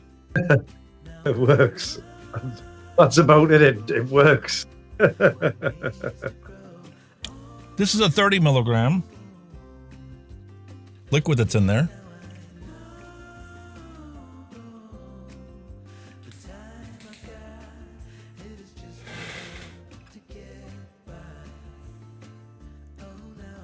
I don't know. You can kind of see the e-liquid in there.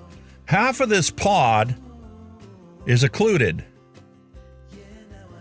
So the e-liquid, the base of the e-liquid is right where the air, those wicking ports are. Yeah. My concerns were unfounded. Is that not one of them designs where you've got to tip it both to where you've got to tip it towards your mouth when you... No, because with half of this, I wish you could see inside there. Hold on, where's my phone? Let me try this.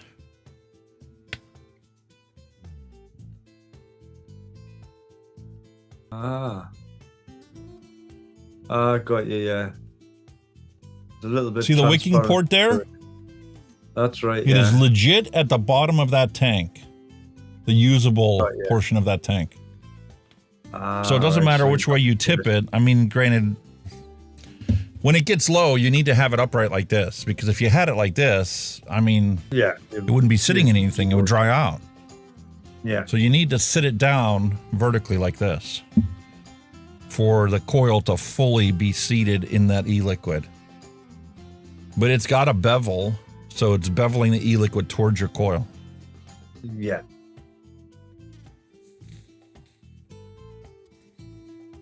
And unlike some of the other, small little tiny things like this, that 30 milligram can get very throaty very easily.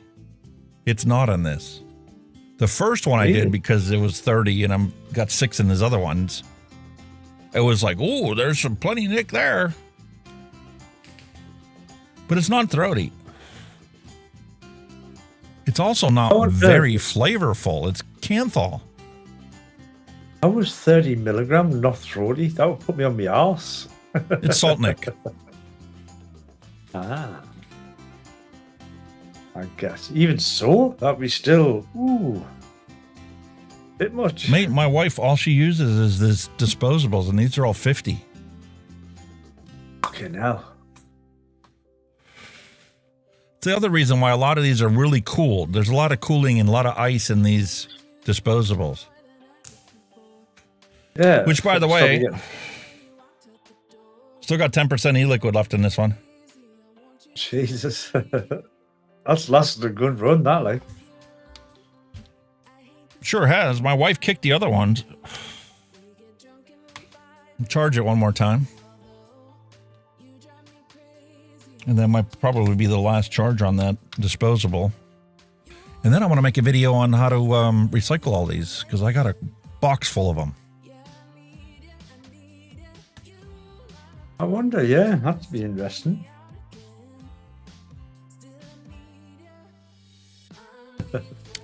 I bet you're glad that's gone because you weren't too keen on it. I could eat it with dinner. You know what I mean? But I wouldn't want to sit at a bar and drink this all night. Oh no! Even for Christmas, no. It's bizarre. Yeah. Well, you always the experience on it is just straight up bizarre. I enjoy the ale, I enjoy the beer flavor, and then it's just like this mouthfeel is just nothing but the icing off of a sugar cookie. Like an Eaton Park cookie. What the fuck? No. Damn.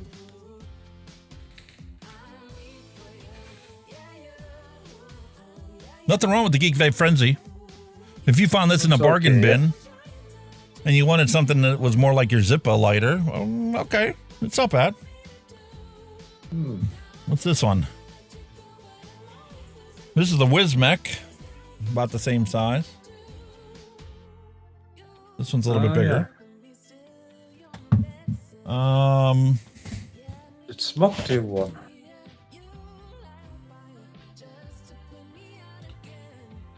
Wasn't that long ago, I did a review on this one, and ironically, doesn't even have the brand on it. Ah. It's not Kumiho.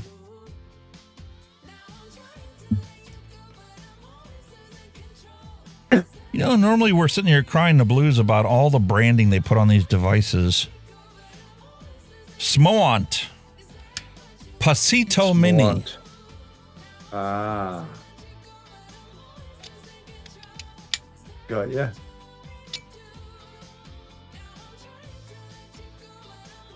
Obviously a stronger magnet because you can tell by the way you pull it apart. Yep. You can hear it clinking in. Same essential design, a little bit taller, a little bit bigger battery.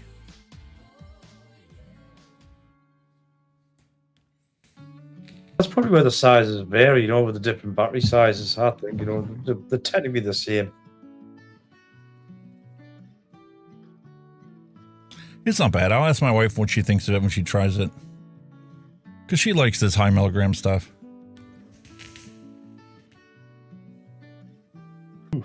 I know she loves that juice, so we'll see what she thinks of this device when she gets home.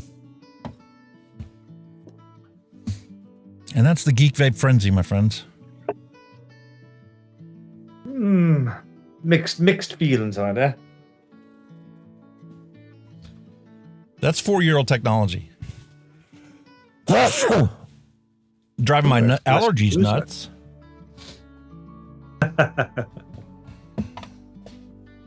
It isn't a nut allergy. A nut allergy.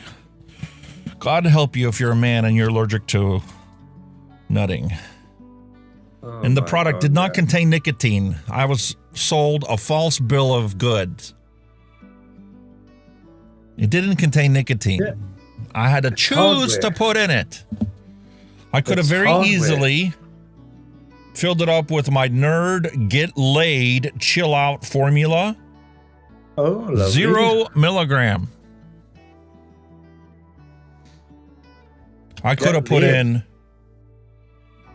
Hometown's Candy Cane, 0 milligram. And it would never contain nicotine if that's all I filled it up with. Fortunately, the companies have learned from that and no longer put those stupid labels on the box that doesn't contain nicotine. Nope, it's a hardware product, not a fucking liquid product. It's hardware, you bellend. What do? Paint it with nicotine? Doesn't matter. YouTube is still going to censor it. Well, that's it. Maybe not initially, but they'll still ban it for no reason. Just because it's vape. That's good enough reason. Of course it is. All they're interested in, banning vape products. Or vape channels, or vape whatever. Anything with that magic word in it. Mukbang content? Pooh, we got to push that like crazy, man. Think of all the ad revenue we can get to that. We can get ad revenue from the food manufacturers. We can get ad revenue for the people who are going to get high blood pressure from it. All the diabetics that are going to be caused by all this unnecessary eating. Yeah. Lots of money there. We'll leave that on there. Fully monetized. But you want to get healthy and stop smoking with a vape? Sorry, we're going to ban that. I mean, I can remember back in the day, the early days of YouTube, your videos got pushed. How do you think Vic got to 70,000 subs? How do you think Mike got to wherever he is? Or how do you think Bogan got to Steve talked about his as well. He remembers when his first video caught traction, and he was sitting there literally watching his subscriber count go up 50, 60, 100. Yeah. He would come back an hour later and there'd be 250 new subs. It's just like, you blew up. That's not possible now with vape content. No, it's got no chance now. Absolutely. Except no chance. if you're some old grandma that, does a disposable review and get 35,000 subs. That's still possible. Yeah. I get notified of her shit all the time now. How ironic. I never subscribe to her, but I get notified of all of her videos. Spam. The Muppets. That doesn't make any sense, man. I mean, when you were growing up as a kid, right? You had to subscribe to the local newspaper for the newspaper boy to drop it off at your house and then come by once a week to collect the money for all the papers he gave you. Right, yeah, and you paid your papers once a week. They didn't just start handing out newspapers and then showing up to collect. And then when you did pay for them, not get them? That's not how life works. If you subscribe to something, you should get notified of it when it goes on. If you ring the little bell and says, I want notified of all this stuff. Never happens. Like I say, I've got lots of channels I've subscribed to vape-wise. I never ever get like any kind of notification bell. I've got to look physically when Darren, I was as well.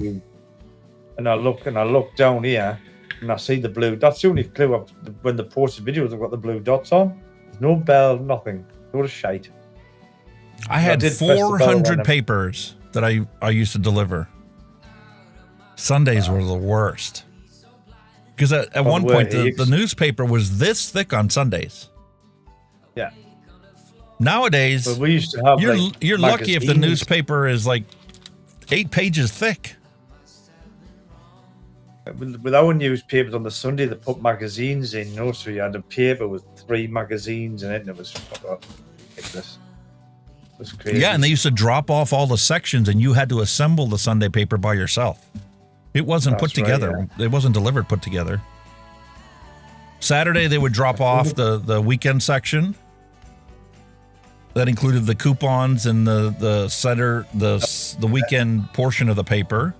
And Sunday morning, you got the outer portion of it and had to put them all together. Holidays, oh my God, those are ridiculous. I mean, you got literally that thick.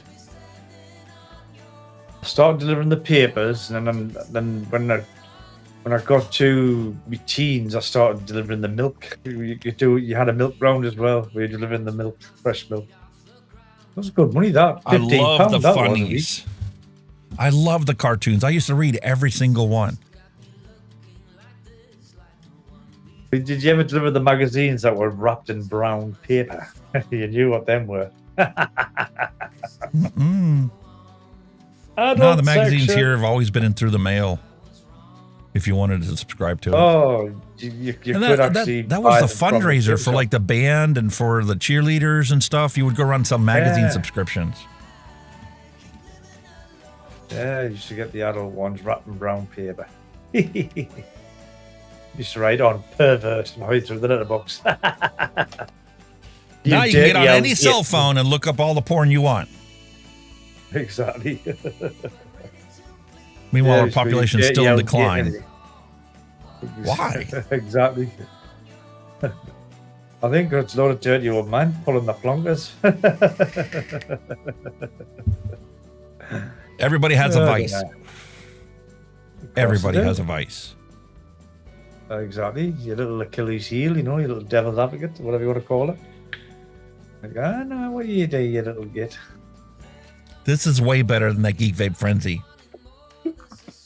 Really? I want to know what happened to this fella. What fella?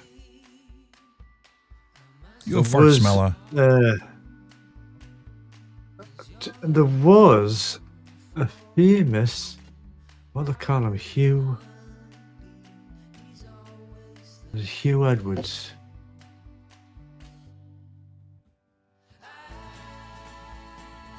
What did he have to? What happened to him?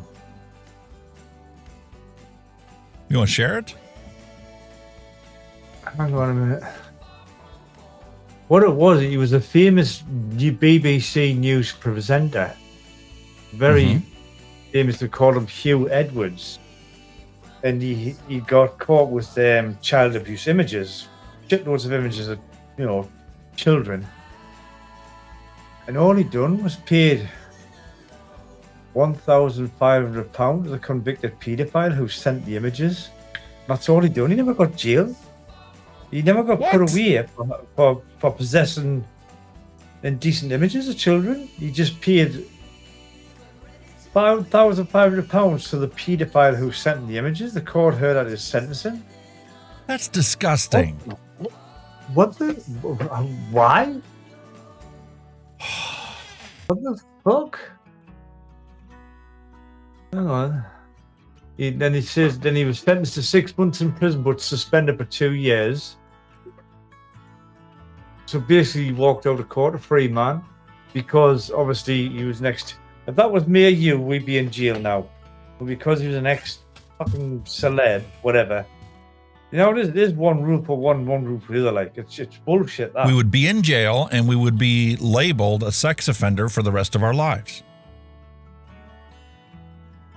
That was his crime. He paid, sorry, I do apologise. He paid a convicted paedophile £1,500 for the images he sent him. And he got a 6 month suspended sentence. So basically, he walked out the court a free man for having that shit.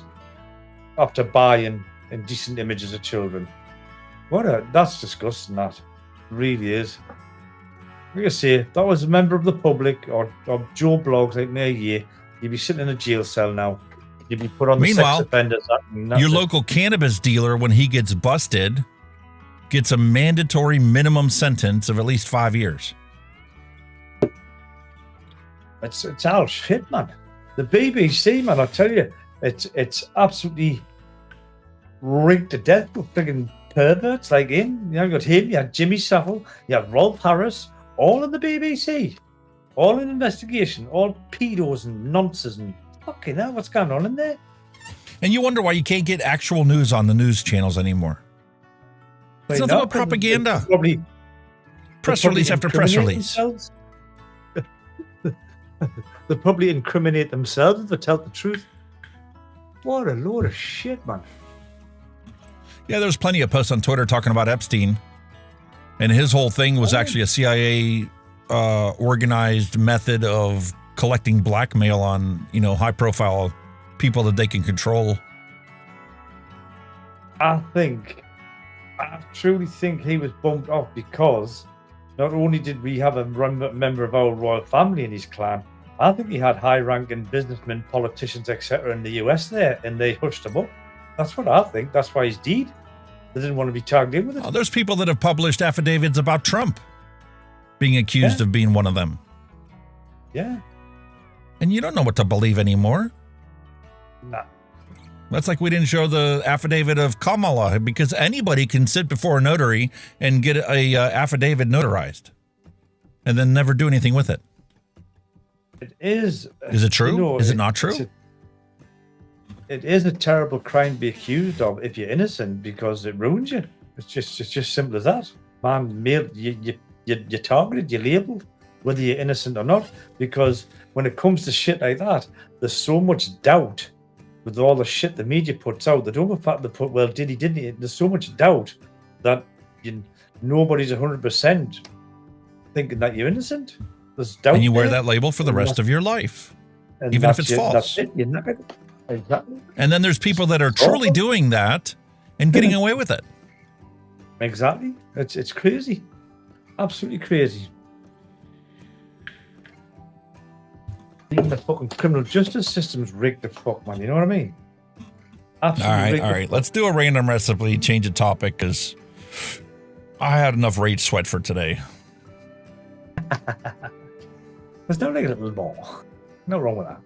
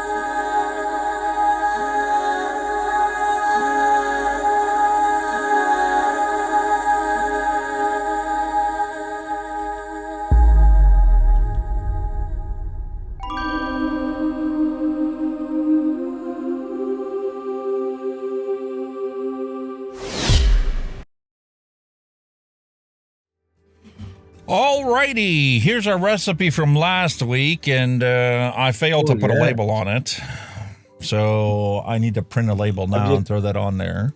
Have you tried it yet since last week? No, I have not. You have not a sneaky, cheeky, sneaky.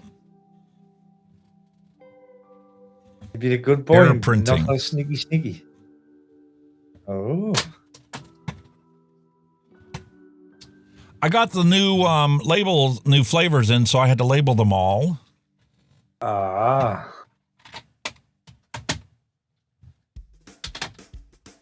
So the printer is crying the blues that I have the wrong tape in. Oh, that's not good. Simple fix. It'll just be being awkward for you. That's all it'll be.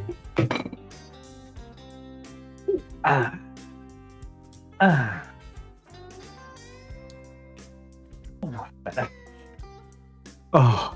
I watched Wayne this past week give a wonderful, I want to call it a lecture, although that's not what it's intended to be.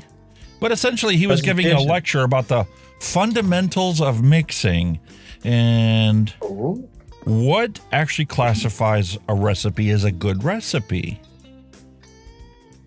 And he talked about, you know, how you get spacing in your recipes and how to avoid muting your recipes and different sweeteners and additives and enhancers that are available to you. And how most of the time it's inappropriate to even think of using them unless you have a specific need for it. Wonderful tutorial for those of you that are trying to DIY. Highly recommend you go and visit his channel and find his latest thing that he uploaded. Talking about the fundamentals of mixing. Well, the friend that I've got into vaping has asked us quite an interesting question when I was there. He says, why aren't there any savory flavors? And if there are, can you get them? He talks about that during his tutorial about how he has never tried a truly good savory vape.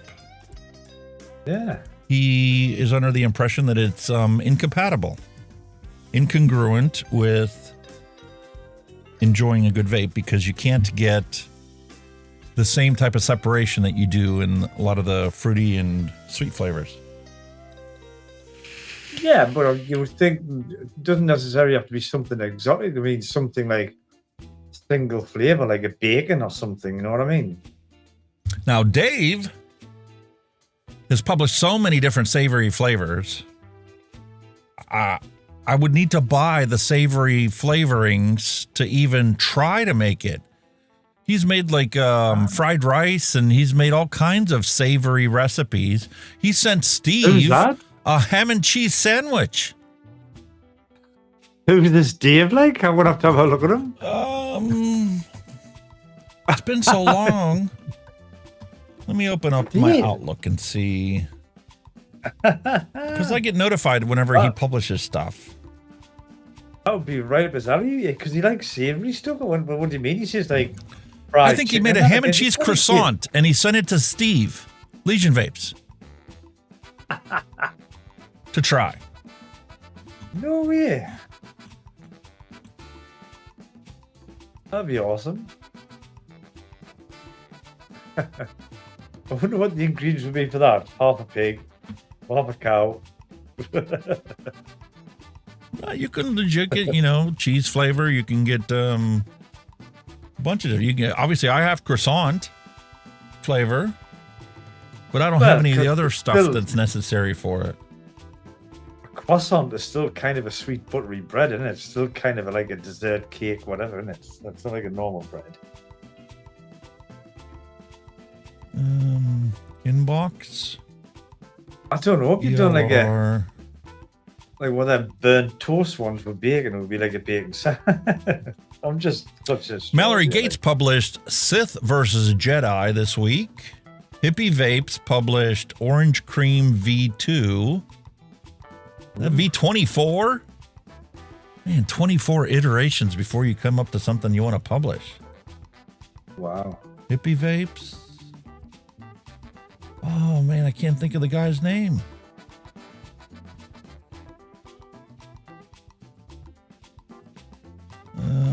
From?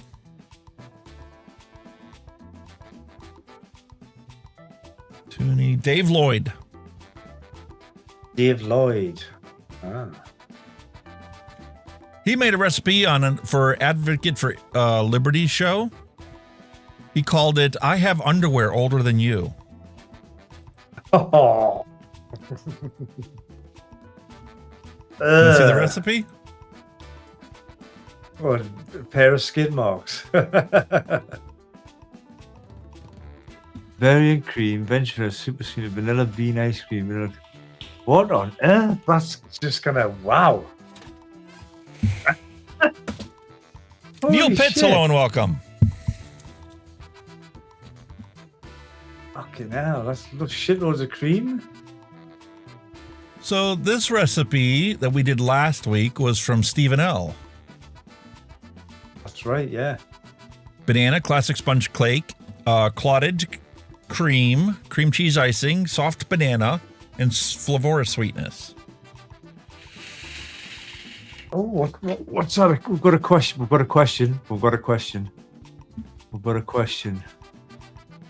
If I take a wrap out of a pre-built coil, the ohms will drop. Yes. Yes and no. It will, because you're... Yes. Each wrap has its own resistance, and they get added together for however many wraps you have. So, like 0.07 per wrap, 5 wraps is going to be 0.35. I'm just saying generally yes, but I've done it before when I've had like really thick coils. I think what were stapled, staggered fused Claptons, and a wrap out of that didn't make a lot of difference, to be honest with you. No, it doesn't. It's like 0.07, 0.05 thereabouts for each wrap. Yeah, it doesn't make a great. Yeah, it's a very small amount that comes down, doesn't it? It drops it slightly.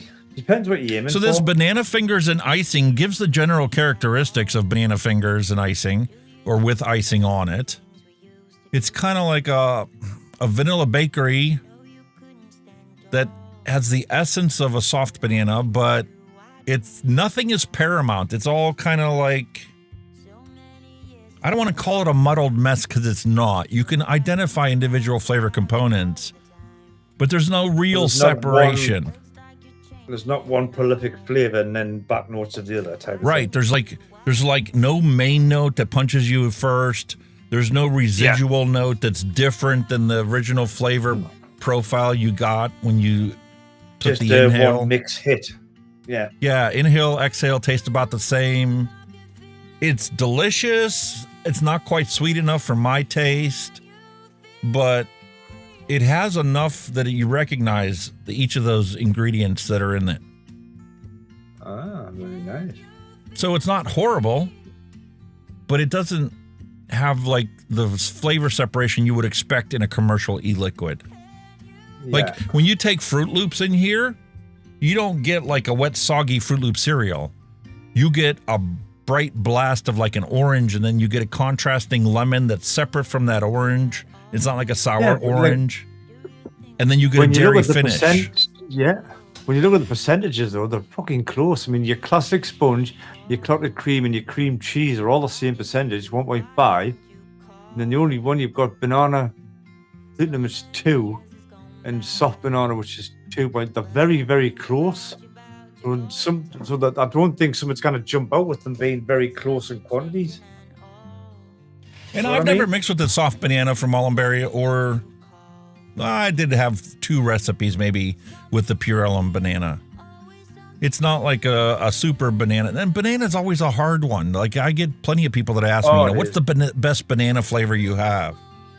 No, it's hard getting that one banana. And the soft banana is not like a candied banana. It is truly like, that pasty sensation of when you eat a banana, you get like that. Yeah. That's the problem with a lot of bananas. Jowl-watering like candy. Yeah.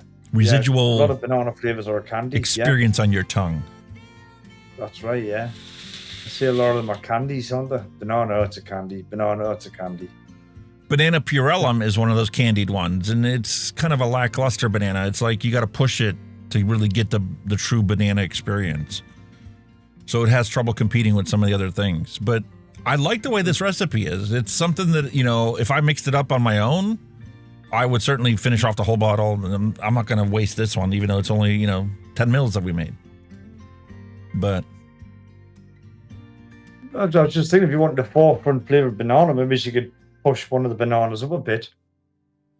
Because they're very close in quantity. That's what I'm saying. They're all very close in quantities. Maybe push a bit more on one and drop a bit on another. And this Mullenberry Classic Sponge Cake is more like an angel fruit cake than it is an actual cake sponge. Yeah. Maybe the idea there would be to use a heavier impart of that sponge cake. Cake batter, maybe. Or even just leave that one in there and add just, a 0.5% of cake batter to it. Yeah. But that would take away from the banana. You need more banana. That's what I'm saying. Yeah, you need a punchy flavor out of them all, wouldn't you?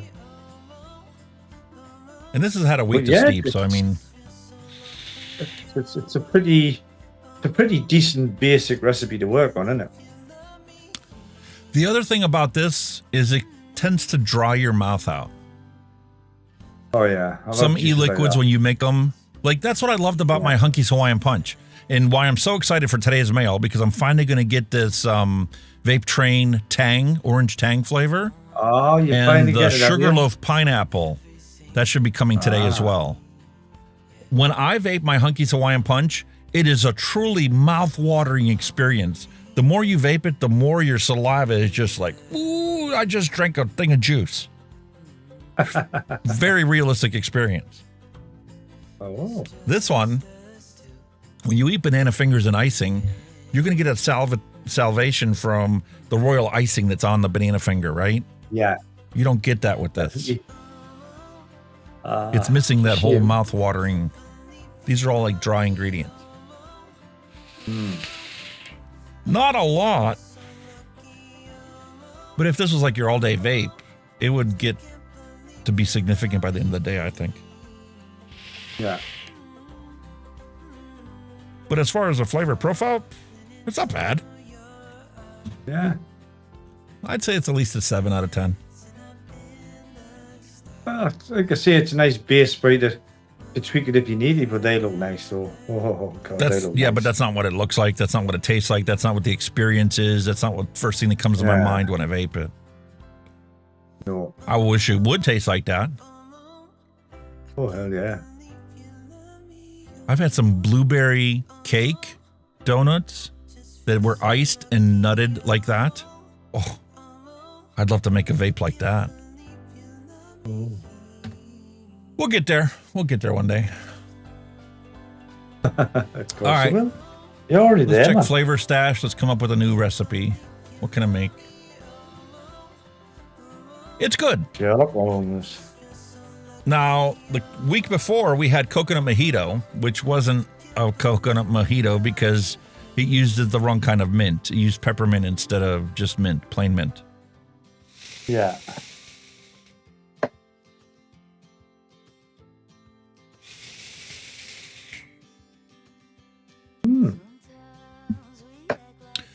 That straight up tastes like a Christmas candy cane.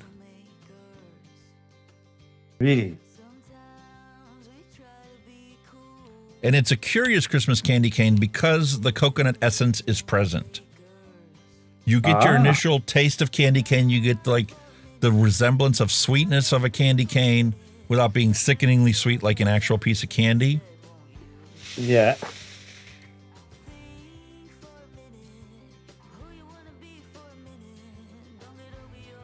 And then like this residual odor of candy cane and coconut. Very interesting, but not a mojito. Not a mojito. Ah. But that is a delicious candy cane. I'll make up a 60 ml bottle of that and use that around Christmas time, for sure. And it's a very simple. Oh, I it's think a it nice was like little 3 ingredients. Christmas. It's a nice little Christmas vape. Why not? You know what I mean? That's because I've always loved peppermint. I got Flavor West candy cane here. I mean, it's a simple candy cane that is legit good enough for a. Speaking of candy cane, look, Stephen L's got it one for Advocate for Liberty, and that's legit all it uses. Flavor West candy cane, Flavora cream, and Flavora sweetness. Simple candy cane. Wow. And there it is, the red and white candy cane. A classic. $5 shake. Beg your pardon? I'm like, yeah, that's what I said. What was $5 shake? What are we shaking for $5? Exactly.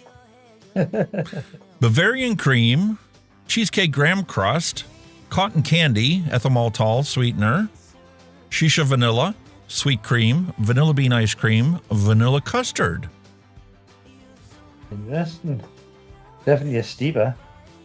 Definitely a Before you steeper. pack it. 3 days is definitely not going to be enough for this. 3 weeks, Yeah. maybe. Oh, aye. Even longer? Simple apple kiwi. Oh. Double Oh, nice, apple from Capella. 18%? No way. Eh? Nope. Nope. 18%? Too strong. Nope. Yeah. Too much. Kind of blast the lungs off that. 5% kiwi, 18% double apple, 1% super sweet. Whoa. Maybe for a pod system. Possibly, yeah. Not That's in so a direct to lung. Rebuildable. 18%. Jeez. Holy fuck. Shit. That's fucking nasty. Miyagi's mango mix.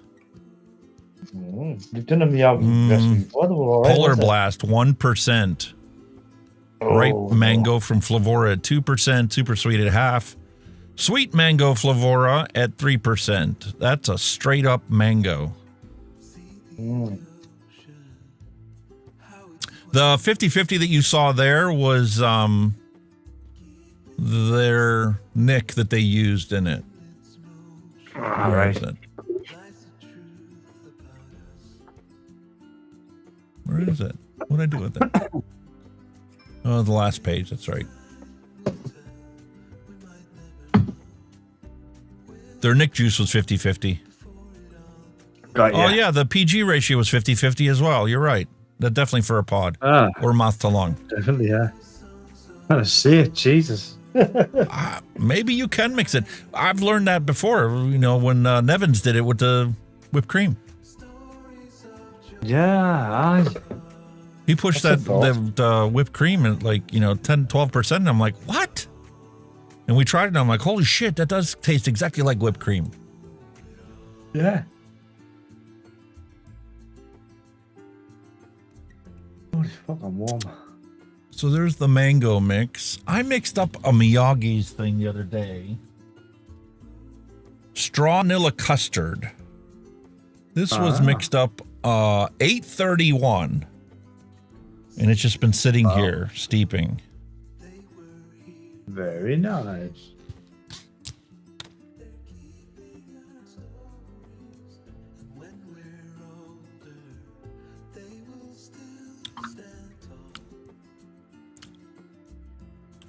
Still not ready. Nope. The custard is not like mature. Still has that astringent custard flavor. I can tell there's a little bit of the custardy there, but not like I've had before when you let them sit for like 2 months. Then you come back and it's actually like a bowl of custard. Yeah. Gotta wait. Come back to it next month. What else we got? Come on, let's come up with something nice. What's he got there? Daft Spunk Clone, my version. Spunk. Oh. No. Flavor was yellow cake, Yellow. golden butter, and vanilla custard? No. No, that's not good.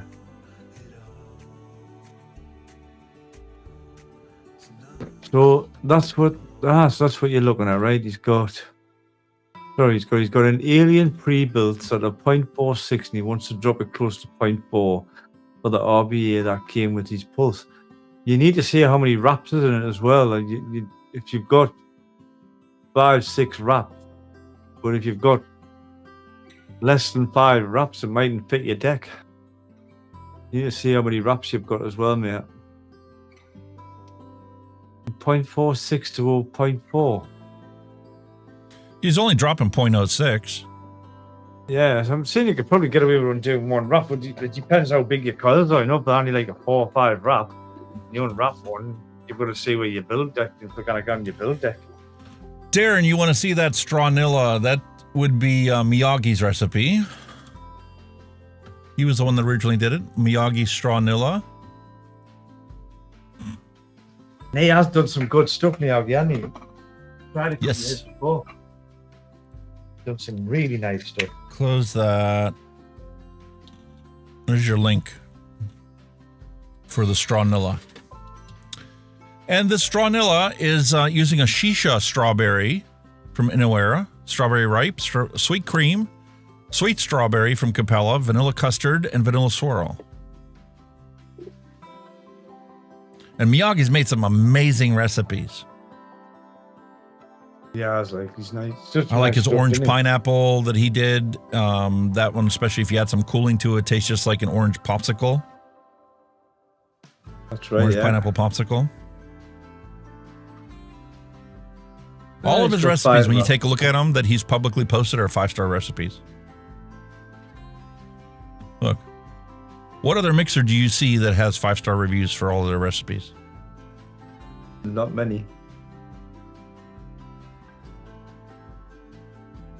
Pine orange popsicle. Delicious. Ooh.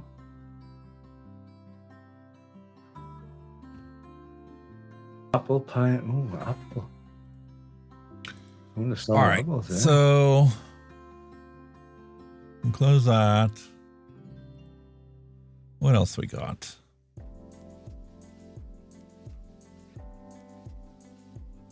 Let's go a couple pages in.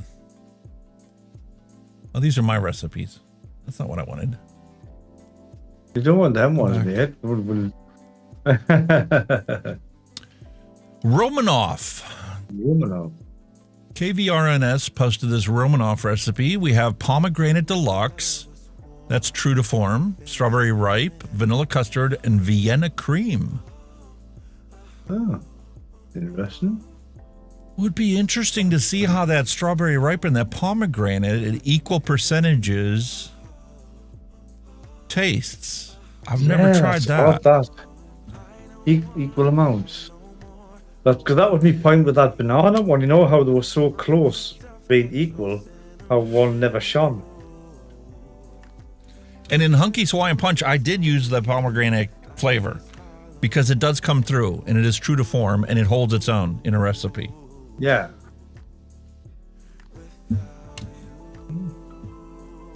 So I think I'm going to try this. 6% Yeah, flavoring.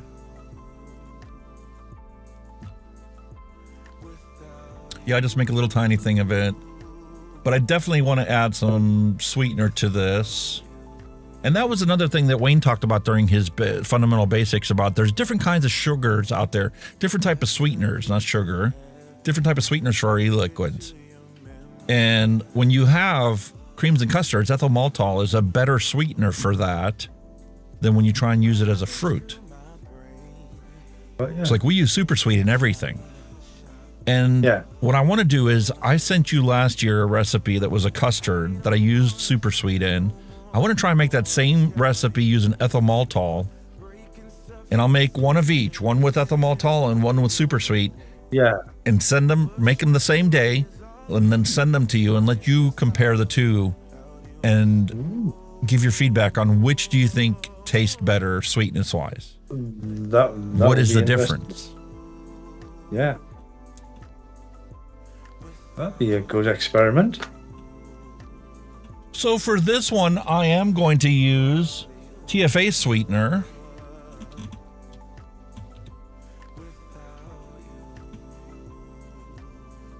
Hang on, just give me a second here. Hold on. I am almost.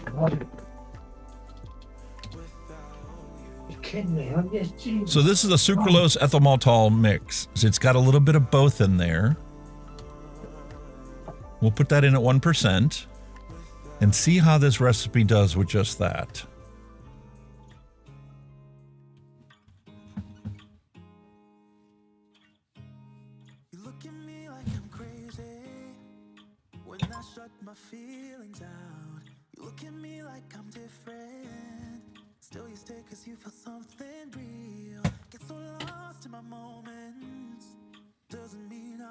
And Capella's vanilla custard.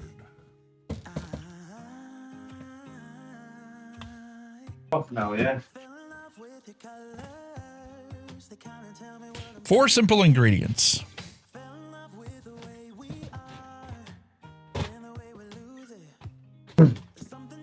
Oh. God, my apologies. Jesus. Whew.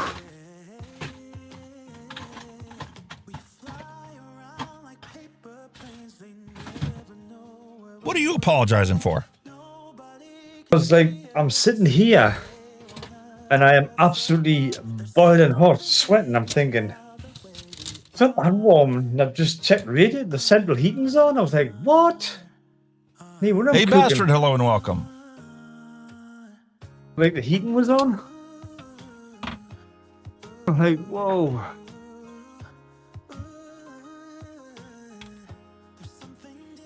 My air conditioner's still running, man.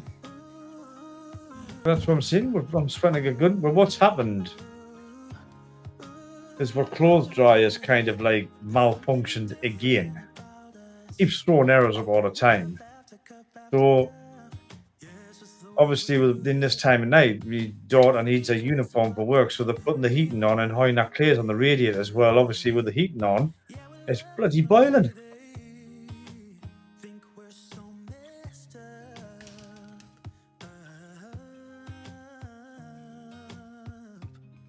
0.62 for our secret sauce.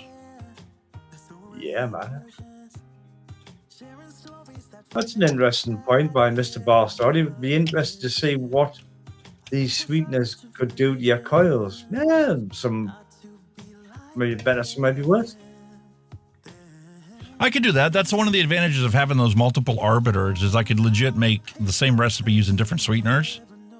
Yeah, and try them in the coils. Try them, use them, you know, alternating throughout the course of the day. Yeah. So that they use about the same number of puffs. And like every second day, check the coil to see which one gets gunked up first. Like I made the mistake. Like I said, I put this Not the Fruit Loops. That was shit. Not the Red Cola. Where is it? This is Banana Runts. I added this to these coils, and these coils had already plowed through 3 of these bottles of strawberry watermelon since I last cleaned and rewicked the coils. Today, after 1 tank of this, I can already tell that my coils are starting to the point where I need to, after the show today, clean and dry burn them, throw some new wicking in it. Yeah. Yeah. So I couldn't even get through this bottle, 1 flavor change, and it's already got crap built up on the coils. That's more of an indication of this being a coil killer than this. This is the nail in the coffin. Yeah, but sometimes when you're swapping flavors over, the damage can be done doing that as well. You know what I mean? Like, say if you just didn't re-wick and you just dunked another flavor and just wait for it to come through, you know, that could knock your coils, like. Yeah, because you don't know what the chemical reaction is taking place between those different flavoring compounds. Right, exactly. So a little pomegranate deluxe. That's why I used to like piss us off with Sub-Ohms sometimes when you wanted to change a flavor, but the coil was good. You're like, I've got to really empty this to get another flavor to get for it to stand a chance. You know what I mean?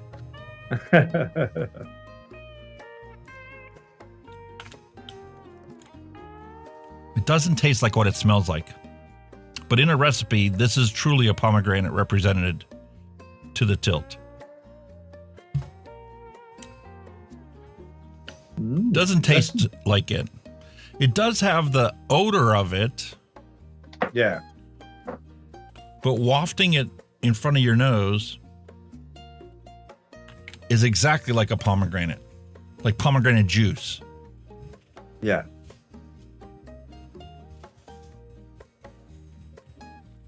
Interesting. Strawberry ripe. Oh, the good old strawberry ripe. 0.2 of this as well. That's quite a popular flavor, that one mixes strawberry ripe. Lots of people use that. I've replaced this one twice now. Technically, I've replaced it 3 times, but last time I placed my order, I didn't realize I already had a bottle of it. Sitting on the side waiting. I think a lot of, like, what I get, a lot of mixers use it, not so much for the flavor itself, but to enhance other flavors, because I reckon it's good for that. Yep. Especially when you pair it up with Capellas strawberry. Yeah. All right, so there's the strawberry ripe. Follow that with our TFA sweetener. You can tell I haven't used this one much. TFA. Where's your pure in it, I like? Because you used all that. No, I got it. This is a different kind of sweetener. This has sucralose in it, just like Super Sweet. Yeah. But it's a 50-50 blend between ethyl maltol at 10% and that sucralose. But yeah. So, and like what Wayne was saying, I'm going to try this time because this has vanilla custard in it. I want to try that ethyl maltol, not just plain sucralose, for sweetening this. See what it does, yeah. Yeah. So we'll give that a shot. 0.11.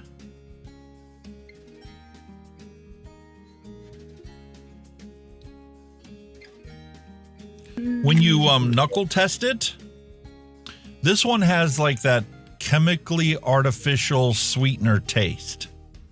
Right. Whereas when you just use the super sweet, it just tastes sweet. There's none of that artificial sweetener taste. I mean, yes, you know, it's not sugar, but it lacks that.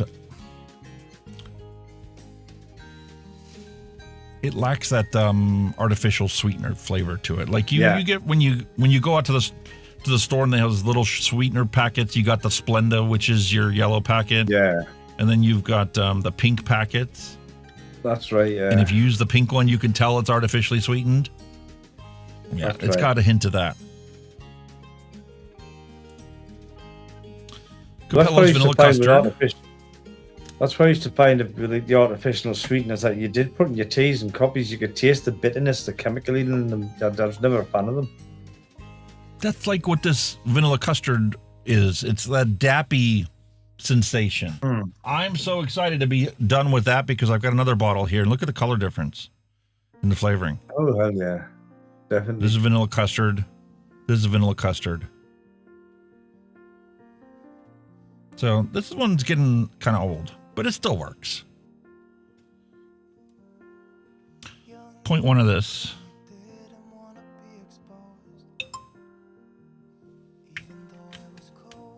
That one looks like it almost single flavored because it looks like it's been steeping. Oh, and it smells exactly like a vanilla custard. The odor coming off of this bottle. I mean, just putting it in there and putting it there and putting a cap on it. I'm like, this whole area right here smells like vanilla custard. Ooh. A dappy vanilla custard. Heavenly. Flavor art. Vienna cream. I forgot to get out. Vienna cream.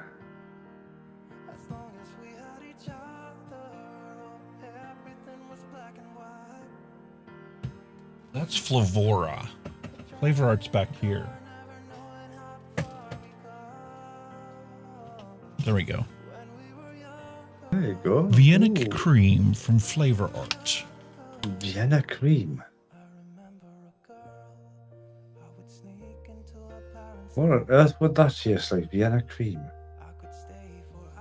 It's a thicker cream, but it doesn't smell like it. This one has kind of a chemically odor to it.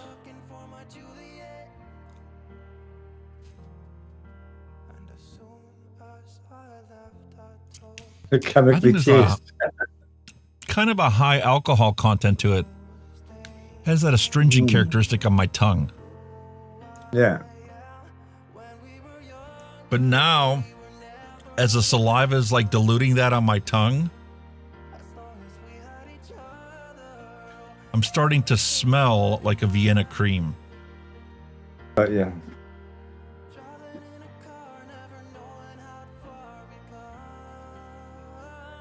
You walk into a bakery and it's just that sharp, yeah, rich, custardy odor. Very nice. Mm. Very nice. I like me custards, as you well know. I had a lot of experience with Liquid Barn's Vienna cream. Used that in lots of different recipes when I first got started doing this. Oh, Liquid Barn's, yeah. Look, I went from 0.1 to 0.16. Oh, shit. What the hell? It's going to be a little heavy on the Vienna cream. So be it. So be it. Give it a little stir, get some PG. It is what it is, man. 1.77. You don't need to be perfect.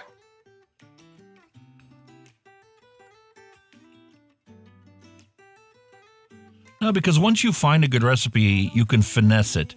You can start playing with it. You can try subbing out different vanilla creams, different Vienna creams, different brands, and seeing how they interact and see how they go. This is truly, like a little kid on the weekend. Instead of sitting there reading your cartoons, you're actually sitting there drawing different cartoons. Yeah. If you have the patience for that kind of thing. Well, this is it. Like, it's a time-consuming thing, isn't it? Oh, fuck, I'm fucking warm. No scent whatsoever to your PG, and that's a good thing. I did get an order of PG the one time, and it had that very chemically taste to it, and there was a funk that it did to my recipes, and I just dumped it. Didn't want anything to do with it. Not bad. What was that bad? 8.8 of VG, and this recipe is done. Oh, get up there. Yeah, excuse me.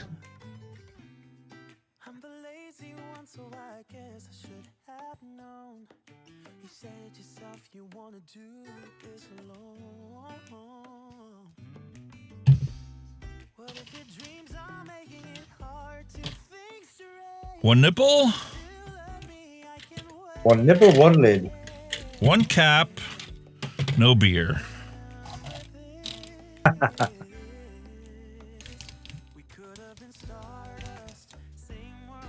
Done there, matey. Clean up my scale. Very nice, sir.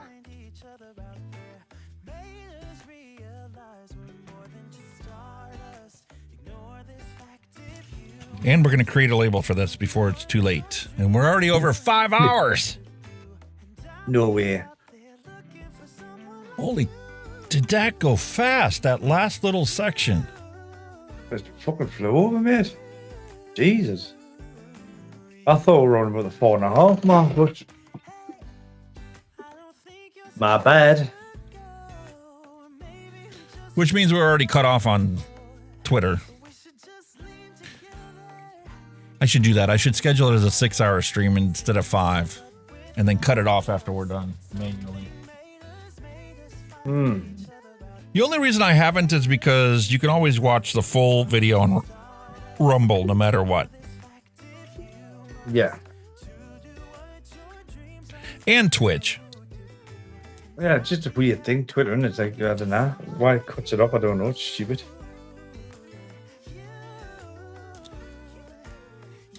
You would think there wouldn't be any kind of time frame on it. As long as you're streaming live, it would just do it. You know what I mean? Oh, yeah. Yeah, and it would, like, you know, if it disconnected, 30 seconds after it disconnected, it would automatically end your stream. Hello, Darren. You're in. Hi, buddy. Hey, Darren. I don't like your Fruit Loops recipe. I'm sorry. Oh, that was a welcome. Hello, Darren. I don't like that one. Well, listen, we've had so many wonderful recipes of his, but that one just didn't work for me. It doesn't taste like Fruit Loops at all. It could be that a country thing. Maybe Fruit Loops in Australia, but not Fruit Loops in America, or Fruit Loops in the UK. You don't know. It also could be that it was formulated for a pod system. That's a good point. Yes. The sweetener's wrong in it. It's not a Fruit Loop. It's just not. I don't even know what the heck it's like, though. It's just... It's not Musk. I'll tell you that. Oh, thank you very much, Darren. There you go. Hair package. Wow. Awesome. Appreciate it, my friend. Thank you, sir.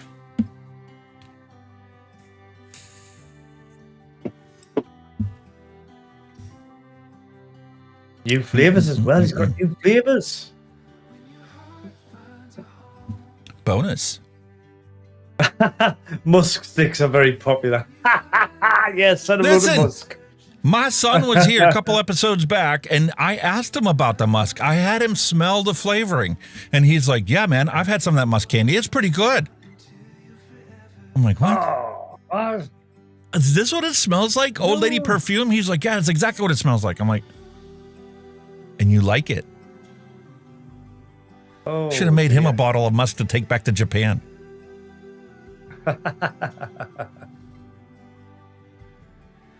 I see how happy he was with that one, eh? He did clear me out. I had a bunch of stuff that I was sitting here. Matter of fact, I make the 120 ml bottle of one thing. I don't even remember what it was, some kind of custardy thing. And he looked at it. He's like, what is that? I'm like, knuckle test it and tell me what you think. He's like, oh, that's good. I'm like, here, take it. It's been sitting here for 2 months. I'll make another one. What's that? Oh, I'll try that. So he went back to Japan well stocked, basically. He had 6 bottles of A-Liquid to take back with him. I even give him some of my older commercial bottles that were laying around. I'm like, you like this iced? You like this blue slushy ice?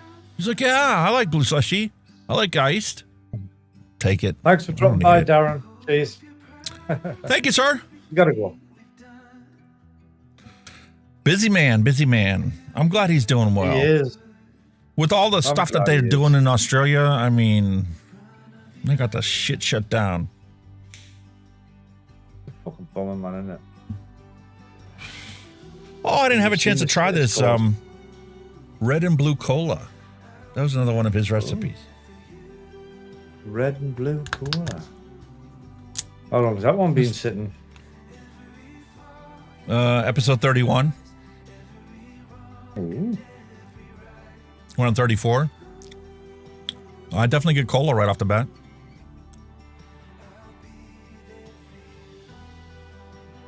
I gotta vape this. I need to wick something. I know we're running long, but Hey, don't worry about me. do you remember when they came out with like that Pepsi Clear? Oh God. That was back like in the 90s? Jesus, no. That's what that reminds me of. I don't think it was ever a thing over here. No. No. I don't think it ever was. Because you had the war, well, you still have kind of got the war, but you had the war with Pepsi and Coca-Cola. And yeah. the current fad now is more towards, it's swung towards Pepsi Max. That's the more popular one at the moment now, rather than Coca-Cola. Around here, it's Mountain Dew. They got all these funky Mountain Dews. Oh. Ooh, almost lost the earring. We've kind of they have got like them. the Baja Blast, and they've got all different kinds of tropical blast. We've just got like that green one, the normal one. Yeah, but your normal one's probably made with orange juice. Yeah, it's proper stuff. Not ours. Not syrup and corn syrup and shit. I'm curious to see what your expression's going to be, because I'm going to send you a bottle of Fanta for you to compare the two of them on the stream. Wait till you see ours and you taste ours and you realize how sweet it is. All of our sodas are that sweet. Sunkissed used to be my favorite soda, and it was something I truly treated as a special occasion beverage. You know? Like I would go months without having it. Sunkissed used to be like a flat juice. It was more like a fruit juice. Sunkissed, it was like an orange flavored fruit, like flat juice. It wasn't a fizzy juice. It was fucking gorgeous. I used to love it. I used to like Sunkissed orange. It was nice. God, it was good. All right. Here we go. Quick wick. I bent the frickin' coil too. Son of a gun. I'm not touching no man.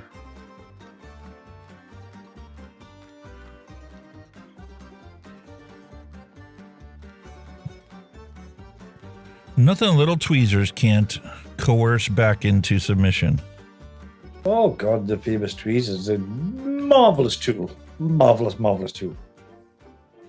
I wish you would have stuck around long enough to talk about this Fruit Loop cereal that he made, because I really would be interested in trying to, mix up a nice Fruit Loops.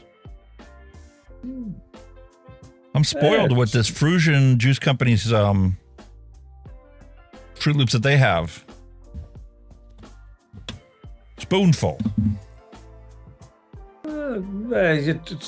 It's probably one of the success stories of a commercial juice, isn't it? You know what I mean? Not all of them are good. The mate knows how to make good flavors. Oh, he does. He does.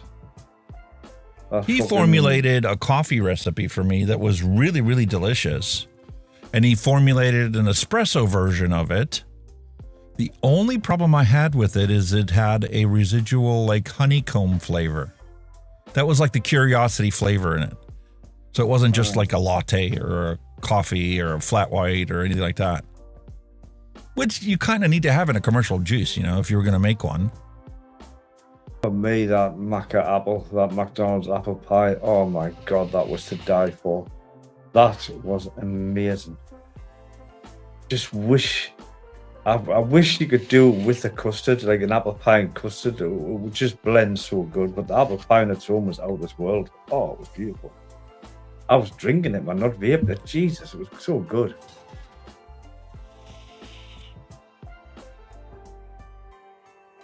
So what we're getting?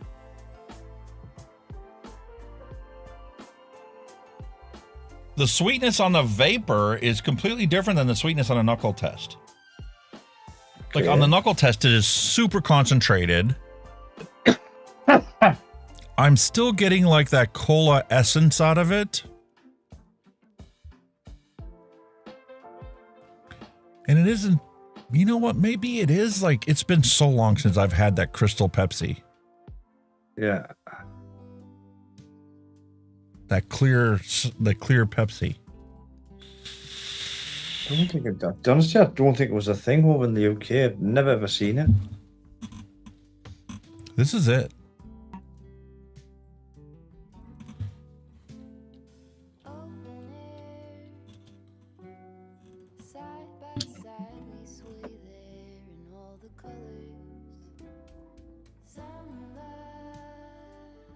No, never ever seen that in our shops. Nah. Never seen Back it in the over here. 90s, they just radically all of a sudden decided we're going to get rid of all the coloring in all of our sodas. And they came out with a bunch of weird ones like this Crystal Pepsi. It's supposed to taste exactly like a Pepsi. It didn't. But it was crystal clear, like a Sprite. We've never ever seen that. And Not it was a that different thing, flavor than your typical Pepsi. And that's exactly what this tastes like. This red and blue cola. Huh. Interesting. It was a big flop.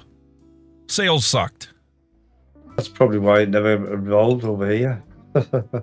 It was the same shit that happened whenever they changed the recipe for Coca-Cola. And they came out with a new formula Coca-Cola. Everybody hated it. Yeah. It's not better. It's just different. And we don't like it. We want our original Coke back, and that's where they ended up going. Reverting back to the original formulation. So yeah, I was right. It sold from 1992 to 1994. And it was briefly sold in the UK and Australia. I can't recall seeing it, but then again, I wasn't a big fan of it then. And even I think in them days I was probably on the drink. I was more alcoholic than pop. What a flop. It captured 1 full percentage point of U.S. soft drink sales, or approximately 474 million. Jesus. That's it. Coca-Cola followed by launching Tab Clear in December of 14th of 1992. And neither one of them are around today because it sucked. It wasn't a Pepsi. Ironically, though, when you put it into a vape,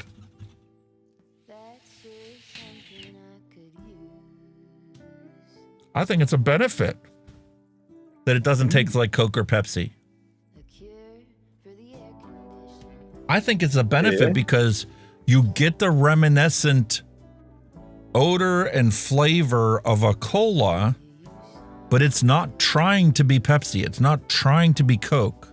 We mixed up another one of his colas that he did that was supposed to be like a Las Vegas fountain Coca-Cola. That's right, yeah.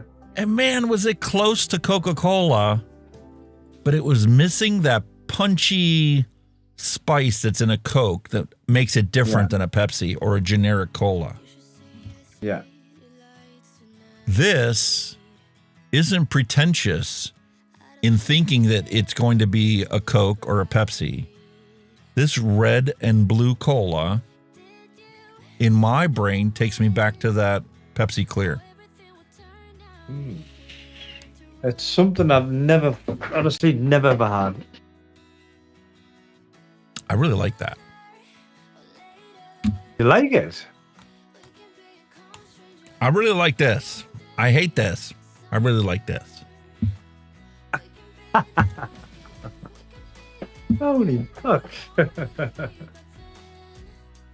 Matter of fact, I might have to take the other arbiter that's sitting here, or maybe this Hell Vape. It's time for me to clean this one out too. I think I'll put it in there. I've gotten better about, you know, once a week forcing myself to clean out these tanks, to dry burn those coils and put a fresh set of cotton in it.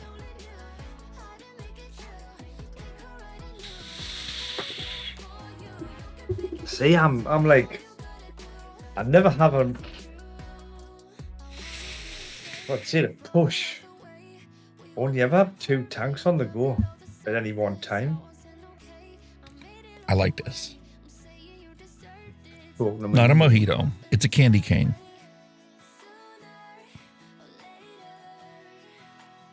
Maybe that recipe is right. Maybe it does need a little bit of cream.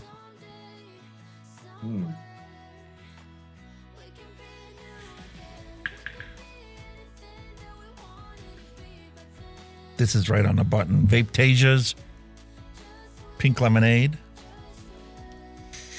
Good stuff, that one, yeah. Obviously a US brand. Can't get the fucker over here.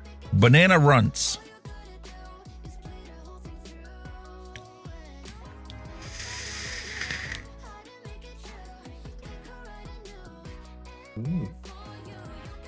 It's interesting that this Banana Runts doesn't taste like a Banana Runt candy as much as it does like banana bread. Then again, it's going on the old coil that's probably gunked up. Let's take a look at it. See if you can see it through the camera.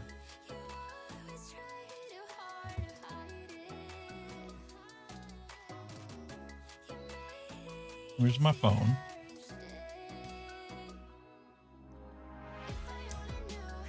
Ooh. Little camera magic. Look at that. Oh, you see that coil?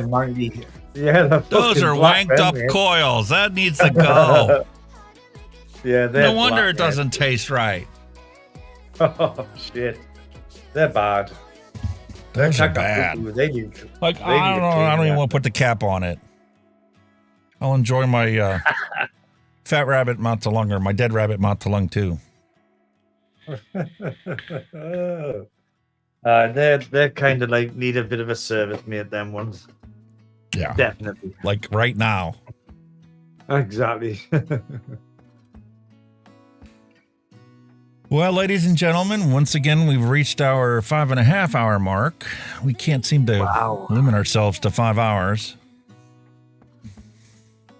But you know, it's just the name of the game, isn't it?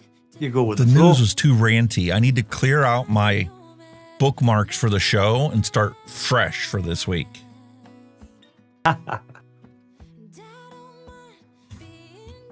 Nothing wrong with it, Randy, mate. Nothing wrong with it. Especially when you're talking about giving up your fundamental human right to free speech. If you are crippled from complaining about the politicians and the policies that they're enacting, how can we ever move society to a better place? Exactly. You have to remember, government operates at the will of the people. And when the people protest, government needs to change what they're doing. If they don't, it's time to elect them out of office. Yeah. But how many people aren't brave enough to even disagree with politicians and what they're doing? I think a lot of people are probably, if you pardon the pun, are just sick of all the crap from whatever party that they've just kind of maybe given up and just thought, fuck it, do what you're going to fucking do, you know what I mean? You get a lot of people like that who just say, fuck it. You know. At the end of the day, hey, Bastard's right. We have to fix that at the ballot box. This election cycle. We need a change. Yeah, but we in the UK have voted Labour in, and now we're starting to regret it because he's a dick. And he keeps blaming it on the previous party. Well, no, mate, you knew this coming into it, so how? Things have been going to shit for a long time. And just because you had the right political party to deal with it doesn't mean that they did the best they could. No. So for a short period of time, you just have to accept the fact that, you know, you wanted to change. You signaled the fact that you wanted to change. And when the existing party does the opposite of what you want, then they get voted out of office next. Yeah. And if it happens more regular basis, then the policies are going to eventually reflect more of what the populace wants, not what the corporate donors that are buying these politicians mandate. It's like, you see, the only downside is they voted this government in, and now they're stuck with them for 4 fucking years. So you're knocking down for 4 years from real shit or shine. And after these See, first that's the 9 nice thing weeks- about United States politics. Every 2 years, we have an election. Yes, every 4 years, you're stuck with a president, but House of Representatives are replaced every 2 years. Senators are replaced every 6 years, but only up to a third of them. They rotate through a cycle. Yeah. So you have a 6-year term for this, then 2 years later, there's another 6-year term, and then 2 years later, there's another 6-year term, so that it takes 6 years to completely replace Congress if we were all disenfranchised enough to vote out whoever's in office now. Yeah. And that's the reason why you see so much censorship going on right now, because they're all scared shitless that we're going to catch on to their crap. They've all been there our entire lives. None of them have been replaced. Very few of them, I should say. And we've had enough of it. You see, a lot of it does need a bit of revamp and fresh, but you get promised that, and then, you know, it turns out to be the same old, you know what I mean? All your politicians are in the gravy boat, screwing at what they can get, funded by all these big corporate. I mean, the Labour Party used to be for the workers, but that was when we had industries, when we had coal, when we had shipbuilding, when we had steel. The UK is not a manufacturing country anymore. It's a financial country. That's why same in here in the States. The Democrats used to stand up for the unions. Yeah, it's all financial bullshit now. Not anymore. Oh, both parties are bought out by the corporate mega donors. I mean, you look just what happened there when Labour came in, right? We had the real strikes on that, right? Because Labour are backed by the unions, bang, the real strikes are now finished. They're going to give them that fucking pay rise. Oh, wait, man. Take care, Darren. Appreciate having you here. Buddy. You're an absolute legend, mate. But yeah, it's our fucking cup. I haven't got your interest at heart. I've got that one interest at heart. I always have, always will. That's always been an issue with the politicians, though. You know, they say one thing when they go to get into office, but once they get there, they forget you. And I listened to an interesting conversation with Tulsi Gabbard. She was sitting there giving an interview with somebody talking about crypto and stuff like that. But she talked about how when she was a freshman representative and she got there, she had a rude awakening. Because they had, like, you know, an ethics class that they had to attend, and they had a bunch of, you know, introductory meetings that you got to meet the people, the lobbyists and stuff. And she went there, and she's like, you know, you and me, you go somewhere, you got a buffet, you stand in line to eat. And she had her name tag on saying, I'm so-and-so, new representative from Hawaii, blah, blah, blah.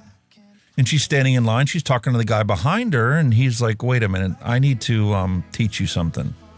This will be the last time you ever stand in line in Washington, D.C., anywhere. She's like, what are you talking about? She's like, you are either a congressperson or, you know, a senator or a House of Representative member. As a congressperson, you will no longer stand in line ever again. And I pray to God that in 2 years, you don't change like everybody else has. And that stuck with her the entire time she was there. Holy moly. Constantly having parties and fundraisers and stuff where you're, you know, inundated with these lobbyists that want to offer you this or offer you, you know, guaranteed re-election funds or offer you vacations with your family so that they could get a chance to talk to you. Lavish vacations that anywhere else in the world you would consider as bribery. But when our members of Congress do it, it's okay. It's just normal business. Yeah, it's just a donation. But she talked about how bizarre this was for her, that she looked around the corner in this hallway waiting to go in for a vote. And she's like, watch this. That guy is over there from the press, and He's just going to say hi, just to be friendly. He has probably no interest in talking to this person other than being cordial like you and I would be if we happened to walk across each other at the mall or the restaurant. Yeah. And that's literally what this guy from the press did. He legit saw a senator walking down the hallway that was going in for the vote and said hi to him. Like you and I would. Hi, how's your day? How's it going? Yeah. And the senator completely ignored him and just walked right by him. Fucking hell. And that's the normal course for these politicians. Once they've been there a while, they don't give a shit. They're King Tut on the hill. Nobody's going to tell them otherwise, and they're going to expect to be treated like royalty. Yeah, but obviously got their feet under the table, haven't they? You know what I mean? There's a load of shit like it is. But, nah. It is. Anyway. It is what it is. Peace, love, and a hunky vape is my wish to all of you. I hope you guys all have a fantastic week ahead of you. We'll be back same time, same place next week. Yeah. Cheers. As always. As always, boys and girls, thank you, everybody in chat. You do make the show. Thanks to William, you know, putting your stuff up in the hand checks. Yeah, people, you know where to find Alex. Get your hand checks in. Oh, I want to see what you're vaping. You know, get your dad jokes in. Don't be shy. We don't care if you're vaping a pod, or, you know, a mod or whatever. You know, the hand check's hand check. Get them in. Again, the Discord group, all that. Please get involved. You know, it's a good little number there. Just everybody get involved. Put your comments in or share whatever. Hand check stories, jokes, whatever you want to put in. It's there. You know, it's a nice little setup. Alex has worked hard on it all. But you know, just please get involved. You know, it's not an issue. We will try and show whatever you put in or discuss any topics you want us to discuss. All that stuff. Please do that. But again, thank you for joining us. Again, thanks to Alex for having me on this rare occasion. I feel honoured. I'm actually here for a show. It's getting a rarity these days, isn't it? Love having you, mate. And as always, same time, same place next week.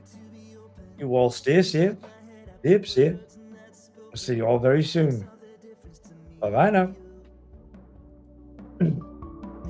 Thanks for listening. We'll be back next week again for a fresh round.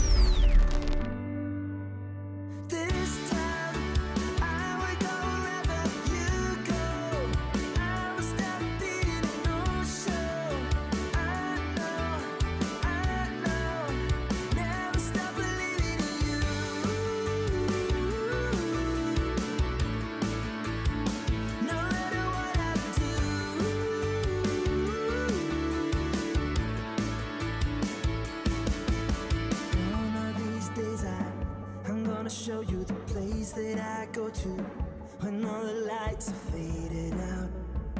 You're gonna see what I'm all about. All of the world's in motion. I can feel it all through the ocean, up to the mountain top. I couldn't make it stop, even if I wanted to. This time